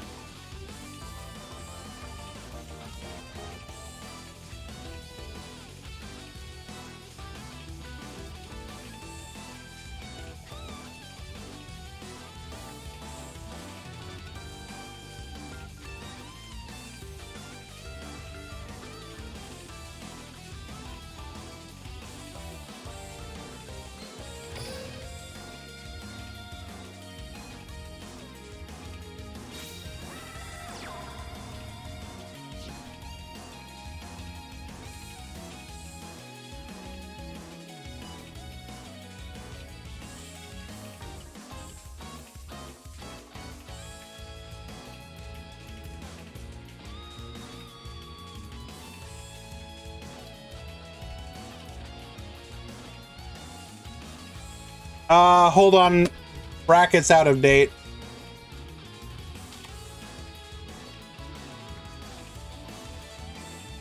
Let me go ahead and grab the updated bracket.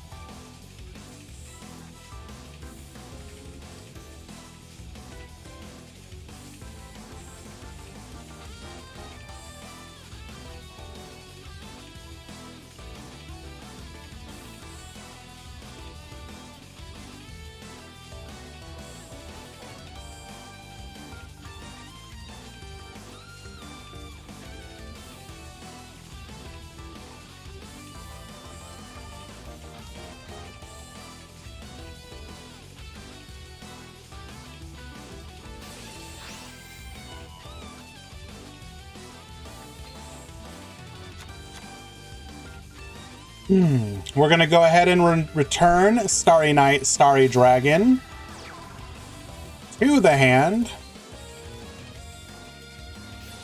Normal summoning the Estelle.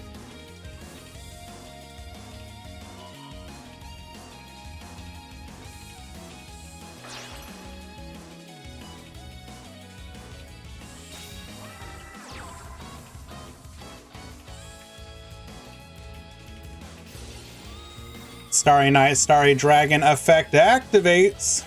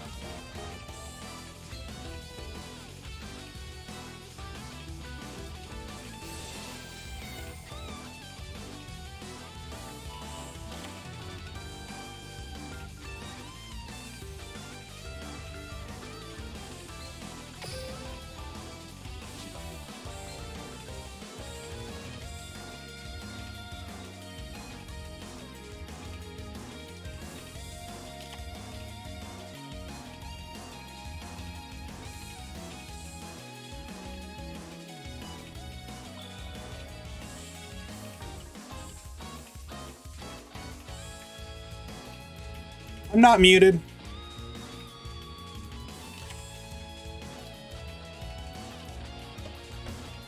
I was actually answering some questions in the Discord.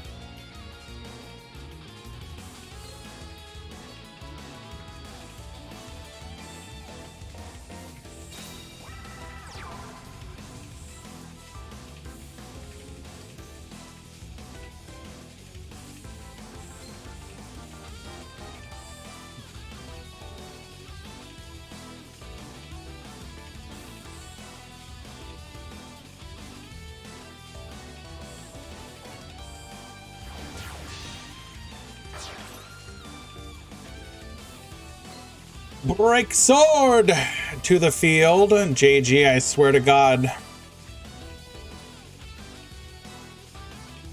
I will literally ban all of you. I don't care if I go back to having a single person in this stream.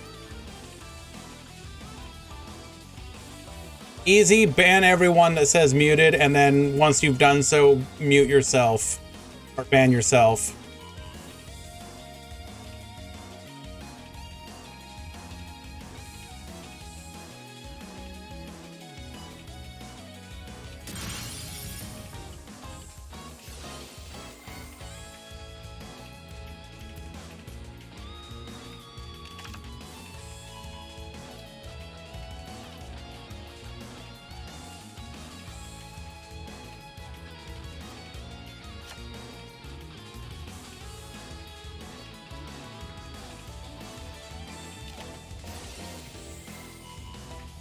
You getting the concession here? What's going on?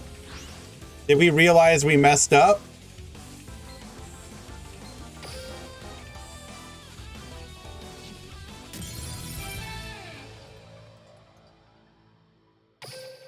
Well, all right. Congratulations, Giran. Winning game number 3. Feel like there were some misplays there at the end, but that's okay. That's how some people win.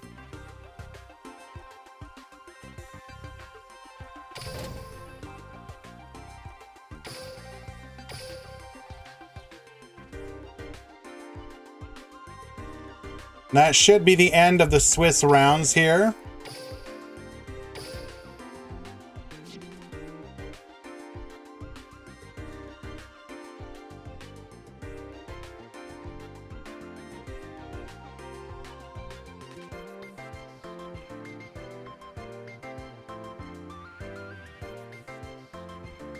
Okay, Swiss round's done. Gonna go ahead and find our X and 2 players who topped.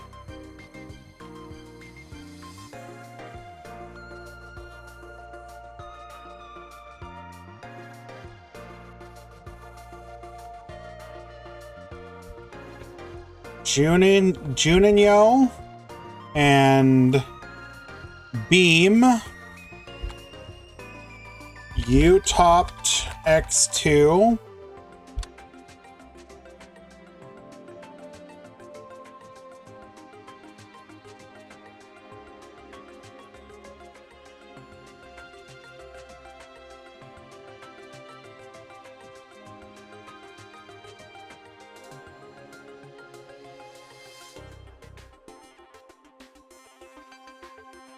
See, Cyborg.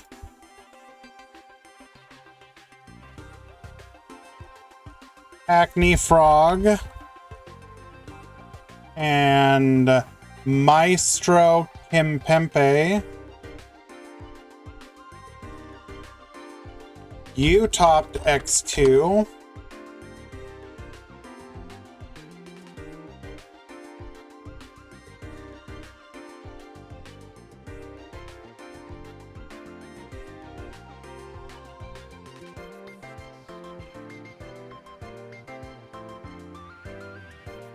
Five, 6, 7, 8. That is top 32, 1.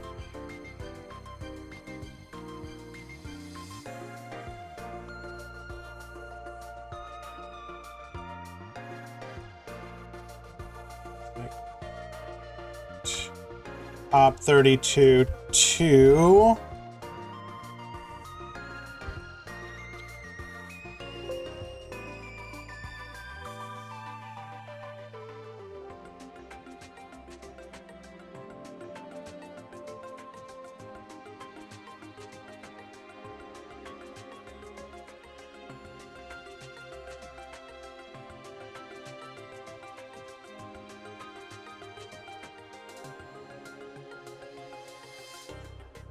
Kindly no begging while I'm doing serious work.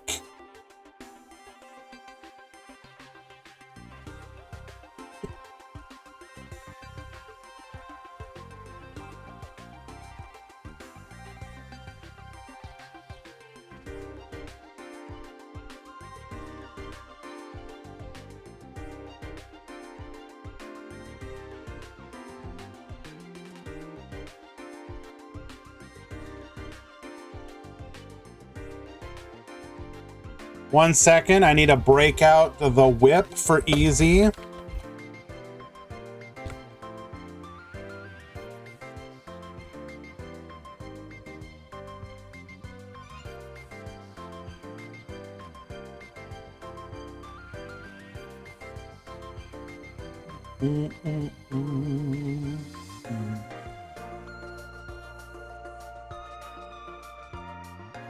And while we wait, let's look at the nice graphic that Easy has put together for us. Grand Prix number 15 breakdown.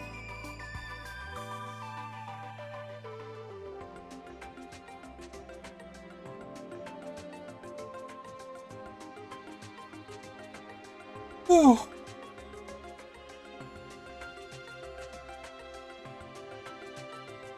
Eesh.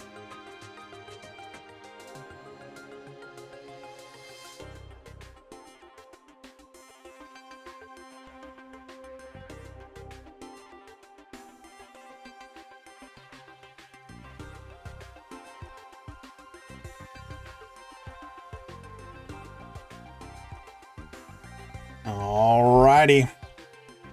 Let us see if we can find a matchup that maybe we did not watch today.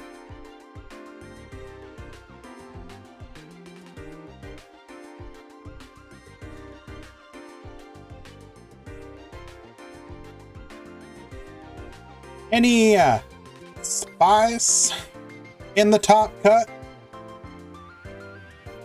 Well, we know there's spice, but any other spice, I should say.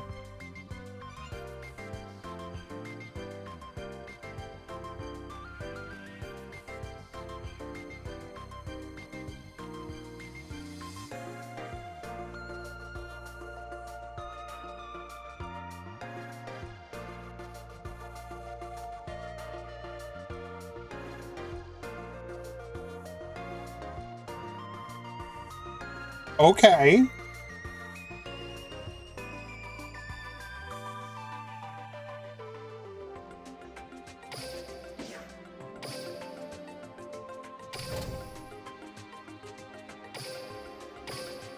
Just for that, we're gonna give Ohaimi the Streamer's Curse.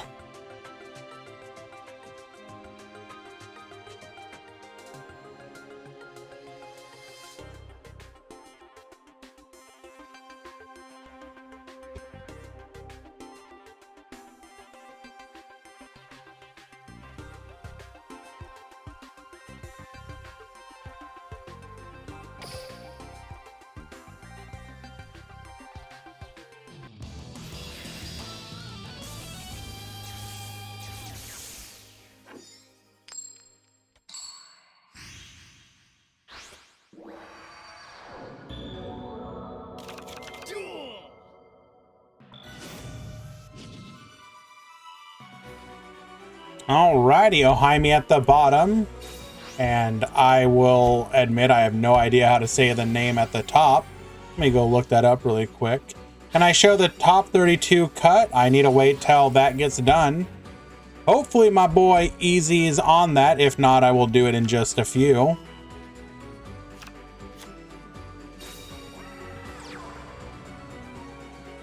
I'm gonna make sure everybody who has not checked in yet does so.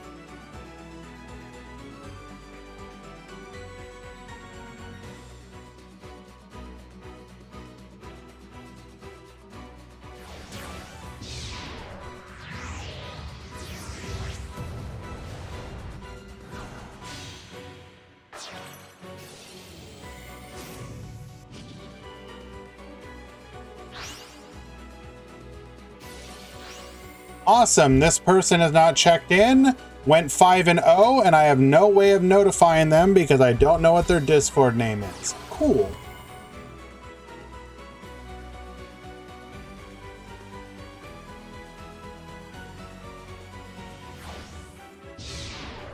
Well, I won't feel bad if they DQ then. Valk or Refresh, whichever one of you is not checked in yet, you need to do so. Looks like you just did. Alrighty.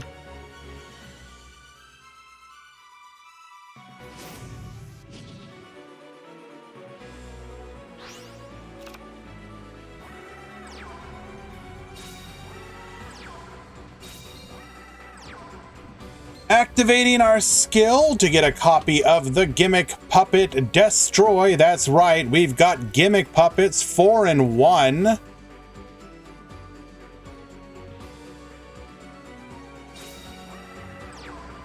We're gonna set triple back row. Activating Ice Dragon's Prison in the end phase. We're gonna yoink the Dreary Doll, banish both it and the Destroy, and pass back to Ohaimi.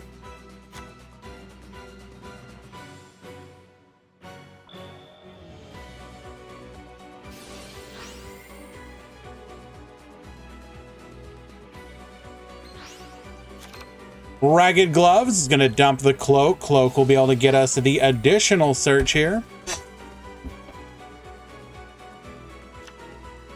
which will be another copy of Ragged Gloves.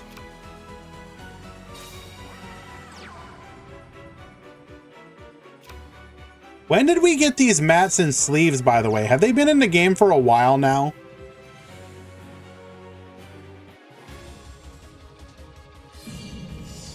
Going to the battle phase.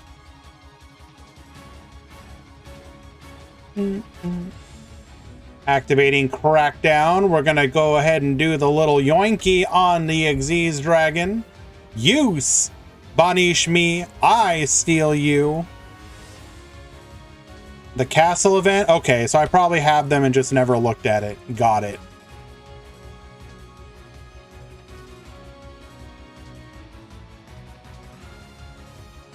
We will just pass. What is our hand?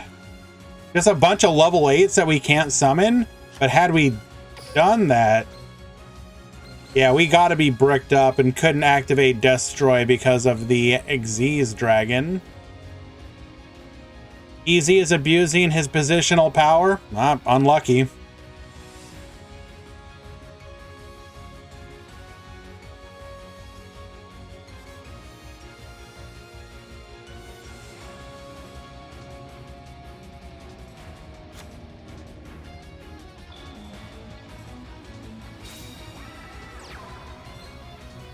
Phantom Knights of Stained Greaves to the field.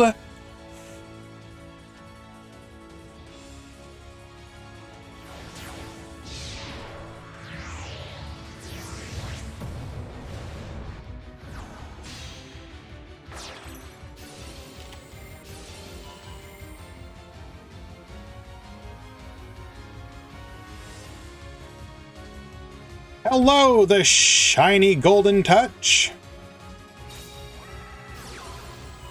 Forbidden Lance will protect the Break Sword. We will activate our third and final copy of our Limit 3. But I'm sorry, we just happen to have 2 outs. Break Sword will now be able to activate, returning the Requiem Xyz dragon to us. And that's going to be a quick lethal. We will get the concession scoop and the power of 2 Forbidden Lances.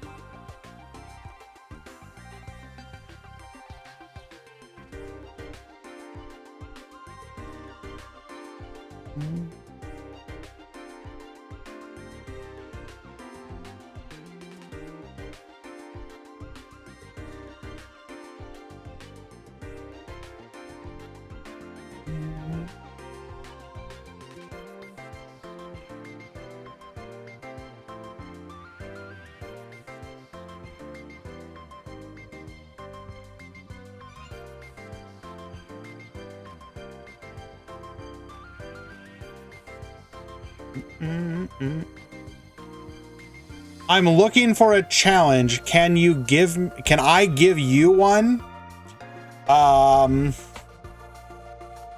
What do you think, chat? Should we abandon the tournament to challenge the shiny golden touch?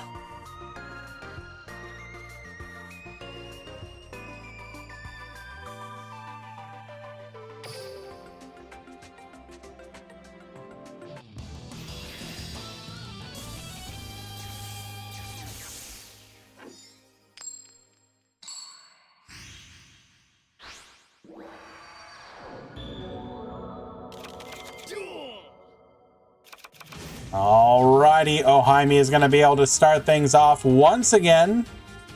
As a duelist, you can't refuse a duel. Oh, is Colby here? Can Colby duel him?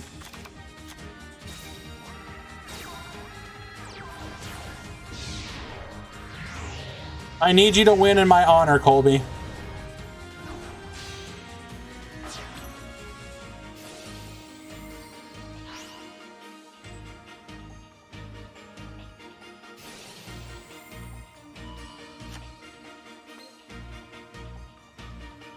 Do we have the ability to go into... Are we gonna... Not going for Requiem first turn? Interesting.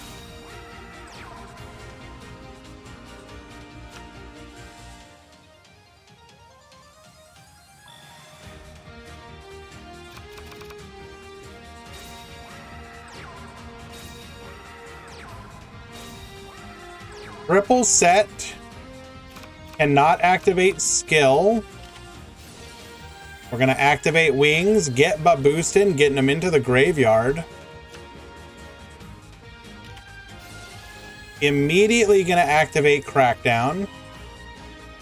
Get Yoinkin on the Leviair. Did we draw into? We drew into a summonable Phantom Knight. This will allow us to go Break Sword if we so wish.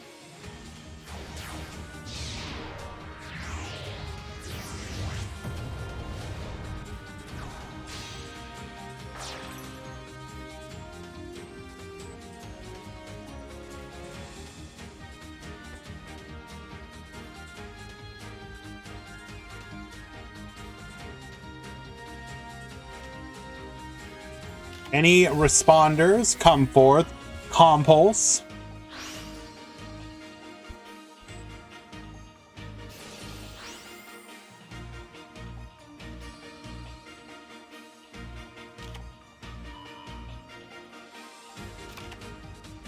You played PK before this strategy started getting used. I know, these people are all bandwagoners. Not a single unique thought in their brain.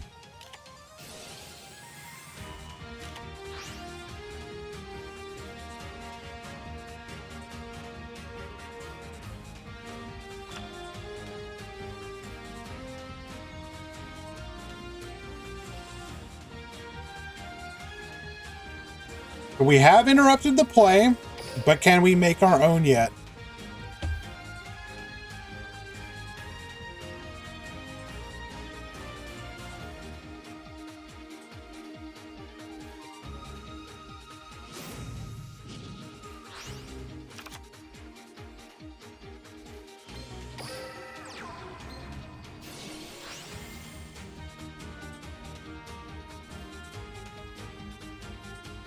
We can now no longer target the gimmick puppets. Destroy effect activating.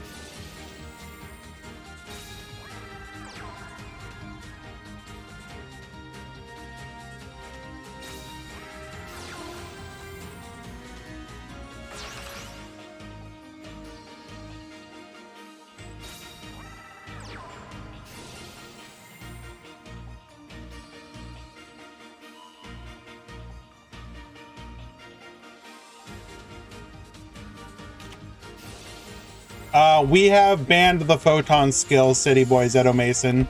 So even if people wanted to try to do it, they can't.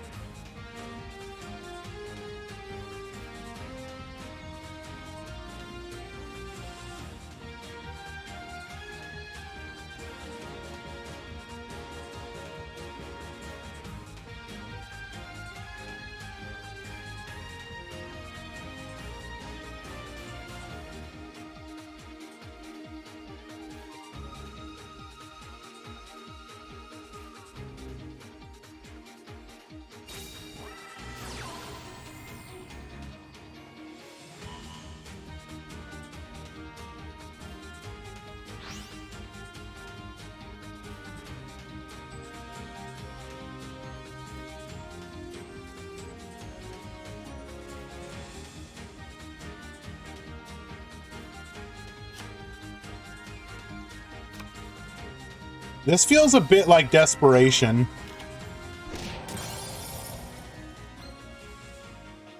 Unfortunately, those interruptions did put an end to any of his plays.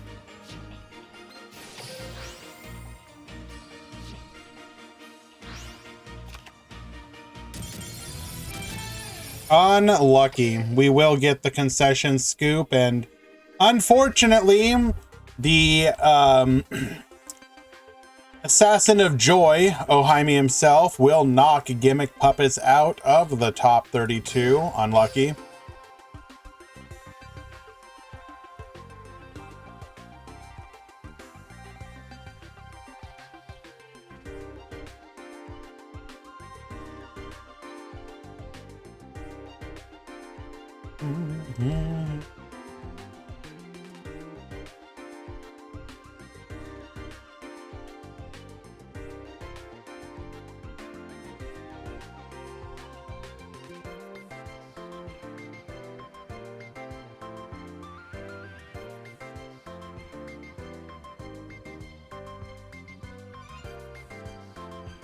What do we want to watch here?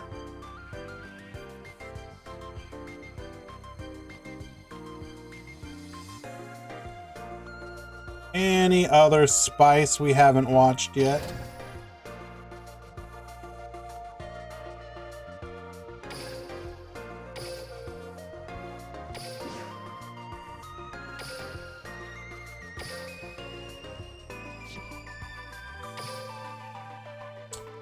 You're gonna want to challenge Colby. He's my stand-in.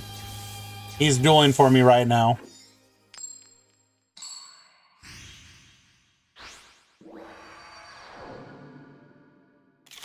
Duel.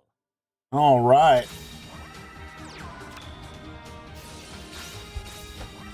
Francesco at the bottom, Kaito at the top.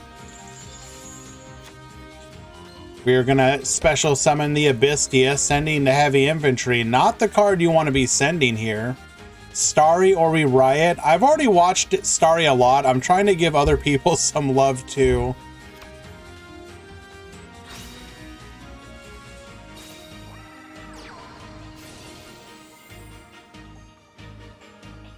Unfortunately, it is looking like our opener here was not ideal. Special summoning the Swap Frog.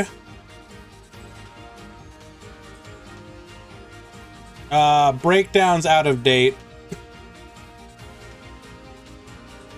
Can we watch Metal Foes? I don't know if they topped, to be honest. I'm still waiting for the breakdown.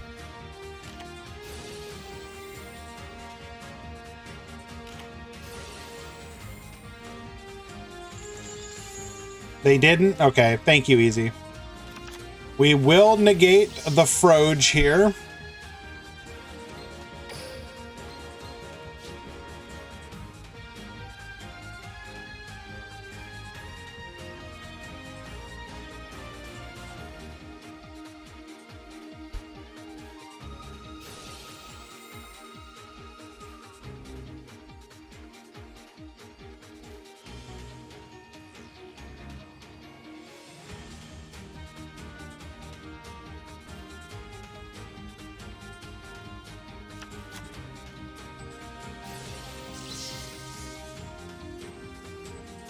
Hello, Con. I heard we swept our locals.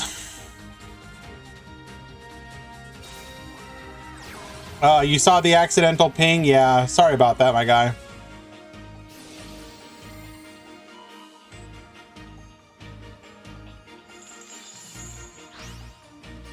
Attempting to pop the Purple Nightfall. We will be able to dodge here, though. Blue Sky searched to hand.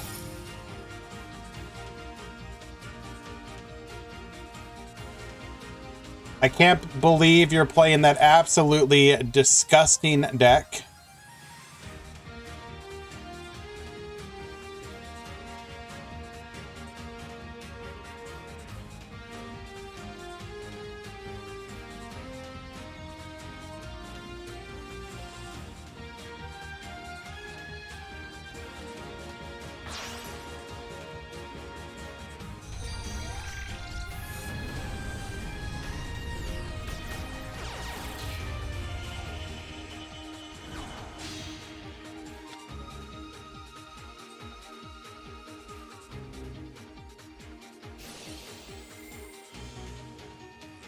Only one back row left to deal with here. Did not bring back the infantry, though. Very interesting.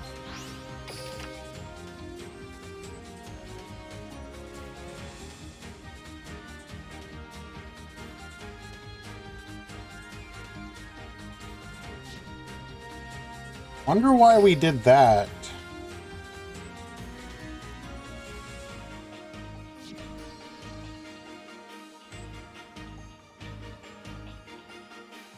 Thank you, Easy.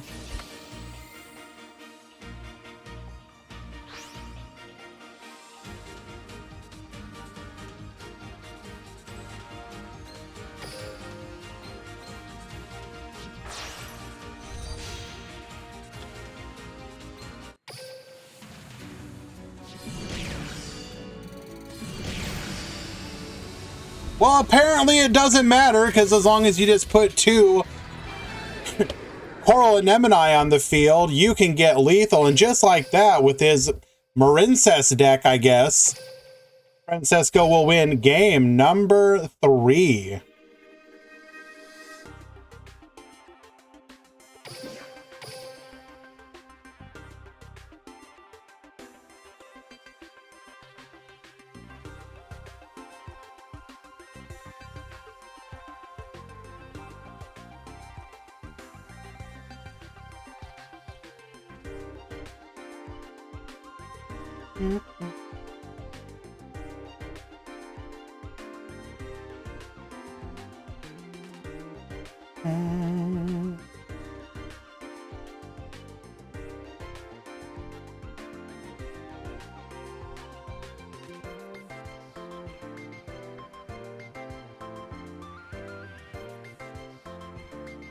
All right, sorry guys, let us go ahead and find another match.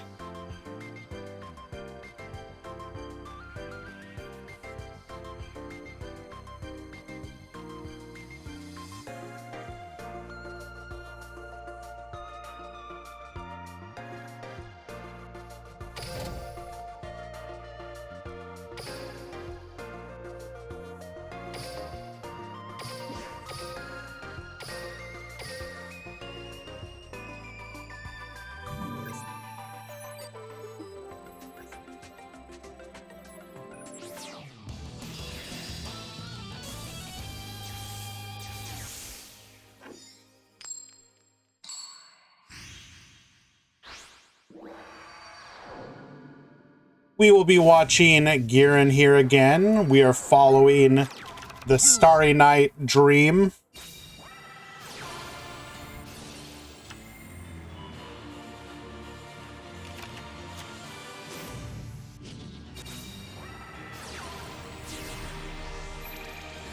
Here is the top 32 breakdown, by the way.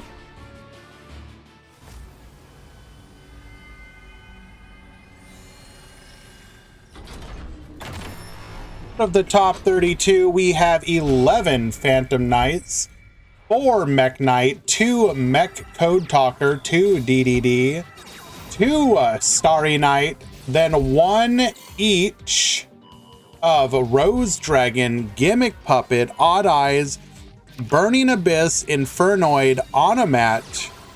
Why is that not in the stream queue? Harpies, Vendreads, Phantom Abyss? Oh, that must be Burning. That must be... Okay, easy. We need to have a talk about this. PK Fire, Mermail Atlantean, and Madolce.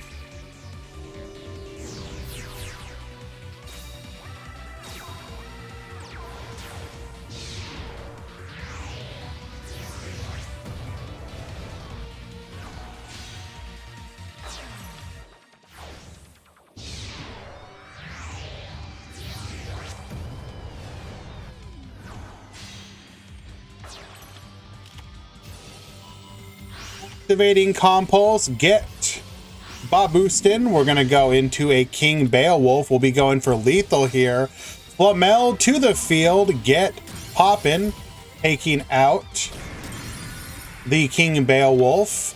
Estelle will get Babustin. Rael to the field, searching for a copy of the Balefire. Balefire searching for another Flamel.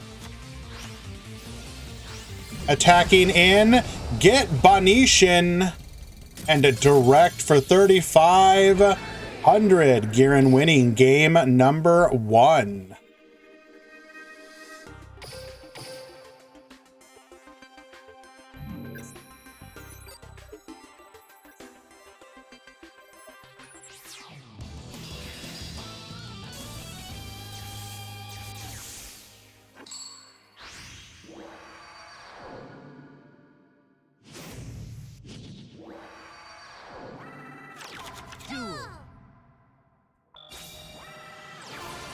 All right, starting off with the summon of Rael.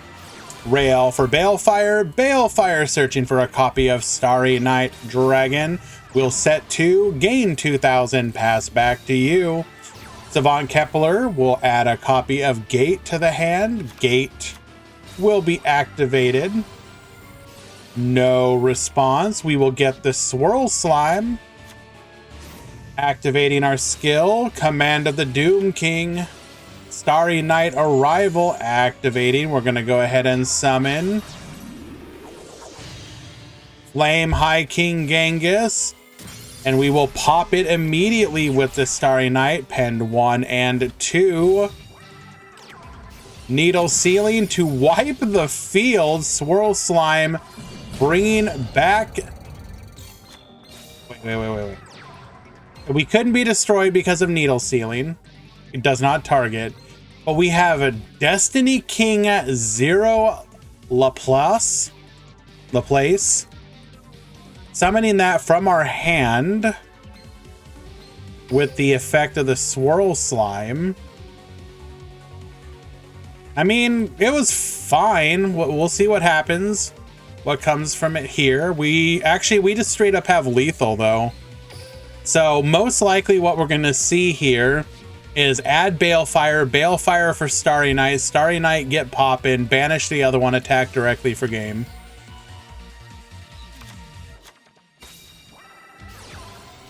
Bale, yep, there is that exact line. Starry Night Arrival, get poppin', go in, Banish, 25 and 18, lethal. Giran wins game number 2. Well done.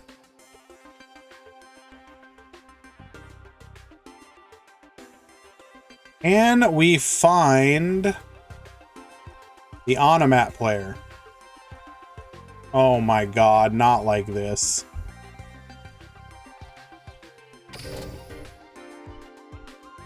Coaching a replay. That's a very interesting accusation.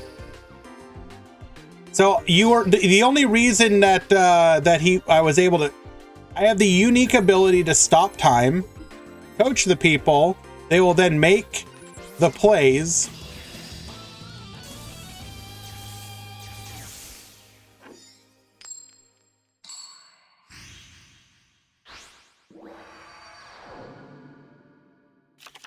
Duel.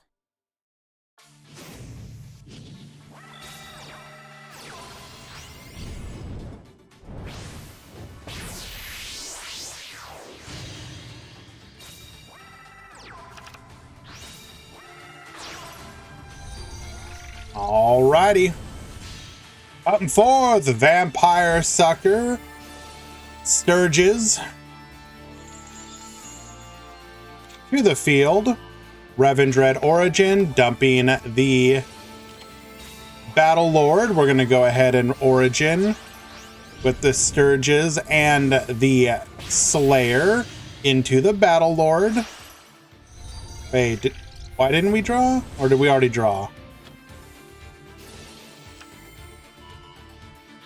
Oh, we already drew. Okay. Hound Horde effect. Revendred Origin. Using the Hound Horde, come forth the Executor. Avendred Savior, adding the Revendred evolution back to hand, and then we will pass.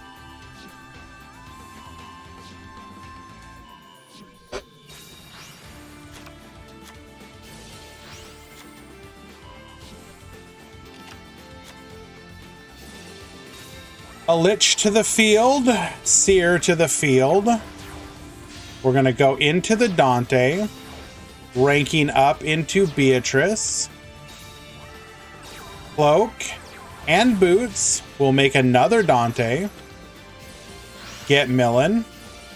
Sending Tomb Shield. So we will have a trap protection. I don't think that's going to matter.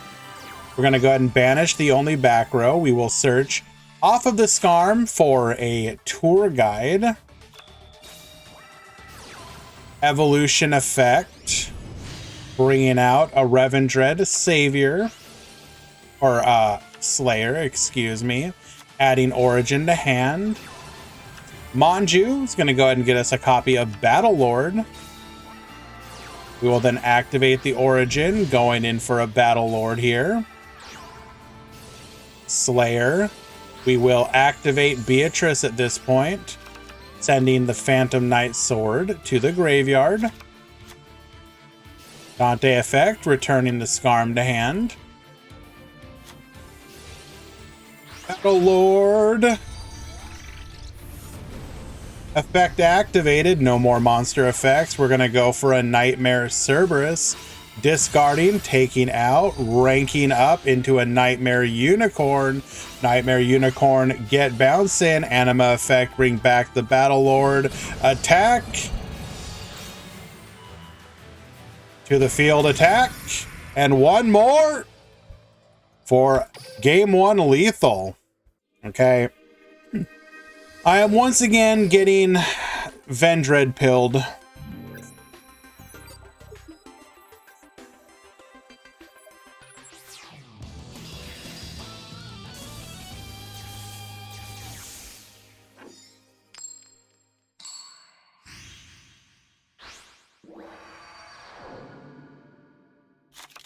Duel.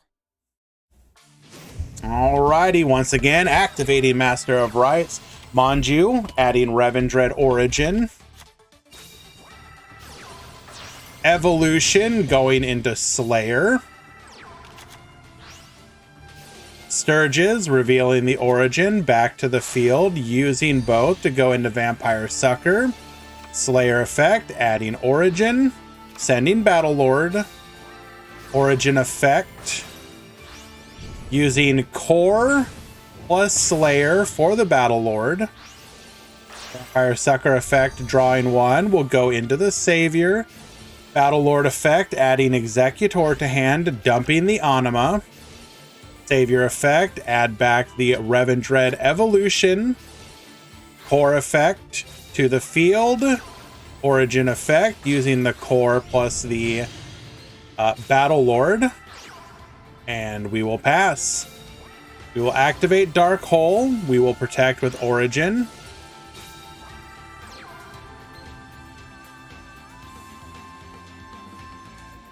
Oh, wow.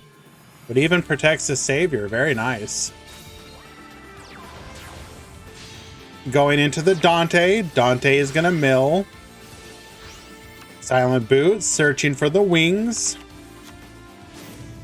Treason Phantom, wings plus boots, or gloves, excuse me. Dumping the cloak. Cloak effect. We're going to grab a copy of boots.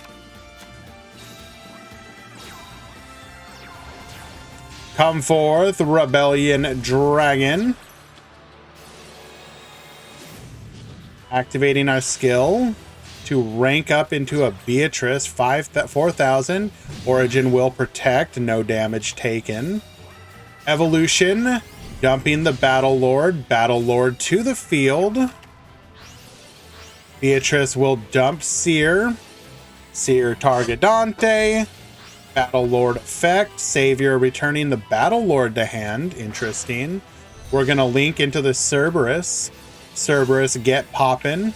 Battlelord dumpin'. Hound Horde to the field. We're going to Origin for the Battlelord, removing the Battlelord. Battlelord to the field. We will then just immediately rank up into the Unicorn. Unicorn gets spinning. Anima effect, return the Battlelord to the field, and we've got lethal. Ow.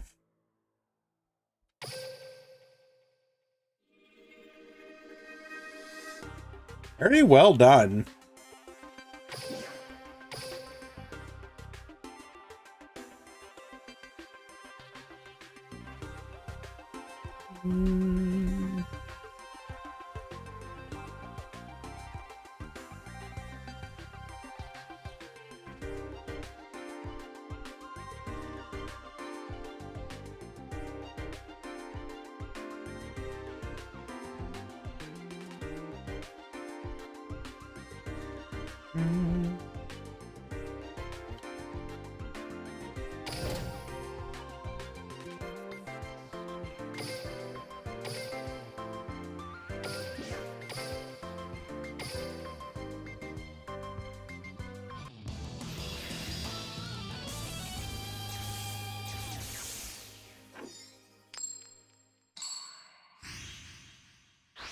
All right, the critical game number 3 for both Refresh and Valk. We're going to get a full back row and front row set from Valk. MST taking out the Book of Moon. Not looking good for the boy here. We're going to dump the Fragile Armor, discarding the Cloak. Cloak searching for boots.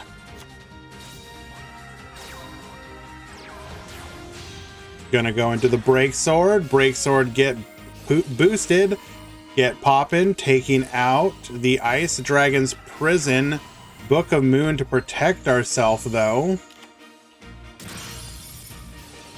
Ragged Glove effect, dumping the Wings. Wings are gonna go ahead and resummon the Breaksword. We will take out the Flamel. Oh, okay, that is not awful. We will just pass turn here, though.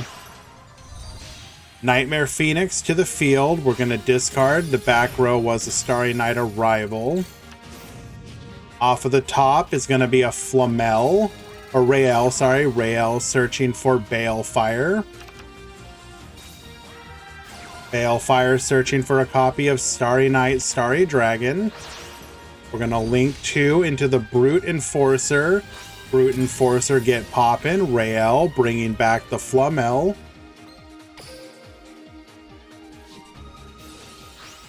Flamel adding the Starry Night, Starry Dragon back to hand. And suddenly we're back in the game.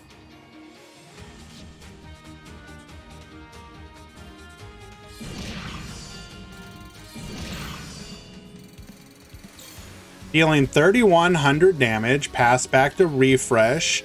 We have both a monster and a spell trap search here. Unfortunately, if we can make Breaksword, we're in a very bad spot. Hello, Bentai. I'm doing well. Thank you so much for asking, my friend.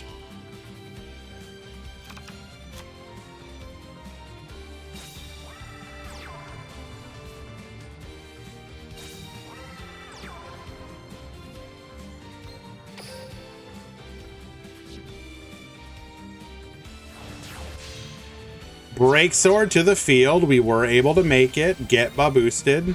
Or get, rather, poppin'. We're going to take out the Flamel. Flamel no longer going to be able to offer us the protection of summoning the Starry Night, Starry Dragon that's in our hand.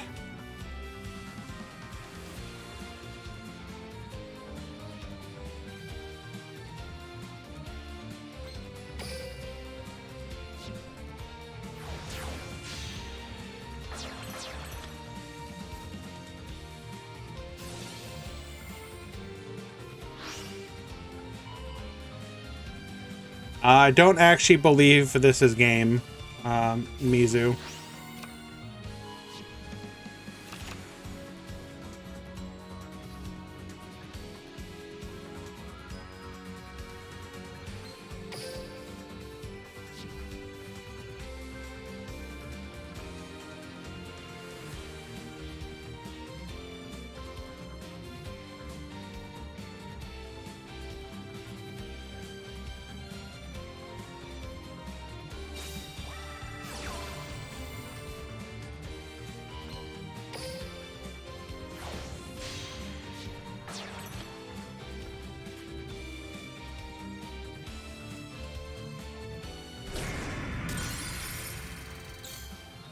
We had the extra life points, so it wouldn't have been lethal.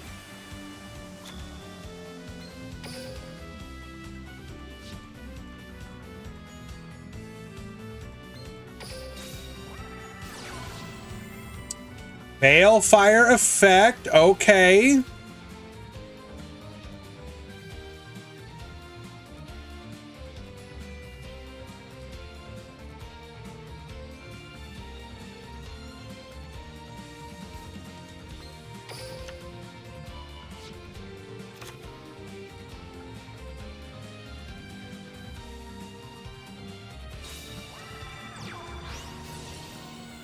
Get poppin'.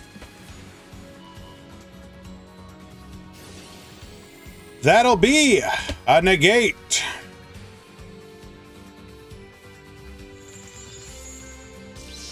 but that's okay. Go to battle. Attack. Activate.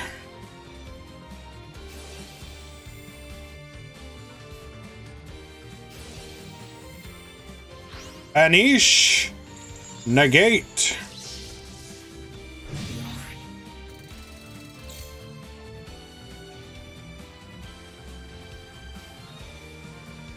And back to refresh. He didn't use the second part of the skill, Valk. You still did the correct thing.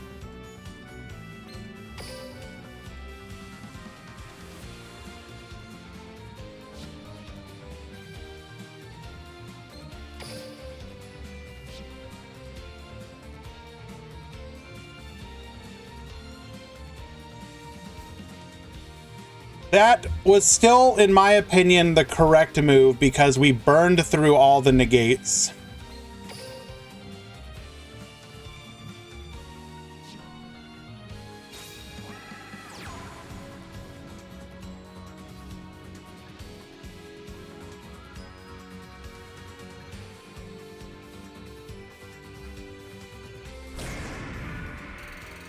Taking another 500.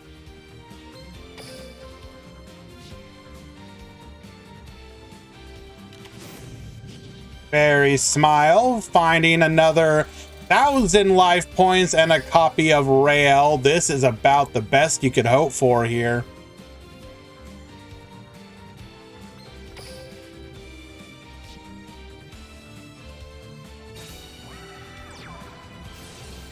Rael effect activating.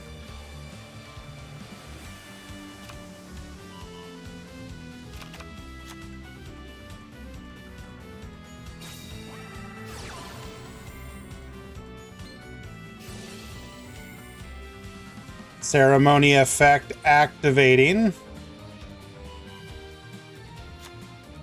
Getting another copy of Starry Night, Starry Dragon to hand. And we will get the scoop from refresh. Another Starry Night deck moving on to the top 16. Well done.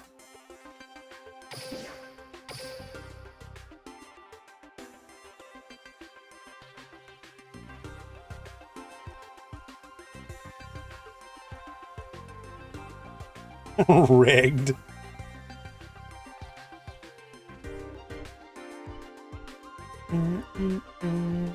Is the 3 of spell that searches required in an optimal build? Yes.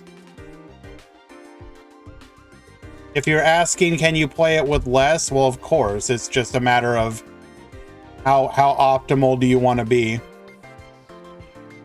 But part of the strength of the deck is just how everything searches everything else, so it just makes it incredibly consistent for what it does.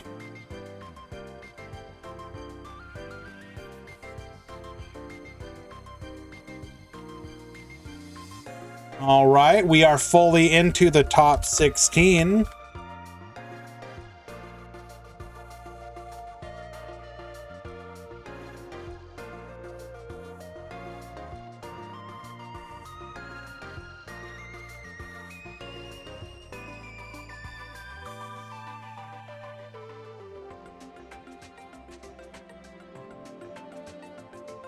Alrighty, in the top 16, do we have anything spicy here? We got Odd Eyes, we got Mech Code Talkers, we got PK Mirror Match, we got Mech Knight versus Starry Night.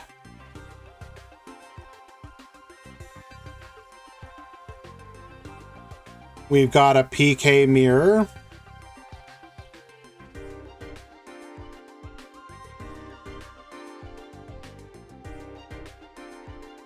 I'm not seeing the Onomat player. I think they're out. We have Infernoid and Mech Knight. We have DDD and PK.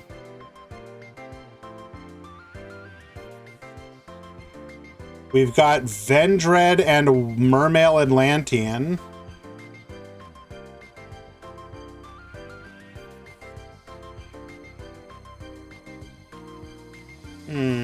We're gonna go ahead and watch. We're gonna see if Vendread can defeat its hard counter. Harpies is out.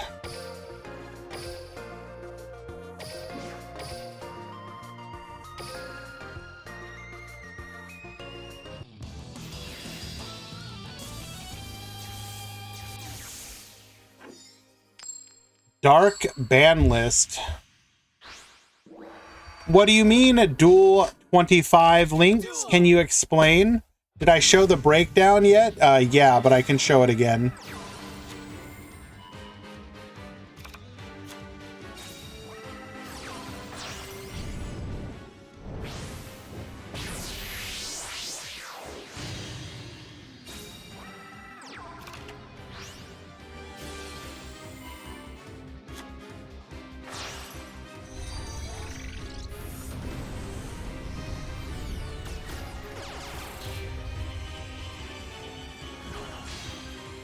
Vampire Sucker to the board. We're going to add a copy of Origin, dumping Battlelord.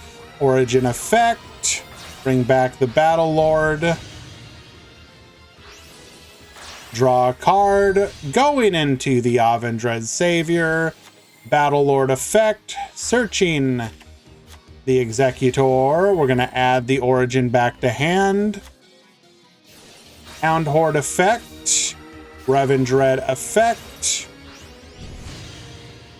Or Origin effect, rather. And pass back to Francesco. Abyss Omega Lol is going to go ahead and activate by sending infantry and dragoons. And target nothing, though.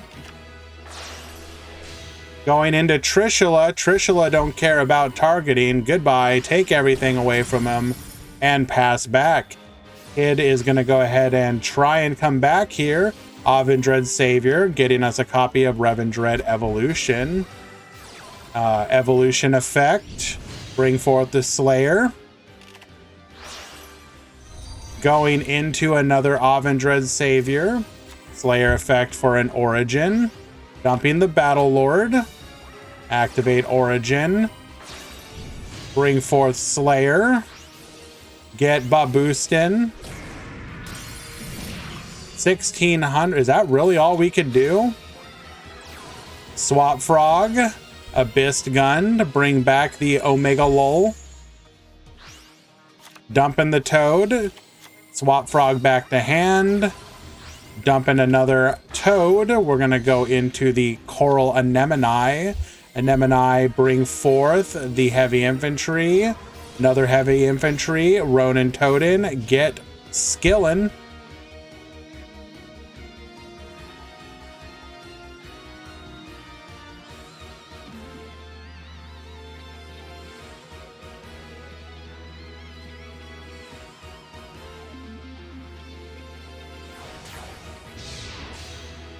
Come forth, Abyss Dweller. Dweller effect. Infantry will attempt to pop. We shall protect. Passing back to Kid.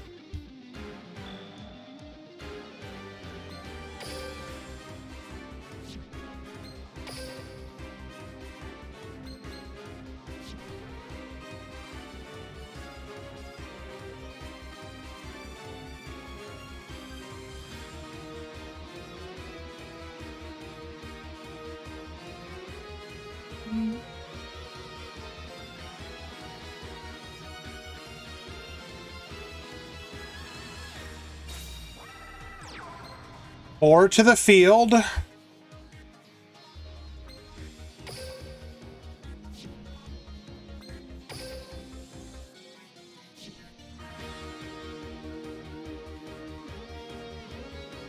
Why does a spell protect after a Dweller activation?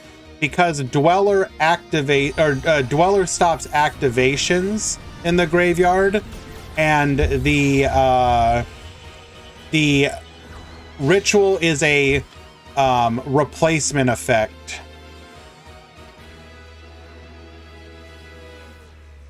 Basically, it doesn't activate is the short answer.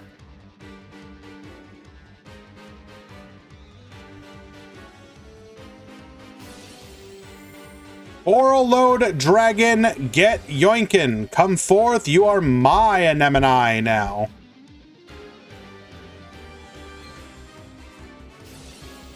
Get reducing.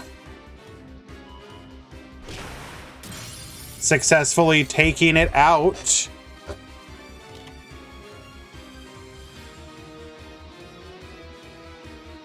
Again, so Revendred Origin doesn't activate.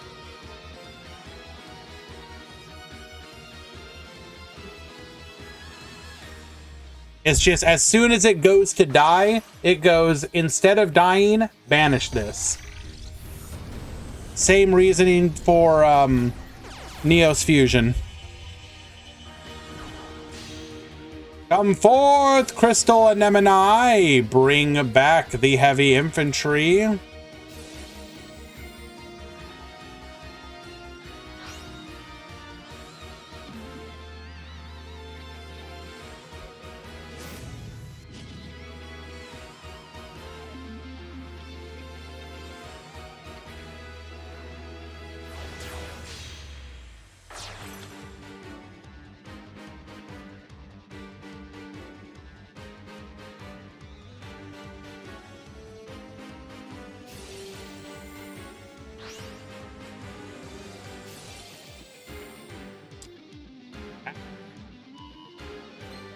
We're going to go ahead and attack here. Get reducing. We are able to beat over the Borolo Dragon. And suddenly a game that looked like it was kids to win has swung back into Francesco's favor.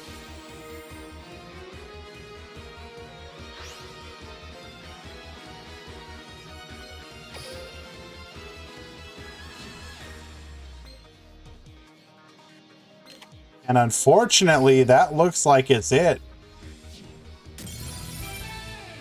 So much for the Vendred sweep. I no longer believe in the deck. It's absolutely trash. Never enter it in the tournament again.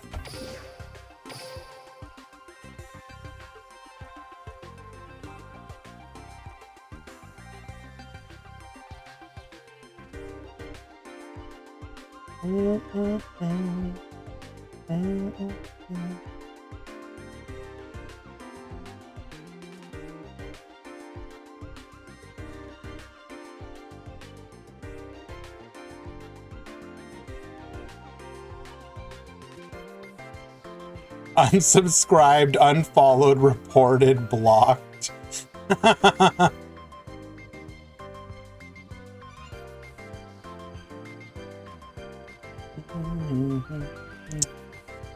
All right, what do we want to watch here?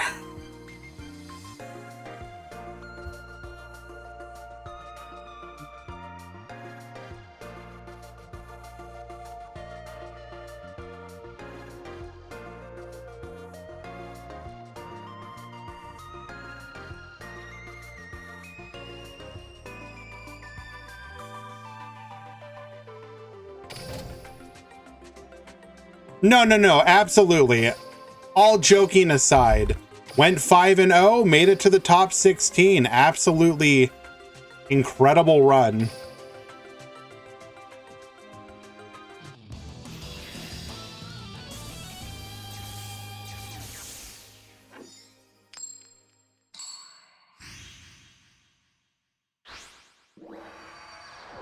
Kinda makes me wish we did top 16.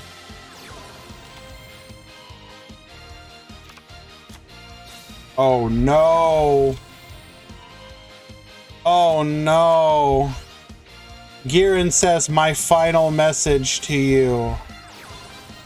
My starry torch is gone, but I leave the rest to you.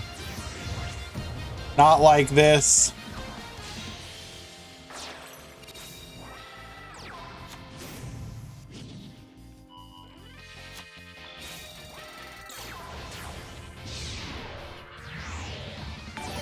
Giran has been 2-0'd.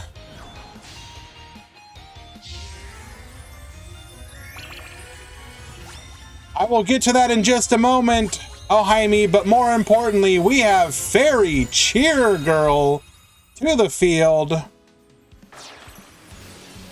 Activating her effect to draw a card. Fairy's Smile, getting us another Rael. Cheer will draw us yet another card. Officer, I can explain. Thank you so much for the continued support, oh Jaime. I really do appreciate you. You are too kind, my friend.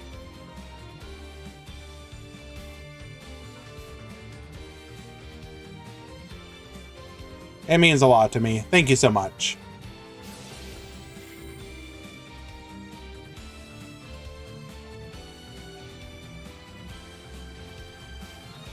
It's once per turn. We've passed turn. Shalnark has not committed for going for an OTK play here. Nova Blue Goji, thank you so much for the follow. You had an incredible run, kid. Thank you for that.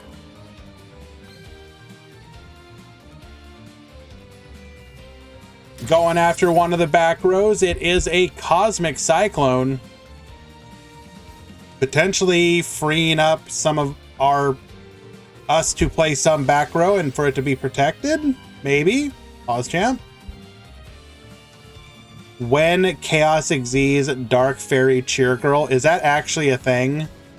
Please tell me that's actually a thing.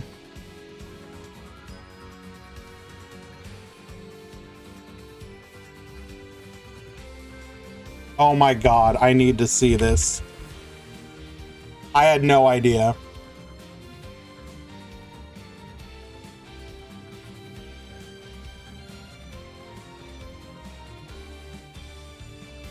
Three level 5 monsters, so you're only going to make it if you rank it up, most likely. When this card is sent from the field to the graveyard, draw one card. If this girl has Fairy Cheer Girl as Xyz material, it gains this effect. When this card destroys an opponent's monster by battle and remains on the field, you can detach one material from this card, inflict 400 damage to your opponent for each card in your hand. Wow, that is awful.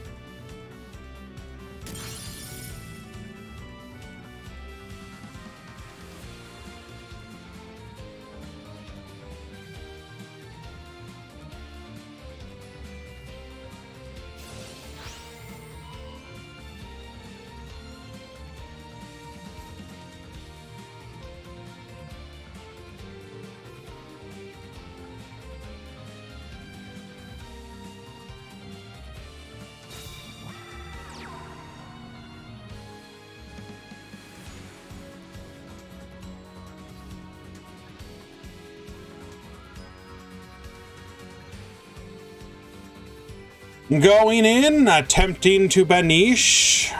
Most likely, right? No?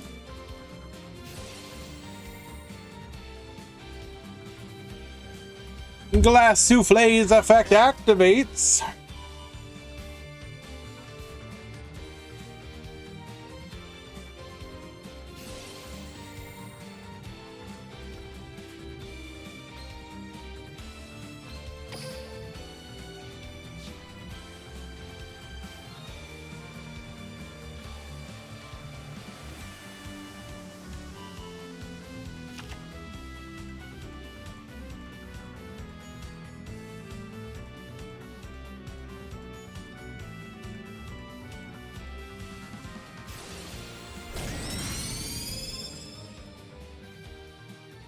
Attempting to banish, unable to do so because we are protected. Cosmic Cyclone, the last remaining card, which means we will have Draw Sense low level live.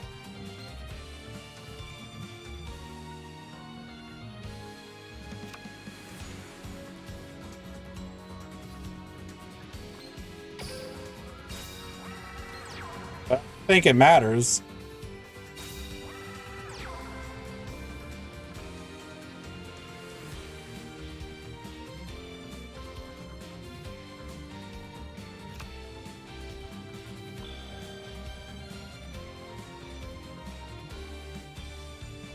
Thank you so much for your help, Easy. Appreciate you as always, my friend.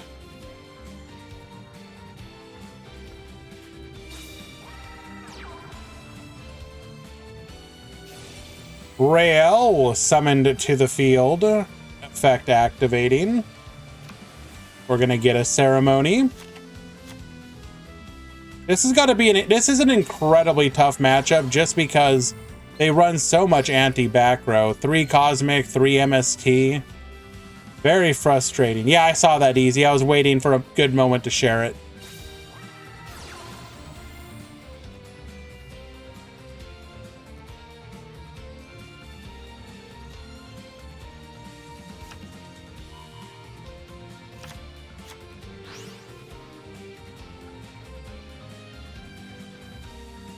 Honestly, Girin, the fact that both you and Valk made it to top 16 by itself is absolutely incredible, in my opinion.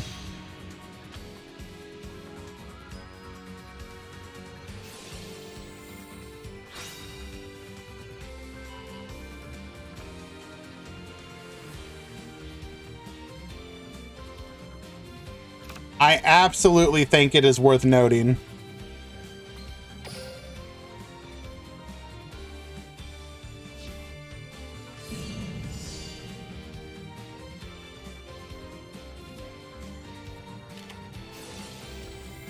Activate. Drowning Air Force. Bro.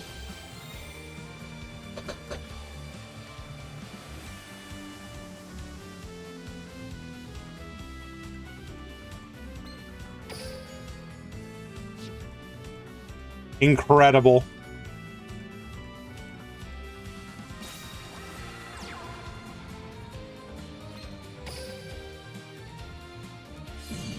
It's fine, though. We have ways to...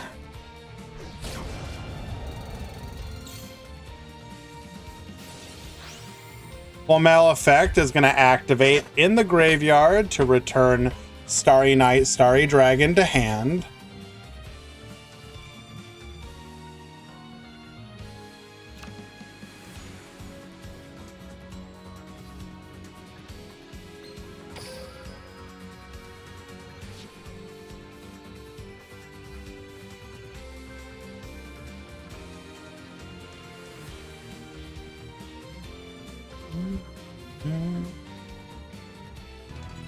We will get the scoop. Game number 2 going to Valk.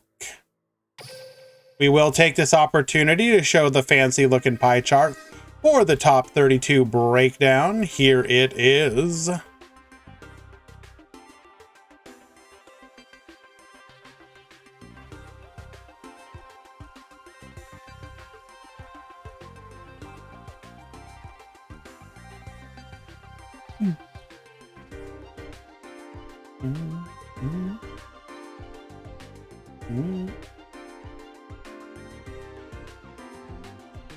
Taking up a good chunk of the pie chart, you got Phantom Knights at 11, Mech Knight at 4, Mech Code Talker 2, EDD 2, Starry Night 2, then 1 each of Rose Dragon, Gimmick Puppet, Odd Eyes, Burning Abyss, Infernoid, Onomat, Harpies, Vendread, PK Fire, Mermail Atlantean, and Medolce.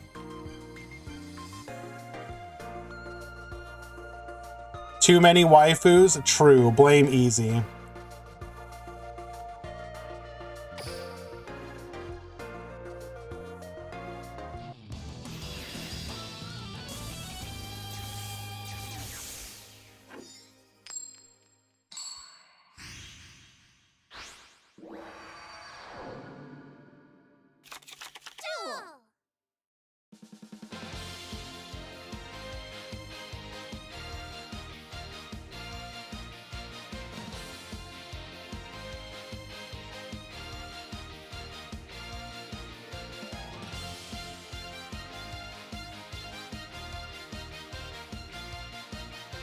Oh, hello, Murata. So, in this situation, Shellnark will be going first.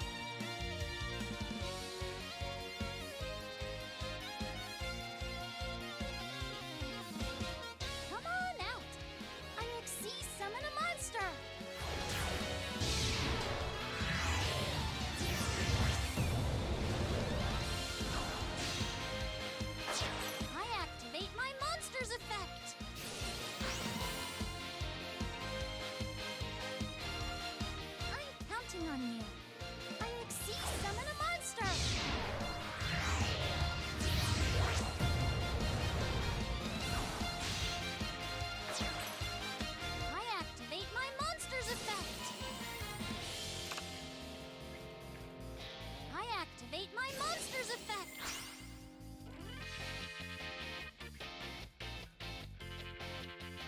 Now, I special summon a monster.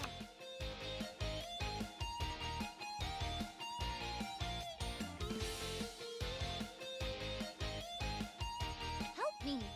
I exceed summon a monster. I'm setting a card. I set a card.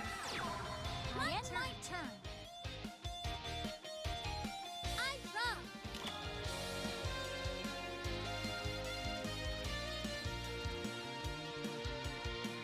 From my hand, I activate a continuous spell.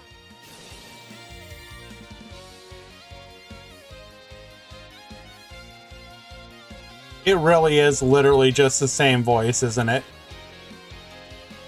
From my hand, I activate a spell card.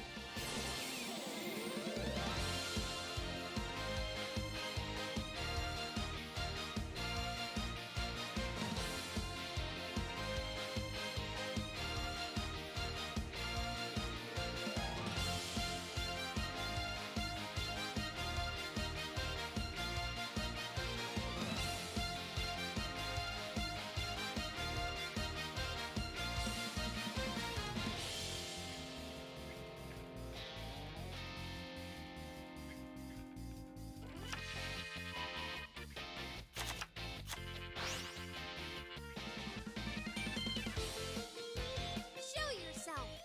I'll summon a monster. Next week, Fortune Ladies will win the Grand Prix. Effect. I doubt.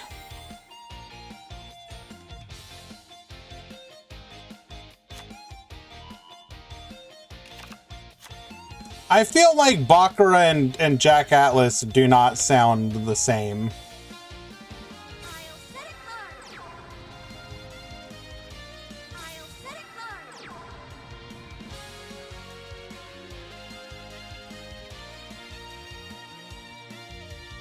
Aware they're the same VA, but they don't sound the same. Don't let you do that. I play my face down card. I activate a quick play spell. I activate a continuous spell.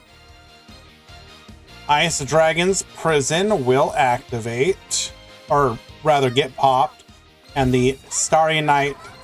will activate here. Monster's effect. Is this correct?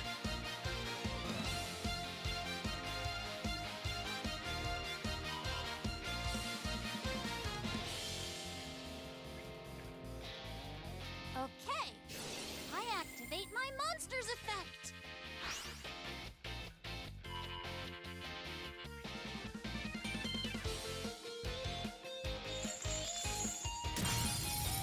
Now, I activate my monster's effect.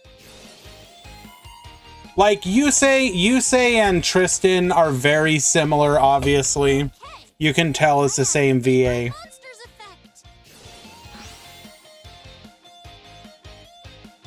Now, I special But I don't feel like Jack Atlas and Baccarat sound.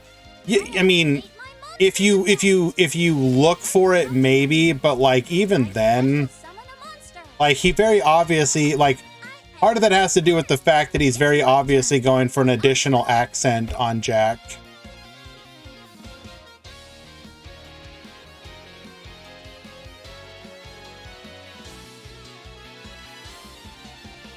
I'm setting a card.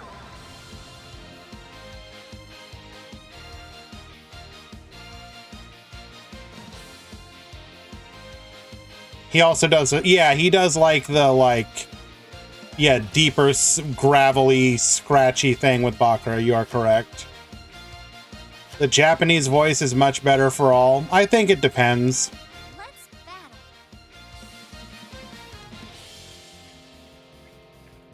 Please work. I attack.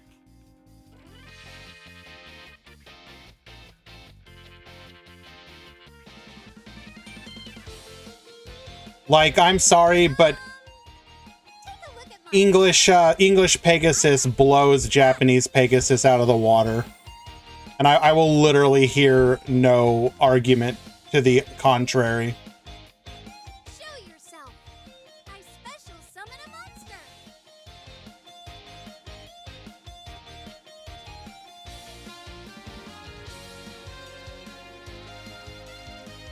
And I know this might be a hot take,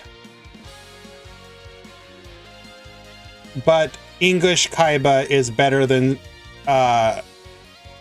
Japanese Kaiba. Sorry.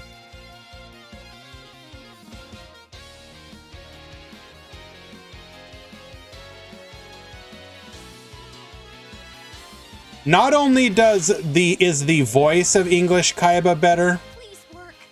I attack. but like the direction that they gave him is also better.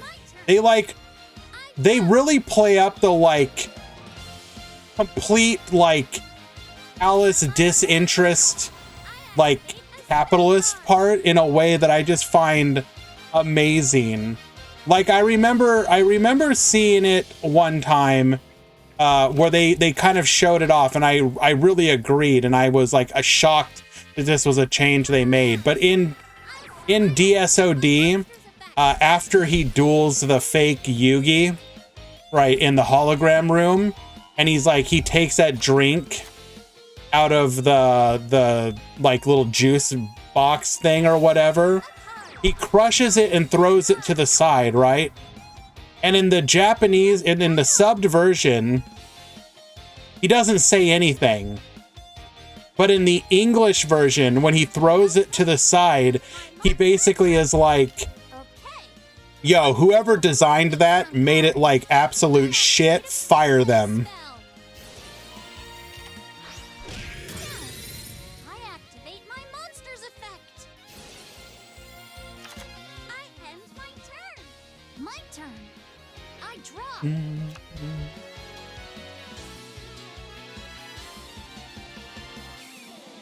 I don't know. I'm obvious. This isn't like one of the things like where I'm gonna die on the hill personally, but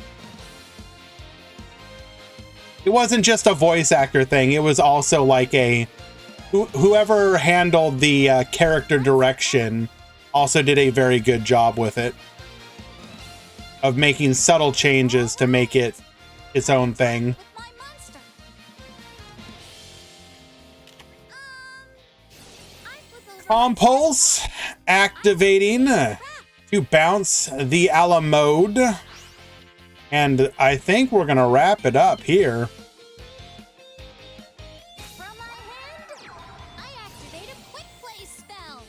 We really sat on that. I mean, I guess it doesn't matter. I end my turn. Would have been able to chain anyways. I represent. Lamel to hand. Starry Night to the field. Come on out.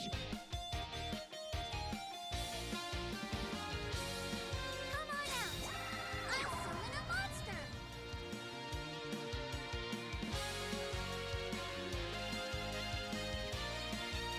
I'm sorry. I lost despite the support of my friends. That was so much fun. Can we duel again?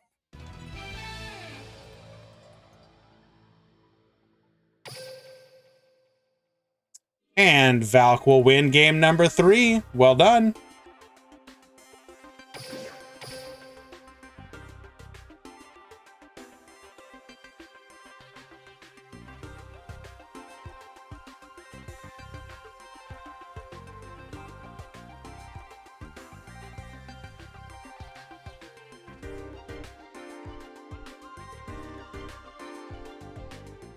We are now in the top 8. What skill is the Starry Night player using? Fairy Smile.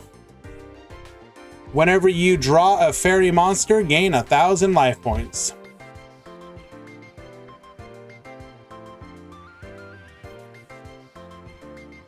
And unironically, the life point gaining has actually served both of them incredibly well.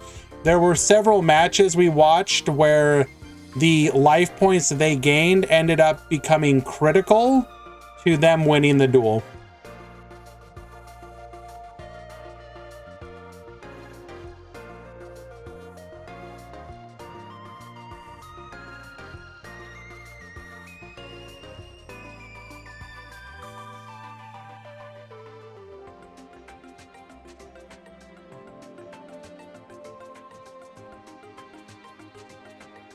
Alrighty, your top 8 is Odd Eyes, Phantom Knight, Mech Knight, Phantom Knight, Infernoid, Phantom Knight,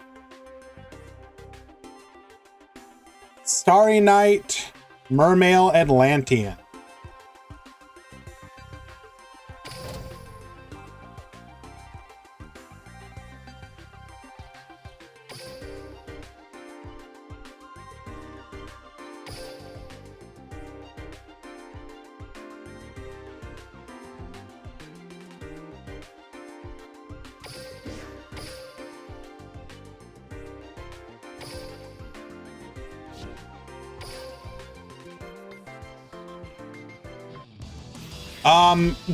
Aside from the life point skills, I think they may want to consider siding for the future, having a sided Ties That Bind. And if you want to main deck a different skill other than life point gaining, I think that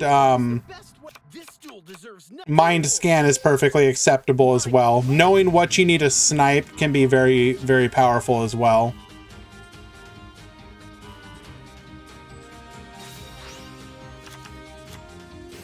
Mind Scanned is my preferred skill.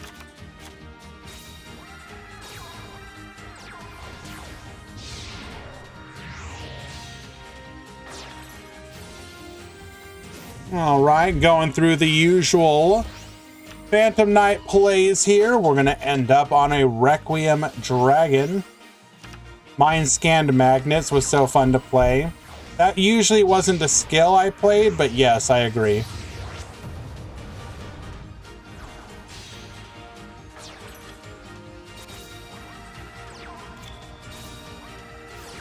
Highs should give the boost if the monsters in MD. What do you mean in MD? In Master Duel? Oh. You gotta be more specific there.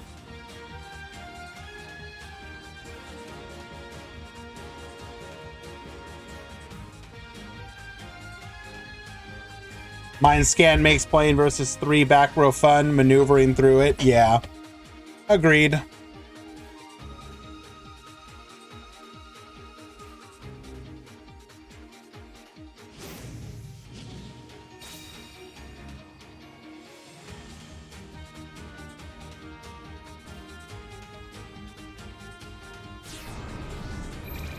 I don't think people refer to it like that, Mizu, but sure.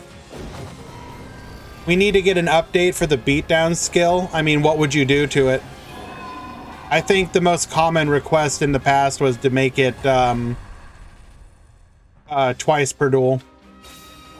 I think beatdown only being level monsters is fine. Is it Shoma? Yes.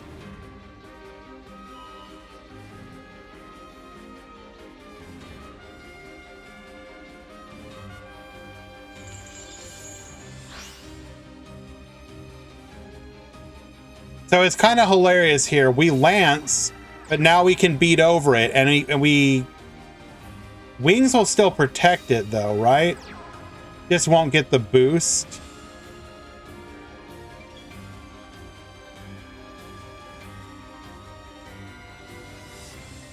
The issue with that, Murata, is that they very clearly have designed skills that are meant to be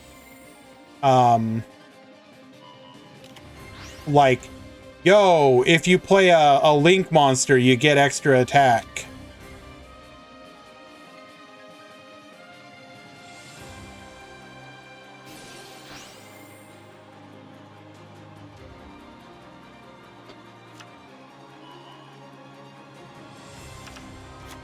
So again, I think if you want to buff skills like beatdown, why not flip your own Requiem? He lanced it, so it wouldn't have worked.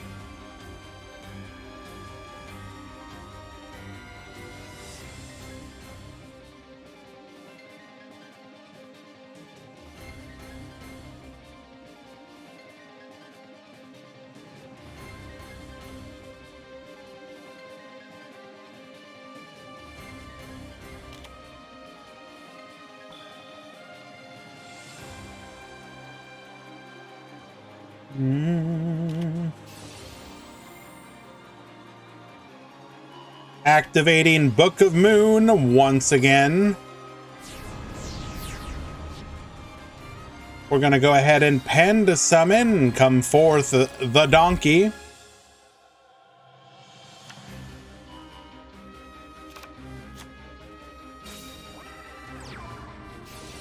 This will also allow Joker's effect to go through.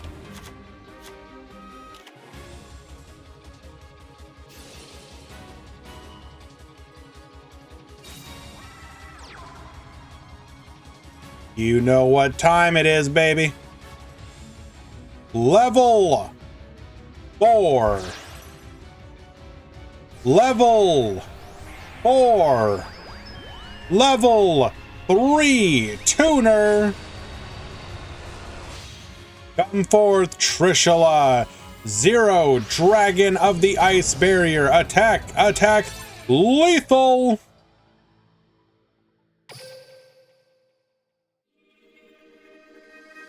Odd Eyes Up, game number 1.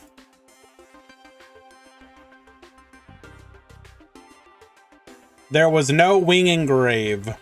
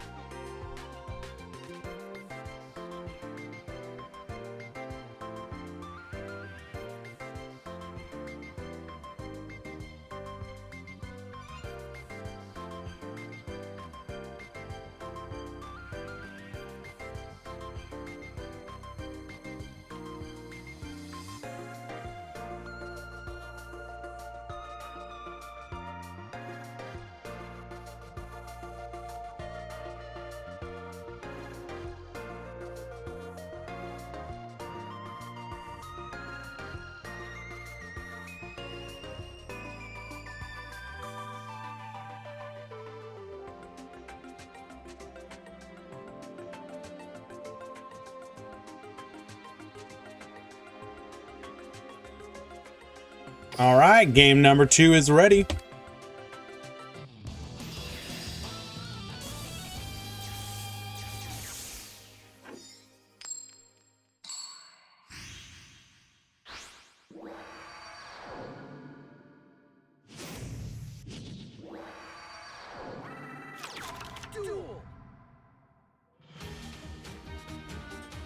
All right, it will be Shoma's time to go first here.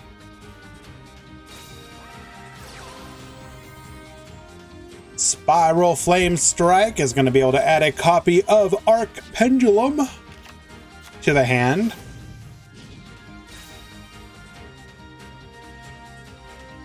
No Josh Angries, please. Thank you very much. Only pending 2 here. Come forth Odd Eyes and another Odd Eyes.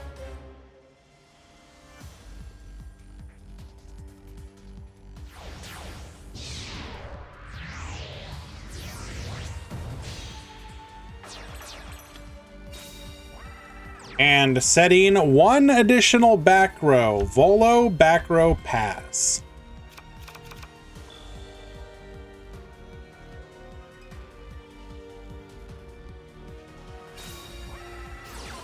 Activating Dark Hole.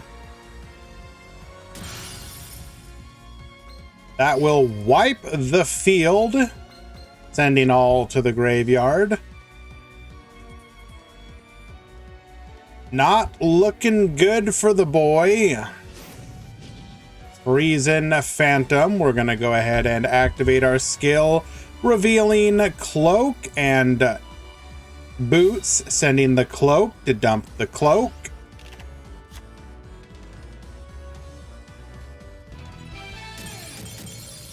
And we'll get the scoop. We clearly don't have anything in the back row that will keep us from getting...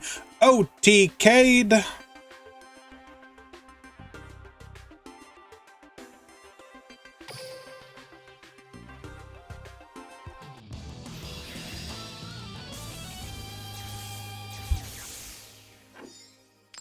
Hey Murata, I'm glad that you love this stream. I'm sorry that you can't read the card texts. We all hope that they get fixed soon, and understandable. Glad that you continue to lurk here.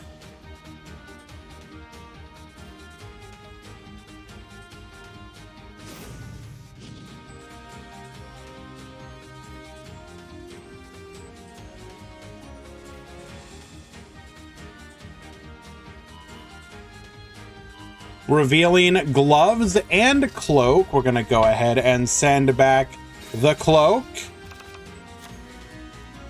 I don't know if it's fixable that way. I haven't actually tried it.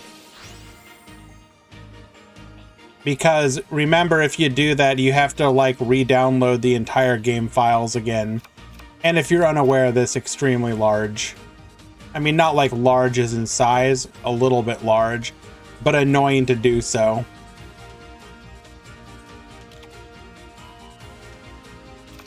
And it's kind of funny. So until they fix it, I kind of don't care, if I'm being honest.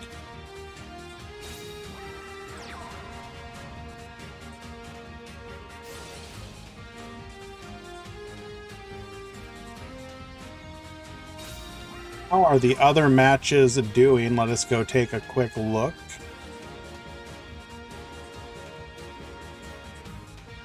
Looks like Bixie has 2-1'd Juninho.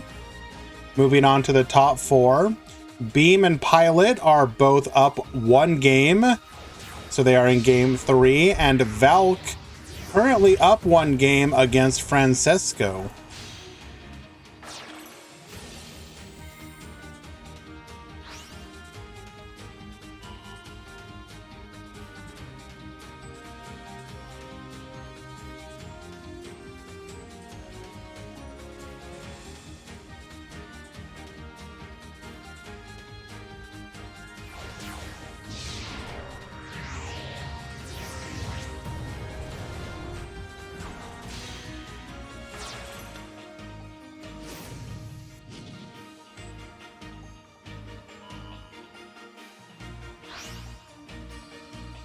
I usually like having it at the normal one.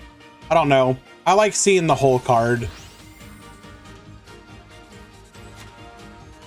I like it looking like an actual Yu-Gi-Oh card. A lot of the cards, if you zoom in, they just look weird.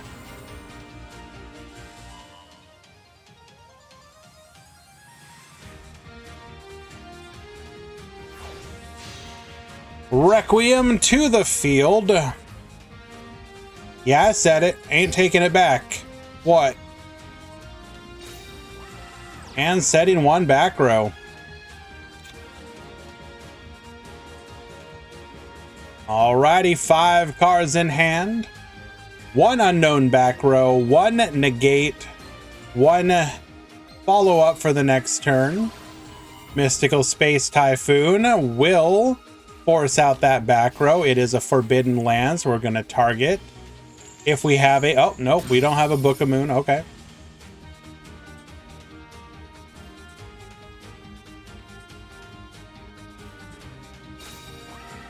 Oh my god.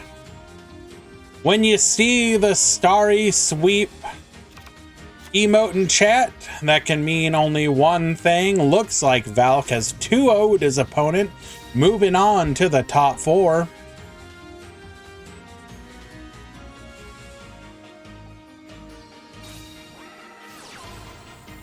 Spiral Flame Strike. Gonna add another copy of Odd Eyes Pendulum Dragon.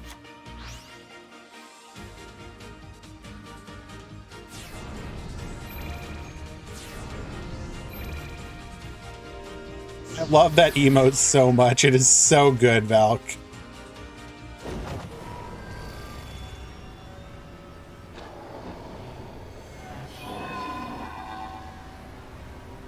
The Dumpy Chicken has arrived. Penned summon for 1, 2, 3, 4. Taking out the entire board and then going for the OTA. Choma will win game number 3. Well done.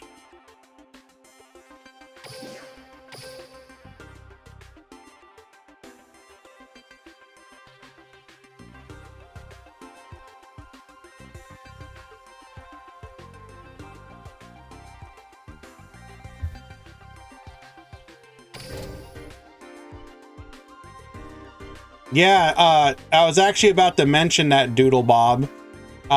Running the arc pendulum actually relevant.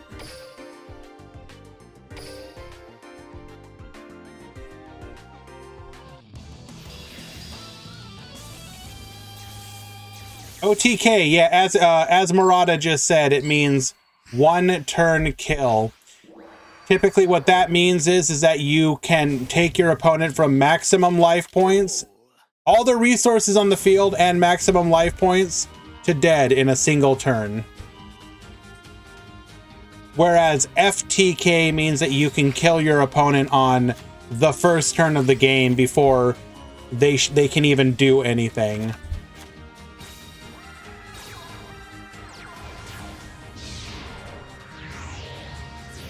So you will oftentimes hear a deck be described as an OTK deck, such as Cyber Dragon. And so what that means is that they, like, OTK decks want to end the game immediately. They don't want to give you any time to recover or come back.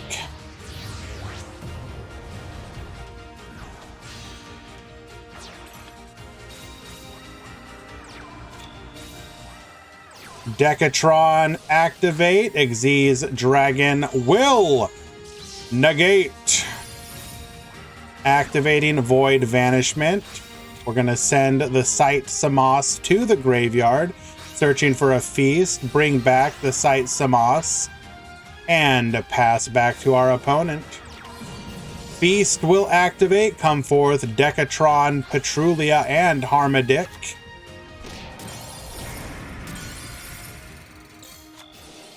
Petrulia forcing out a back row.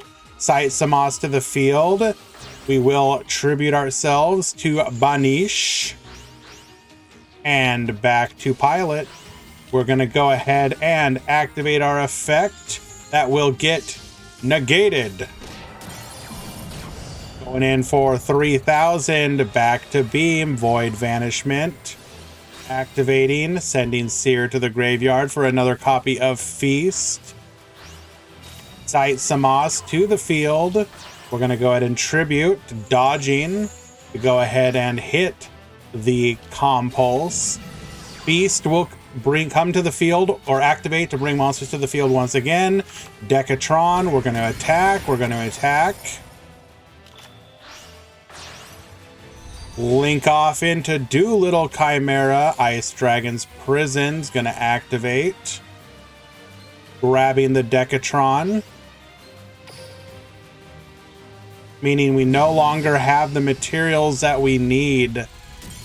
Unlucky. Pilot will win game number 3. Infernoids are now out.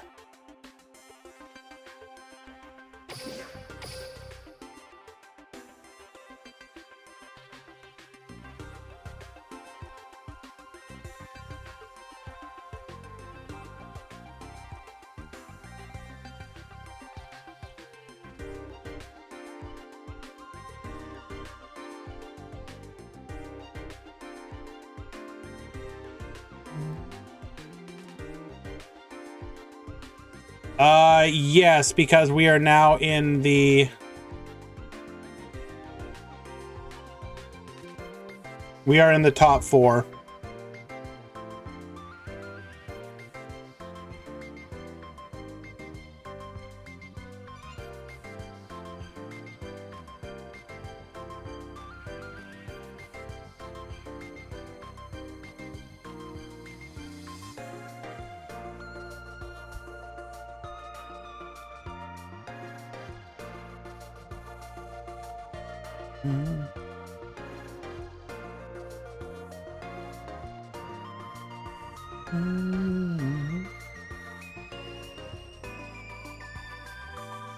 PK feels like the weakest tier 1 relative to the meta that we've had in a long time. Mech Salad, BRD, DDD, BA all felt like they dominated their formats in a way that PK does not.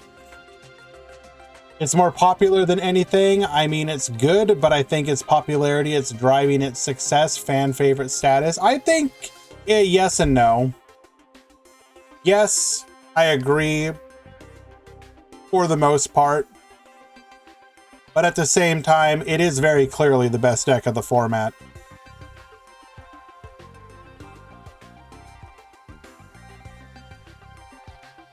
Now I organize for you to play that toxic deck again. Yes. Now it is time for you to get your revenge, Pilot. We are in the top 4. Shoma versus Bixie, Pilot versus Valk.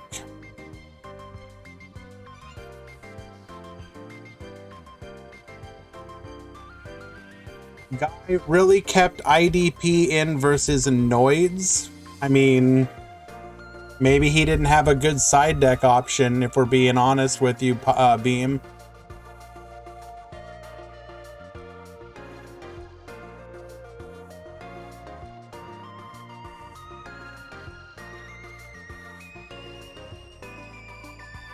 Thank you for competing, though, Beam. I do appreciate you. You know that. Players of your skill help keep these tournaments so damn enjoyable to host.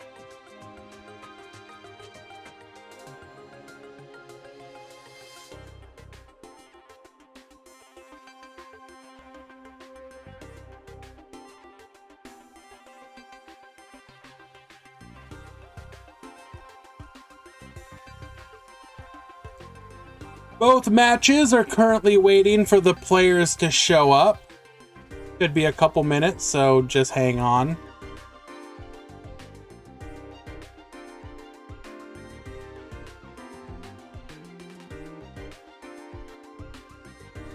While we wait for both players to show up to one of these matches, I'm going to step away for a moment, get something to drink, use the restroom. So just hang out for a few. Be right back. 2 to 3 minutes. Top 4 after.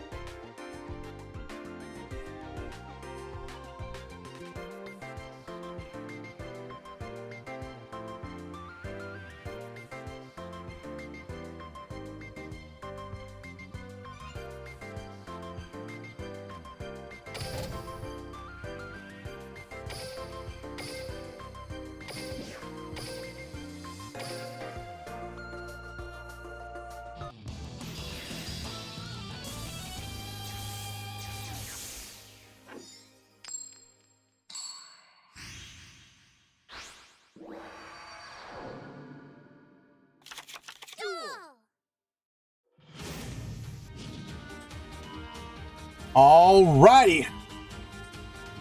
Pilot at the top, Valk at the bottom. Pilot will be going first. Activating our skill, we're going to be able to grab the Greaves. Going for Boots, Greaves into Leviair. Leviair bringing back the Cloak into the Rebellion Dragon. Rebellion will lose its materials via the skill. Boots grabbing a copy of Rank Up Magic Launch. Launch to the field. Requiem Xyz Dragon and one back row. Activating Balefire, searching for a Rael. Likely means that we already have a Starry Night, Starry Dragon. We're gonna go ahead and activate Book of Moon. And negate. Destroyed because we are face down now. Unlucky. Rael effect. We're gonna go ahead and crash and pass back the pilot.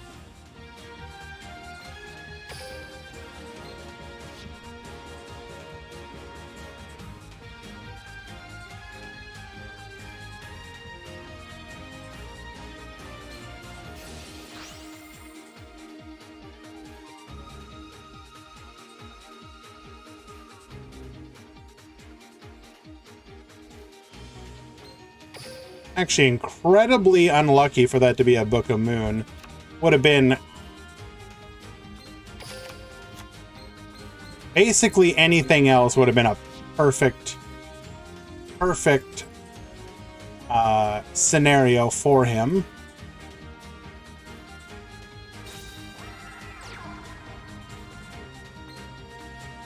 Gloves to the field.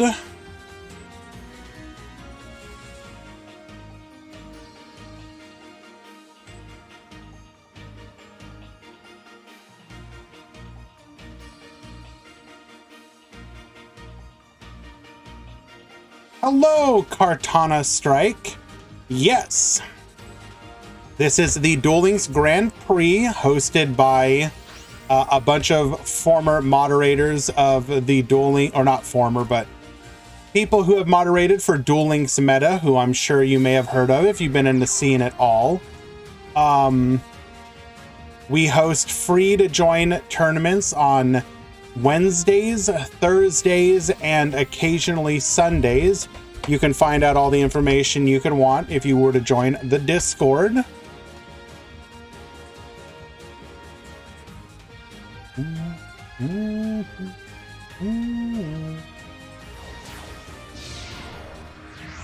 We are currently in the top 4. We are about 6 hours into the tournament so far. The Wednesday events start at 2 p.m. Eastern.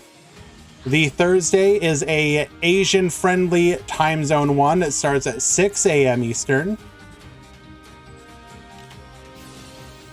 Compulse activating. We're going to go after the Requiem Dragon. Goodbye. Get out of here. Break Sword effect activating. The Sunday event that we are going to be hosting this week is a Turbo Duel event. That'll be Sunday at 2 p.m. Eastern.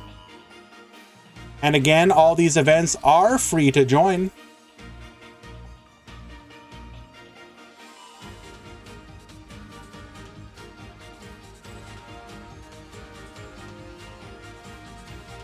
Espanol. We do have several Spanish-speaking members of the team who can help you if you need somebody who speaks Spanish.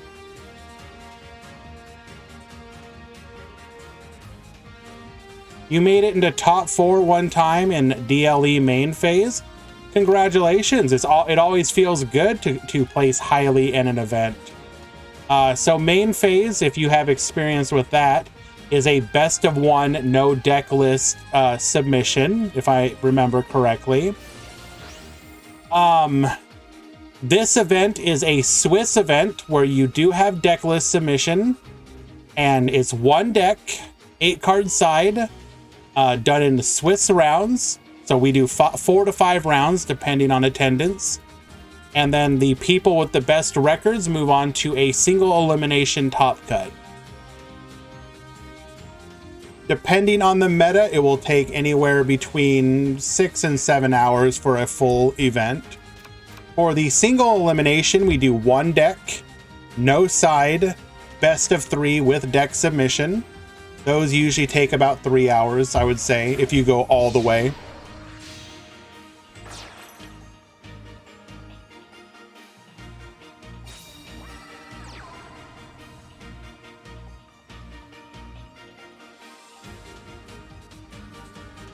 So ideal scenario here is going to be for Valk to be on either Arrival or Flamel and the Starry Night Dragon.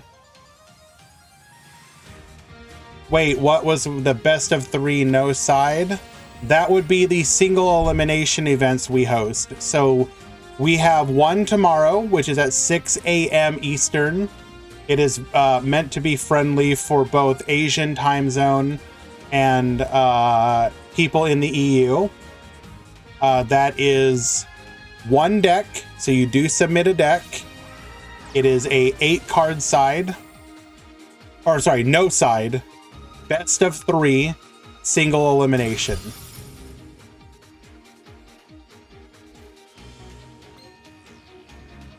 So that one's going to be similar to main phase, except that you do submit a deck and you play best of 3 instead of best of 1. The event on Sunday will be, as I mentioned, Turbo Duels, also best of 1 with deck submission, but it is using the Turbo Duel rule in the duel rooms. So that one should be fun just because it's not a format people do very often. So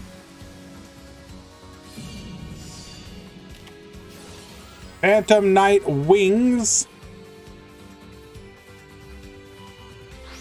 Gonna boost the Starry Night Dragon.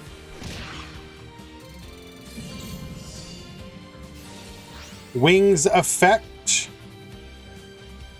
Bringing back the break sword.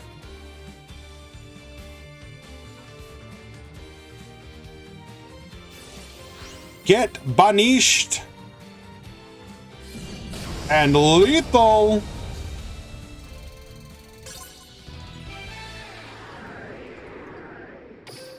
Game number 1 going to Valk.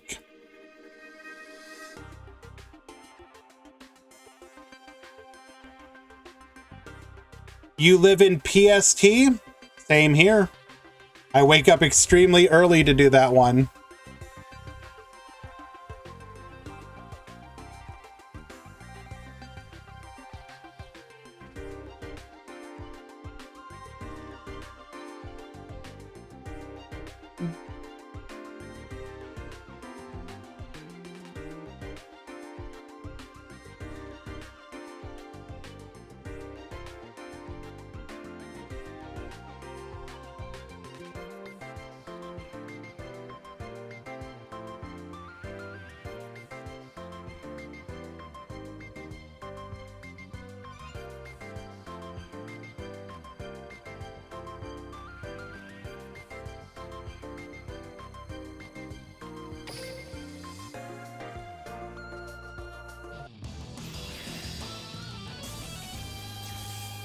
Alrighty.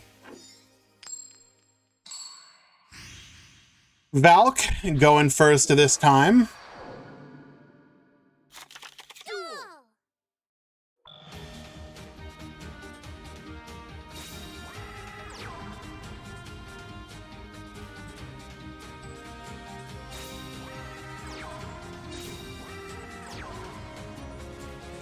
All right, setting 3, including a face down monster.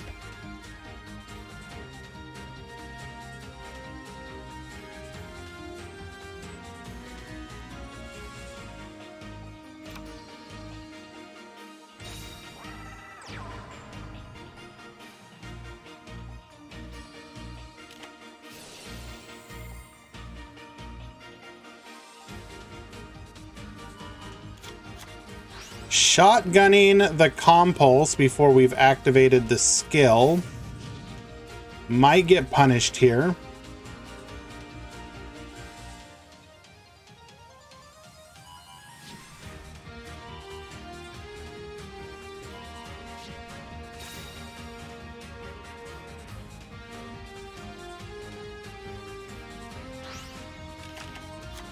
Sending Greaves to the graveyard.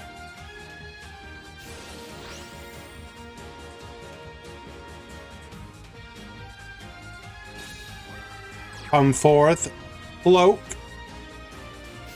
Come forth, Greaves.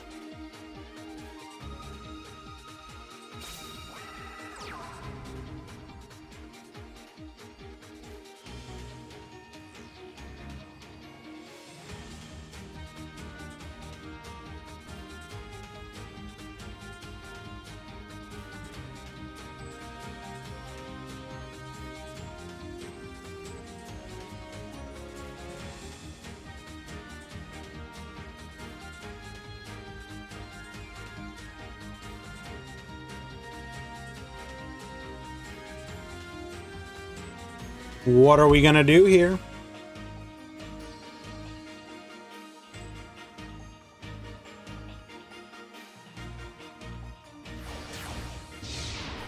You guys are saying the skill's busted, but I do feel like we may have misplayed here.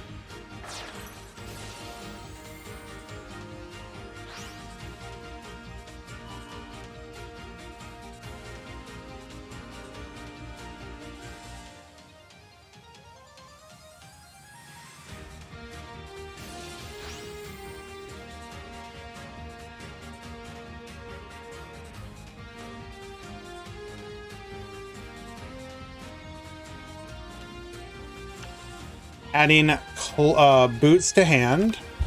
This will allow us to make an additional play here.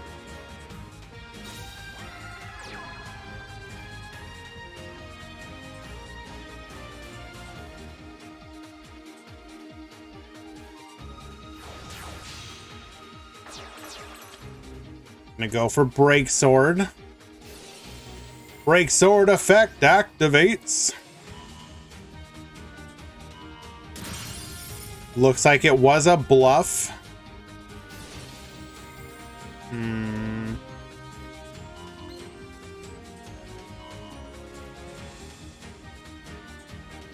Not gonna lie, this whole turn just seems a little scuffed.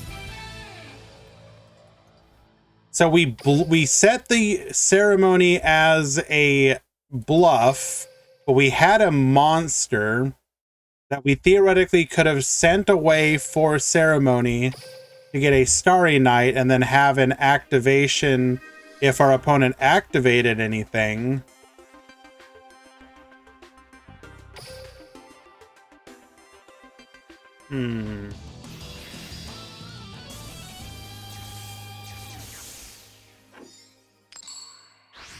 All right, Valk going first once again.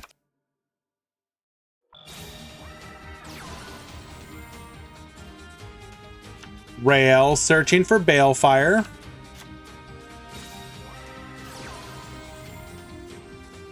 You know what? GN's got a good point. I'm gonna need all players to surrender. I'm giving it to Shoma immediately.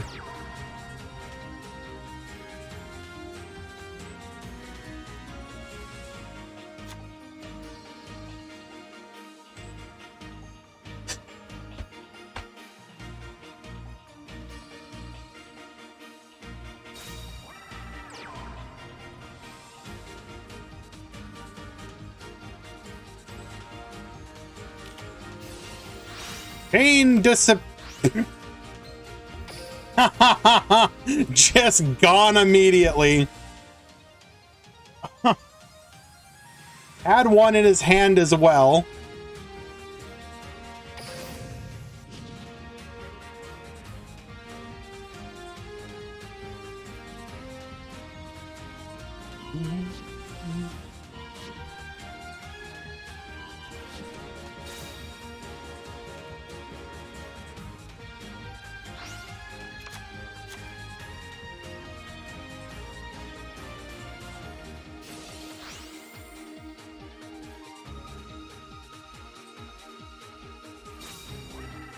Greaves summoning boots.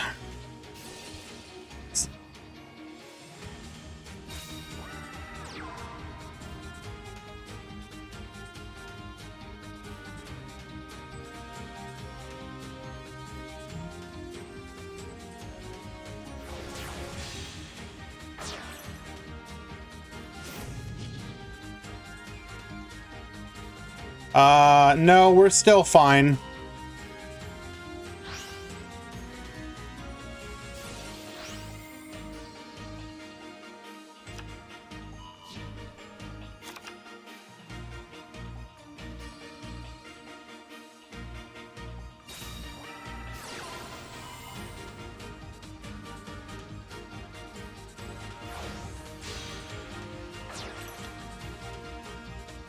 Okay, cool. Flamel negated.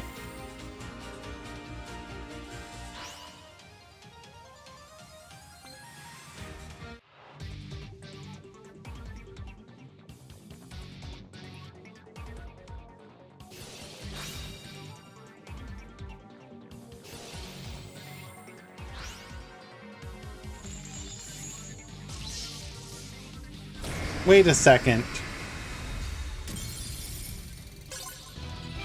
Is a skill broken?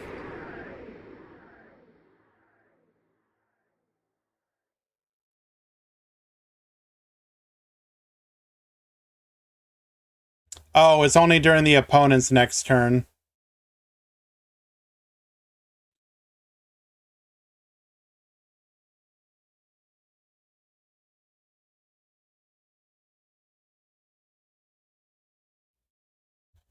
During your opponent's next turn, after you activate this effect, you can activate your Xyz monster's effect only one time. So on your turn, you can activate both of them. Got it. Well done, regardless, Valk.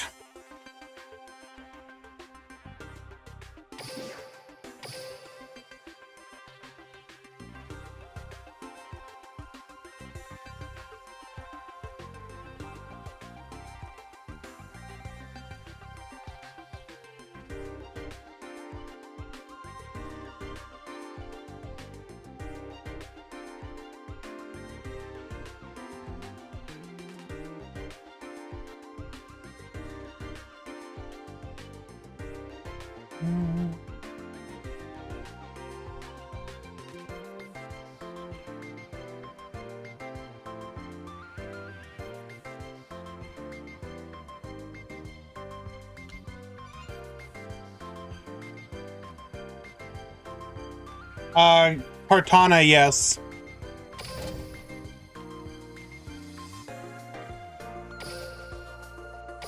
Because the whole point of the limitation, the whole point of you having the limitation is the trade-off of activating the skill.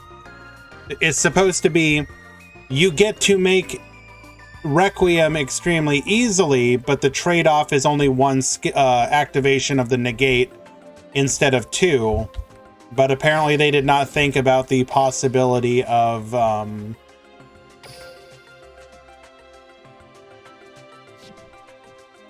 what just happened in that match. So realistically speaking, if the skill locked you into one activation until the end of your next turn or your opponent's next turn, something like that wouldn't happen. But it is what it is. Realistically speaking, if Valk had one more interaction there, he probably won. And Pilot needed like exactly a handful of nothing but monsters to overcome the chain disappearance there that ripped a card from his hand as well. So it was a combination of Valk having only one interaction, aside from, and Pilot having the exact answer to that situation. So you really can't be mad about that. Alrighty, looks like Shoma has fallen to Bixie, which means it will be Bixie and Pilot in the grand finals.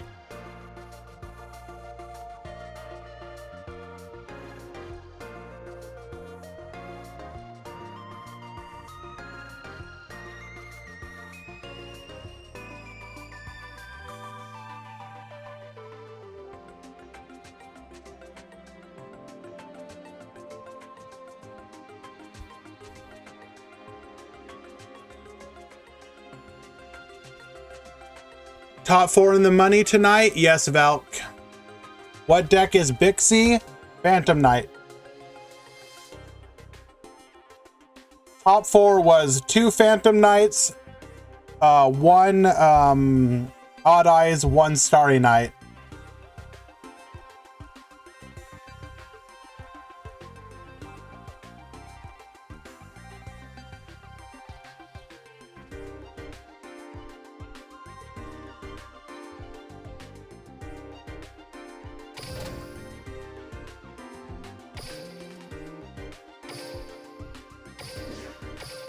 We come to the grand finals. How far did Mayakashi made it? It got #1 in our hearts. What was the highest Code Talker salad? I don't know if they topped. Let me double check. Let us bring up the breakdown.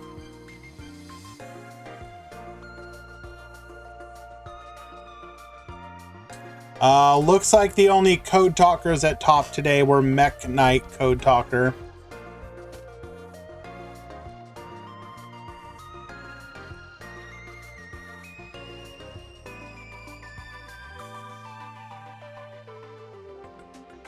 Shout out once again to Easy Mick, who does our breakdowns. Really appreciate you.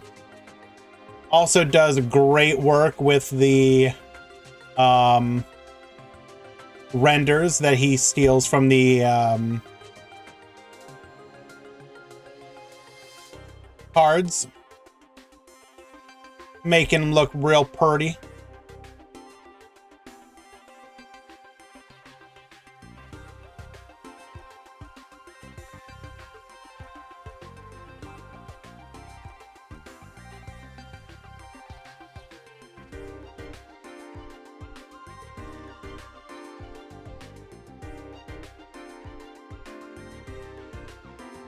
Did Code Talker mechs outperform pure mechs?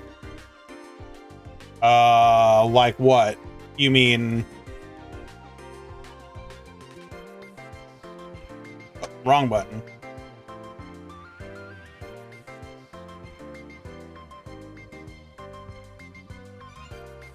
So, wait, look at overall breakdown again. So, Mech Knight 13... Code Talker. Do we have it broke? I don't know how we have it broken. I'll have to ask Easy there. Salad Code Talker got its own. I don't know how he broke it down there. I assume it's just under Code Talker.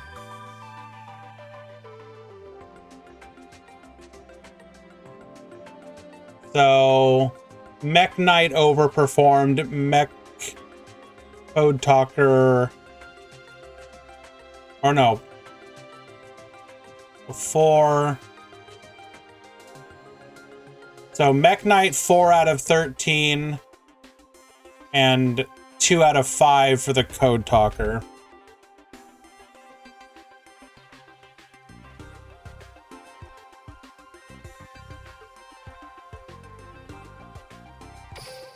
All right, here we go.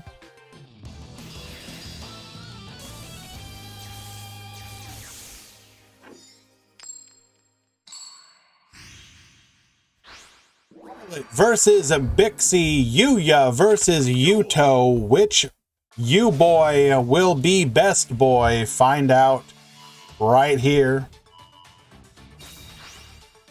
Activating skill, dumping cloak, grabbing boots.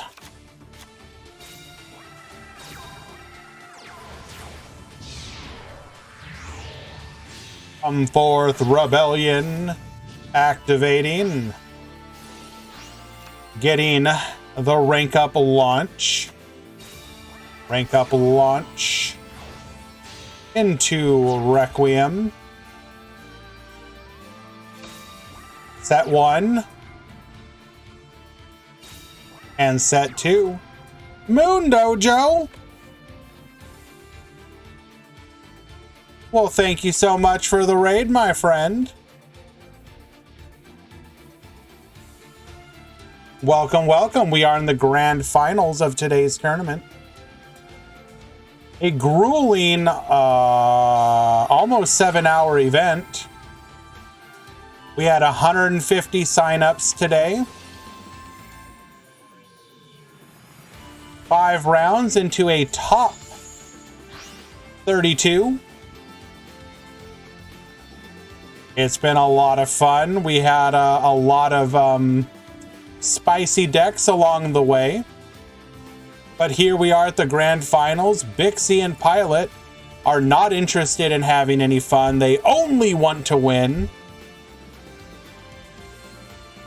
No problem. I'm already a Turbo Duel master and was teaching my brother how to Turbo Duel. Well, you're in luck, Moon Dojo. I don't know if you are interested, but this Sunday we will be hosting a Turbo Duel tournament using the Turbo Duel Duel Room options. Sunday at 2 p.m. Eastern. One deck, single elimination, best of 3 using the Turbo Duel rules. Consider joining. Free to join. We'll have a prize pool entry, or prize pool if you make it to the grand finals.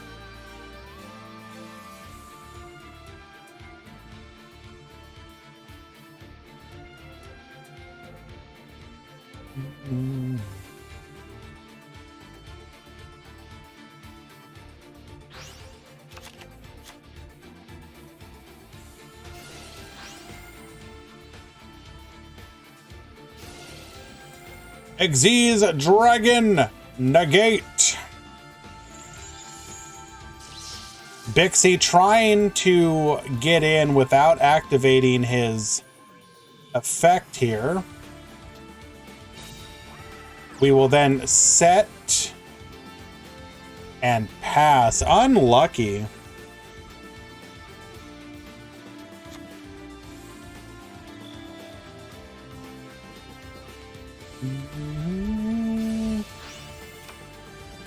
I really...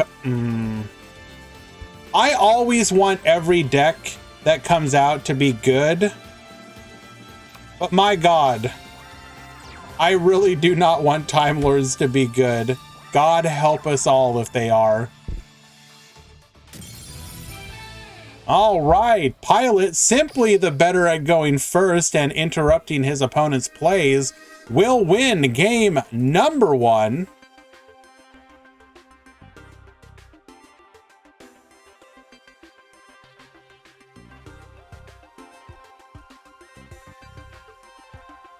I do not want to envision a Time Lord mirror, thank you.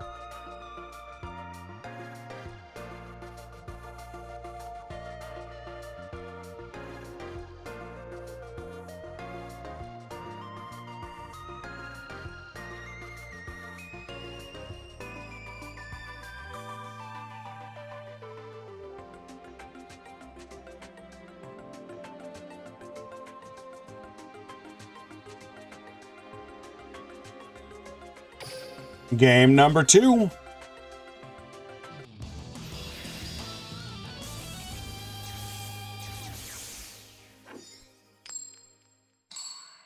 Please, guys, let Yuya's dream come true. Next box, Grand Finale's Time Lord Mirror. If that happens, I'm canceling the events going forward. There will be no more tournaments. The game will be done.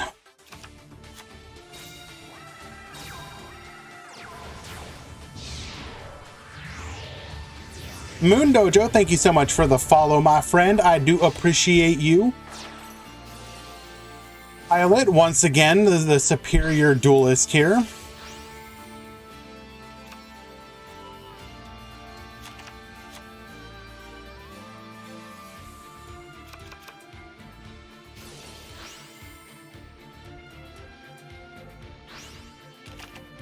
Dump in a cloak for the next turn. Don't think I agree with the Requiem turn 1 play, but as long as you don't get punished. Probably depends on what your back row is, though, isn't it? Have I faced Time Lords before? I have done Master Duel. I did early Master Duel events where one of the decks you would use to grind out the event was Time Lords. So yes, I have faced Time Lords.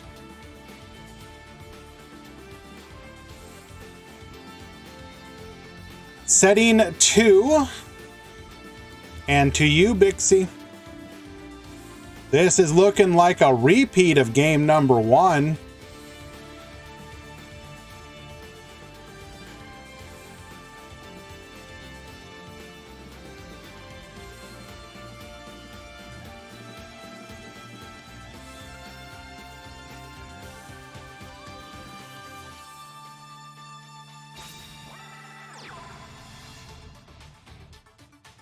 You have been using a Stardust deck for Turbo Duel, but mainly used Malefic. Fair. I played Mech Lord.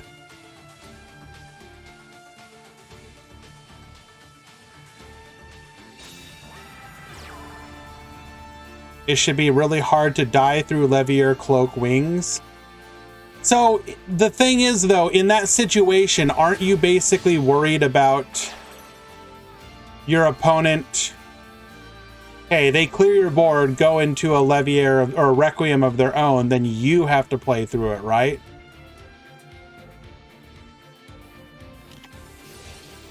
Book of Moon activates. Do we have the Lance? Forbidden Lance! Any timeline for when the selection boxes come back? Should be WCQ, if I'm not mistaken, or is it after that? Is like pre-Worlds.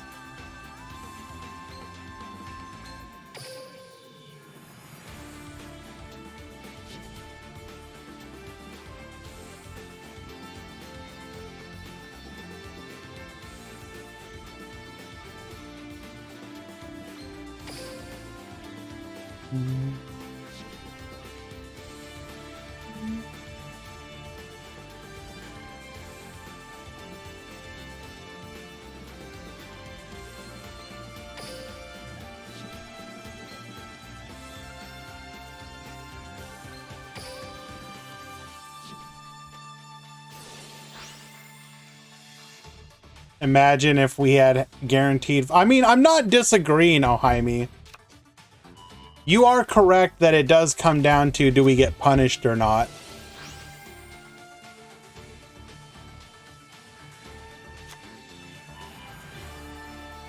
And you know what else could be a valid point? Maybe you've reached the end of the tournament and you just want it to be over. So you're gonna play like an absolute madman.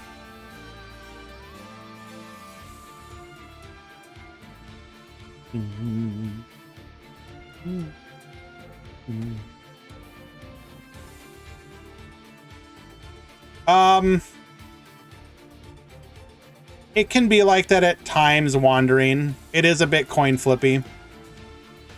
So, for example, in Team Wars, when you're building your team comps, sometimes you will decide, do you just want to roll the PK mirror and basically coin flip it?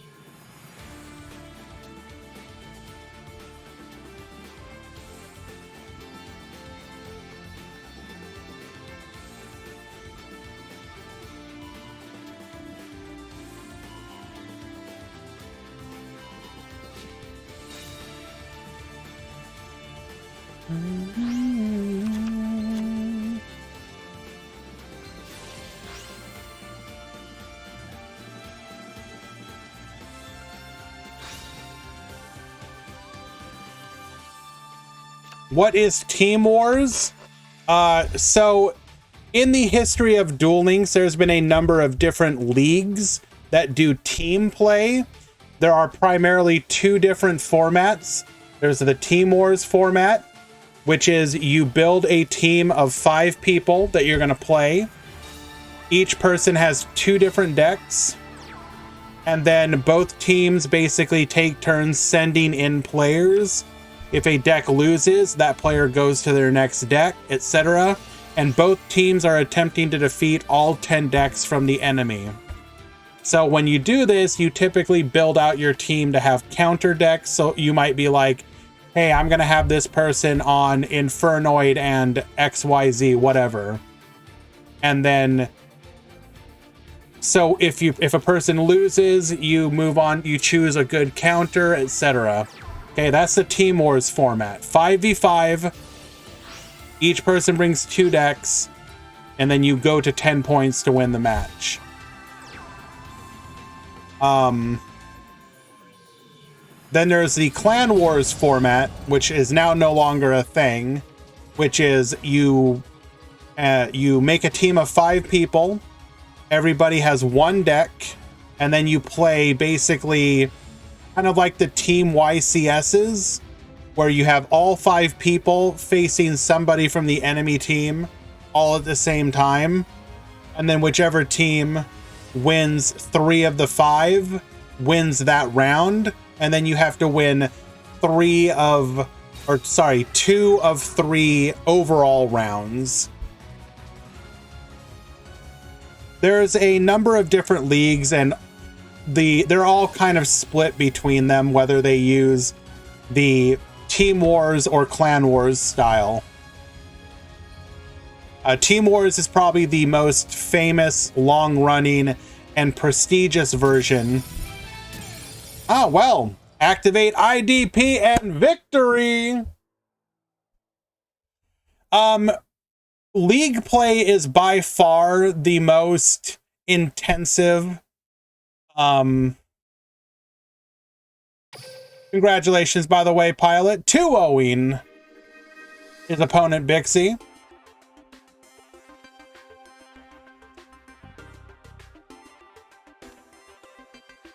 PK best deck.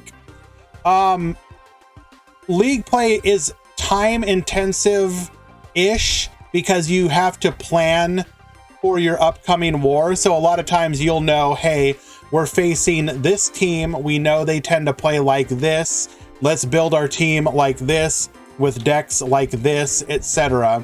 So you have a lot of pre-prep, and then you go into the match and you're making your decisions on the fly. Who do you send in? What move should you make, etc. It's very involved. The Clan Wars style one tends to be a little bit more casual, because everyone's just kind of playing at the same time.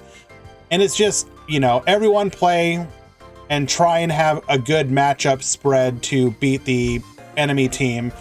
Typically so the counter swapping in a Clan Wars style one, instead of you sending in a specific player with a specific deck, to then try and win as many matches as possible. In the Clan Wars style one, the loser of each round gets to choose the exact matchups.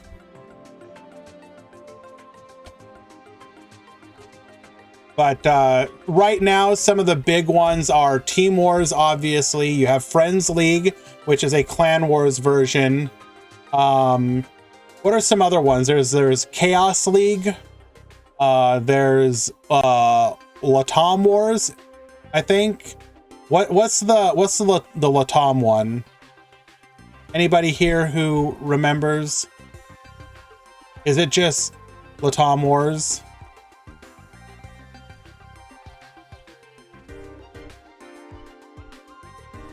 Okay, thank you, Sham. Yeah. Am I missing any of the other major ones? There's Chaos League, Team Wars, Friends League, Latam Wars.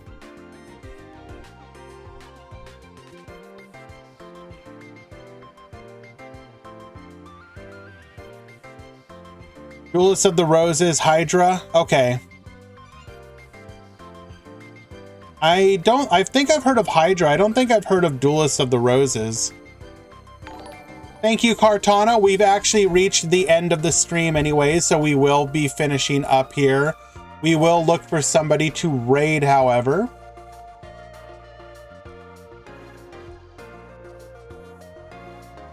To the finalists, I will reach out to you for your prize pool. Thank you for everyone who entered in today's event. I really do appreciate it. This is always so much fun to do. Tomorrow, 6 a.m. Eastern. If you are Asian region, EU region who can play, or if you're a crazy NA region player, we have our single elimination event at 6 a.m. Eastern. And then, of course, Turbo Duel Sunday. I want you people to enter that. By God, we did Legacy Duels last Sunday, and it was a lot of fun. I think Turbo Duel will be the same thing. It will be absolutely cracked and crazy. It will not be balanced in the slightest, but it will be a lot of fun. Please do consider joining.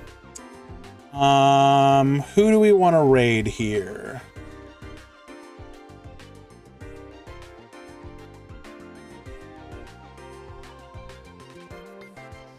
Boo boo. We will go raid Scyther.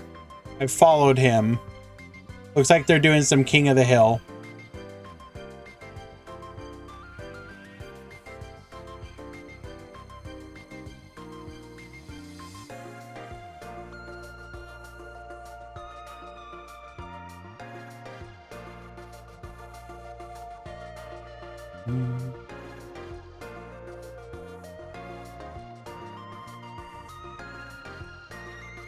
Later, guys.